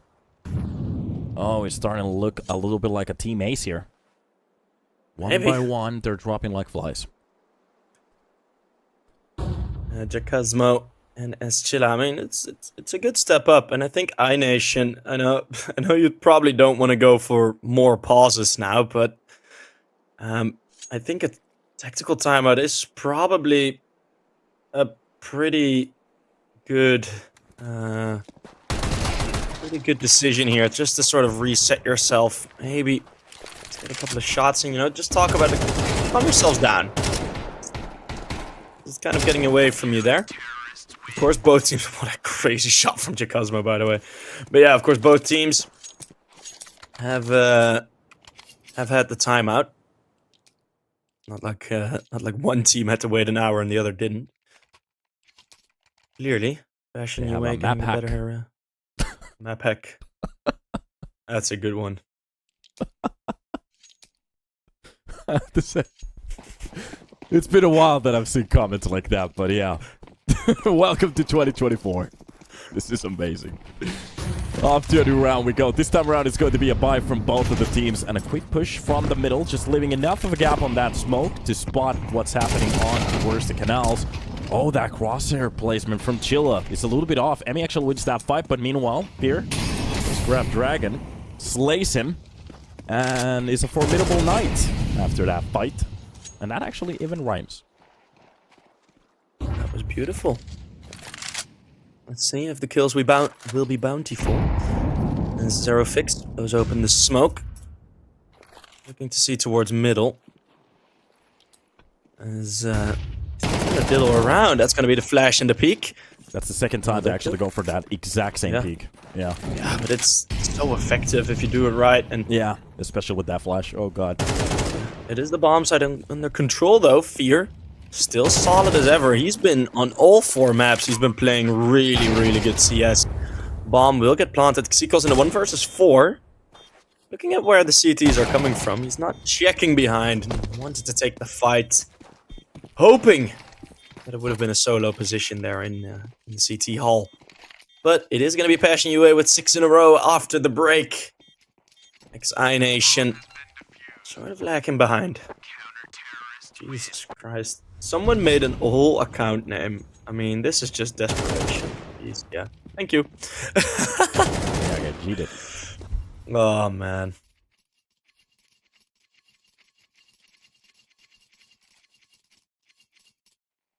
Let's see. 6-3 at this point. And it seems like we are getting a little bit of a stall here. They are still going for that mid-aggression. A couple of times they've actually had the chance to get very close to those double doors, but it's going to be the little corner there, where they're leaving that player. That's getting pushed after the time. This time around they're going to be playing around very slowly here. Until a little being jumped. And from the canal sphere, getting a lot of control from the connector. Shoot a smoke, Emmy? Okay. That's an interesting one. A nade almost morphs with Jambo at that point, but to be honest, he gets away from it. Doesn't do much that damage. Even a flick shot towards 8Kid. And oh, you are going to need one bandage for that wound. To be honest, for a headshot, I'm not even sure if it's gonna help at all. But Zikos comes out with a double kill, drops down Chilla and Jaxmo. That is the A side basically open. They still have a player on towards the window, but Zero Fix will be bringing those numbers back. A 3 versus 2, a man advantage. Dragon from the double doors has a lot to do. 50 seconds. And there was a very good opportunity there in the 3v3. Zero Fix himself into a good position to deal with Dragon here, and he wins that fight, having the right eye advantage. Side advantage on the peak. Sequels has to check too many angles. Fear finds the timing. And he is 7th on the board. Jumbo, even after the slight distraction, still hitting a great shot. And ex-iNation, it's just, I mean, we can blame people are blaming the pause for everything, but what I also still see is, well, there's the tactical timeout for ex-iNation, hoping to get that 7-5. But the same mistakes ex-iNation have been making now on the T side is the same mistakes they have been making throughout this best of 5 on the T side, right? It's not like they're making new mistakes. It's still like the same sort of issues that are plaguing them. They have been getting into good spots, that is true. And even some of those kills that they've been getting back, it's okay, but there's been a couple of mistakes here and there. For example, running through the smoke, staying on the same spot again and again, especially knowing that Passion UA, they were very aggressive on that mid portion. But then there has been just chaotic situations as well that has just been working for the side of Passion UA. But there are still rounds to be played for here. If they get a 1 or even 2, if they have a similar CT side, and we would have actually guessed that Anubis could be this CT side finally. Anything is possible. And Inferno is still up for grabs. Seen it before. It's A main getting taken control of, but Jambo, same as on the last time these two teams met on Anubis, it was a 13-8 for Passion UA, and it was Jumbo with a 1.65 rating. So him fragging his par of the course, and ex-Chilla with another double. Psychos is gonna try and trade, but the steps make him a decently difficult target to hit. He's dragging alone in middle, and after the timeout, you saw what the plan was, but it's just jumbo. It's just jumbo. Enormous jumbo.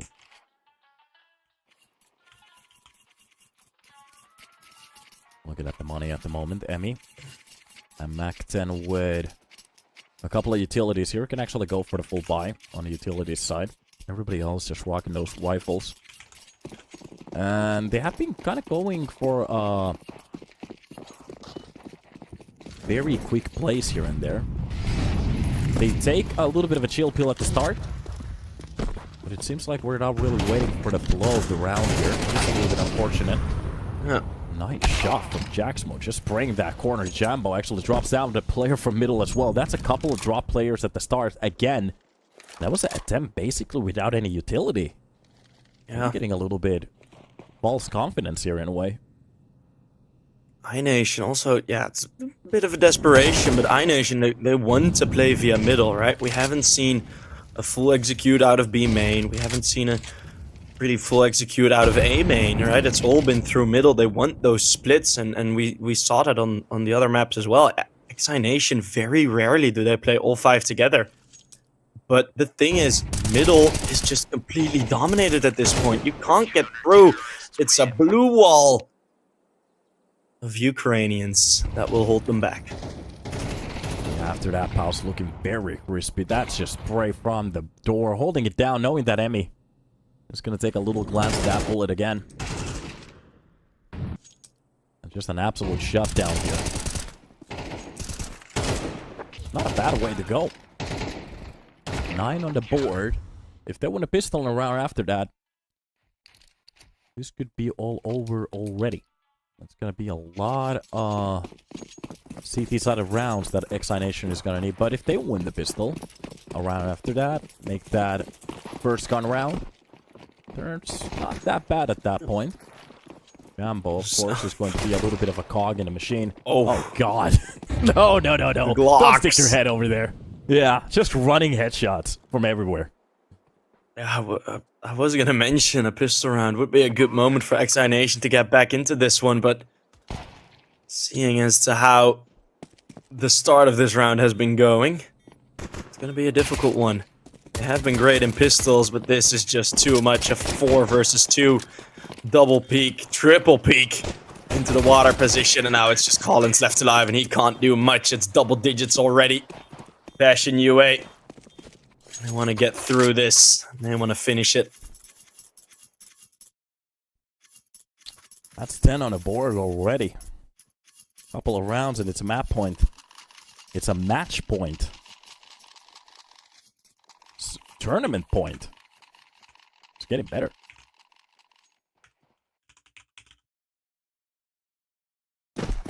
Word.exit. So, off to a new one. That's going to be the smoke for mid, and 8kid will be holding it down with the deagle. Tries to go aggressive for the first fight. Does tag him a little bit, but it's headshotted while on the run. Unfortunately, it doesn't go down. And it is just a play behind that smoke Seacos. If he actually managed to get a couple of kills here, this could be a nice play, but of course, the side of Passion UA, they should be wary off the other side of that smoke. They have a 3-player stack towards the side already. Chikasmo just opens up that smoke, gets a double kill to make it happen, even a flying one too.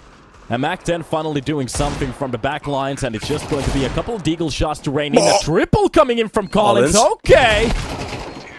Oh.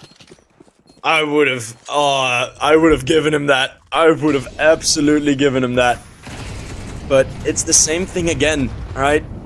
The criticism I just had on ex-iNation, playing so spread apart, going for that middle play, and Fashion UA's first gun round, and apparently what could have gotten pretty dicey if Collins had those shots in him. But they're all 5 together, right? Collins, he doesn't have, like, the rotate doesn't come in late from middle, or doesn't come in late from A, giving Collins some extra time. No, everybody is there.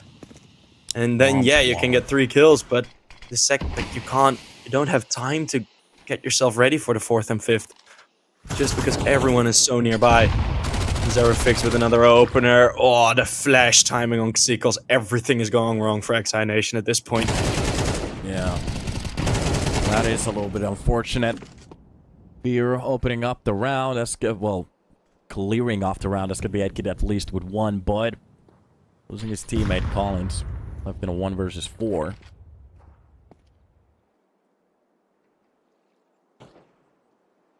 And let's see. Something with Eagle? Well, no. Jumbo from behind, and it's already 12, and it's a bit of an anticlimactic ending to this grand final, I must say. It's a little bit unfortunate, but it is what it is. Counter-Strike is a funny game. It is. Of course, they still had their own pauses. If they really wanted to use them, they could have. So now it's maybe a little bit too late. If they actually do bring it back now, that's a tip of a hat for them. Yeah. Same level as PGL production still, so hey, that's good. Yeah. If we crash, we just have a delay. It's not like Virtus Pro go out of the major. Pump, pump. Well, it's gonna be round number 16 as Chilla tucked in. Gonna be dealing with this push, and it's just every single shot hitting as Chilla. Jumbo, the aggression, it was there, but it's just crippling apart. After the timeout, ex-iNation never really got back into the server. It was a power outage for Chilla, but the light never went back on in the ex-iNation camp, and this is looking like 13 and like the Passion UA winners of EPL Division 1 Season 16. There you I have have to it. say, I do love the crime betters. I always love it. Thank God. So, that's a win for Passion UA. And we see some happy, smiling, laggy faces at the same time. And that's pretty much over with the tournament. We're done. So, it is a 3-1. And I have to say, it is an unfortunate timeout. So, we had to wait for pretty much an hour for the team to get back in. And after that, it was just a Passion UA show. We almost even got a football player on the server. That was very close. Yeah. So, yeah, it was quite a close one. We will be having an interview with one of the Passion UA players, so we can get some more insight in their end of how the timeout went. So, yeah, further on, I mean, it's an unfortunate pause. Do I think that it still would have been the same results? Yes. I still think without every pause, it's easy to say now, of course, but with the recent history that they've had, like 2 days ago playing on Anubis, with how Passion UA in general was playing on Anubis near the end, and all their T sides, their CT sides, I still do think that that would have been the result anyway. It's very unfortunate that we couldn't see a full fight, because iNation did have a great start to the game, and that could have maybe made Anubis a bit more interesting. Yeah. But in the end, I mean, I still do think we have the deserving winner here for this final. Looking at this final, looking at how it went in the upper bracket final, you know, the best of 3, it was also a victory for Passion UA. I do still think that the deserving team has won this tournament, and Passion UA have been playing awesomely. Yeah, but I do understand. That's going to leave a little bit of a hole into your teeth at that point, but it is what it is. It's Counter-Strike, sometimes shit happens, and that seemed to happen this time on our finals, which is a little bit unfortunate, but it is what it is. So, Passion UA, congratulations, of course, for the win, 3-1, and we have to take in notion that there were other maps that they won also. They were pretty dominant at the start of Mirage, and a couple other rounds. Give me a second. I think it was Ancient that they did lost to iNation, yeah. But everything else they actually did cover up pretty quickly. That was pretty good for them. Yeah. Yeah. So, yeah, all in all, I mean, the one thing that happened throughout a lot of the tournament with Passion UA is that you saw a couple of players, like per best of 3, there were always a couple of players that were kind of underperforming. I saw Jacosmo with a couple of 0.7 ratings. Chilla once had a 0.6 in some of the best of 3s. They still won it, but there were like a lot of individuals lacking. looking at how they've been playing as a unit now, let's scrap Anubis, right? Let's take the first 3 maps, because that is a bit of a more realistic view about this final. Everyone was firing on all cylinders. Chakazma was playing amazing. Fear as the IGL. He had a tough start, but still, he had an amazing game. So one of the Passion UA guys should be ready for the interview now. Yeah, we're gonna hop into the interview right now, so let's hop on to the other screen. And welcome over. How are you, Fear? How is it going at the moment? Sorry for delay. It's cool, Everything okay. good. Everything good. I already lost my emotions. We're very happy. It's okay, it's okay. So you guys did win the tournament, and it's a 3-1. Of course, after a little bit of a delay, there was a little bit of an anticlimactic situation, but Yes. it seemed like on most of the maps, you guys were doing a very good job. How has it been rolling with this new team at the moment? Or not such a new team, but with the roster that you have at the moment. How has it been rolling? Rolling good. We're working hard. Every day we're improving. We understand in best of 5 we have small advantage versus them because I think it's not long time team. It's new team. So Okay. yeah, everything good. We step by step. So slowly and slowly. Okay, Sheep, take it away. Yes. Yeah, and About technical pause, our teammate Oh, lost electricity. He living in Germany. I watched like 1 day ago that was some storm here. Maybe it's I don't know, some extra extra off light. Sorry. Yeah, yeah. Okay, We did hear already. It's not the first time it has happened, sadly. But all in all, you personally, you had a bit of a slow start in the beginning of the best of Yes. 5. At some point, you really started to pick up together with everyone. Who was your MVP of your team this tournament? You can say yourself. No, I cannot say like this. For me, of course, it's all my members. About slow start, we also understand it's gonna be long game, and we need to save our energy, and we like need to not fully insta because you can burn out. Let's say like this. So you need to also join this game step by step. I also want to say big thanks for this tournament because they invite my team already 3 or 4 times, and I want to say one stories. Before I joined this team, they don't have a lot of HLTV tournaments, and Europe Pro League invite us. We show here good results. I don't remember. I think we take 3rd place first time here, and after this matches, another tournaments start invite us. So we really. I really want to say thanks for this tournament and for every one of you. Oh, we're happy to have you here. That's the pleasure. reason why we do it, because I remember the first time actually seeing the roster that you guys had. I was a little bit surprised that, okay, some new teams with Fear, of course, being on the roster too. And you guys just were banging straight off the start, so keep it up. Good moment. Thanks. Yeah. Yeah, we will do our best.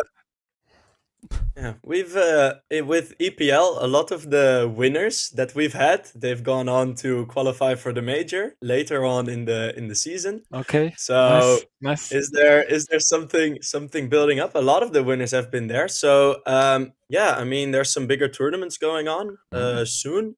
I mean, do you guys have a full planning already, or do you take it tournament by tournament? You also understand. You see this new update about Valve system.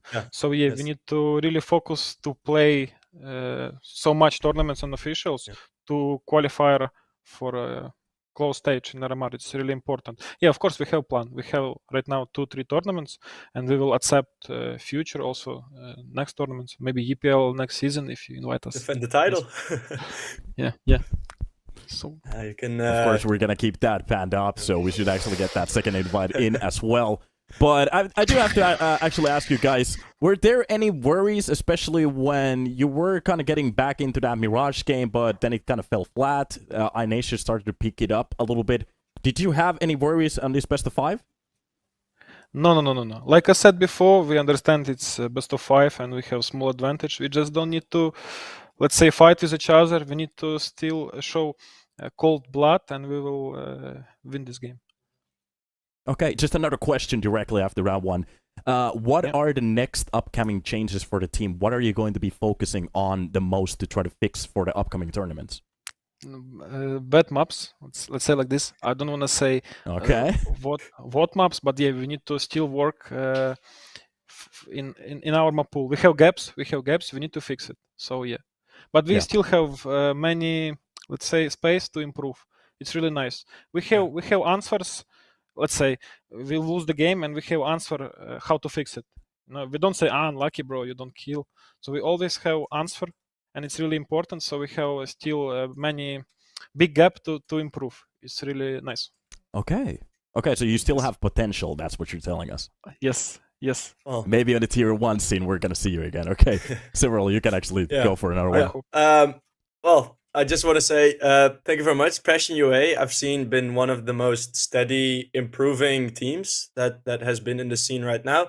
You had the United 21 already, you had EPL, you have the trophy now. So some Yes. tournaments are picking up. I want to say good luck in the future. You played amazing. The whole team played amazing. It was some sick shots.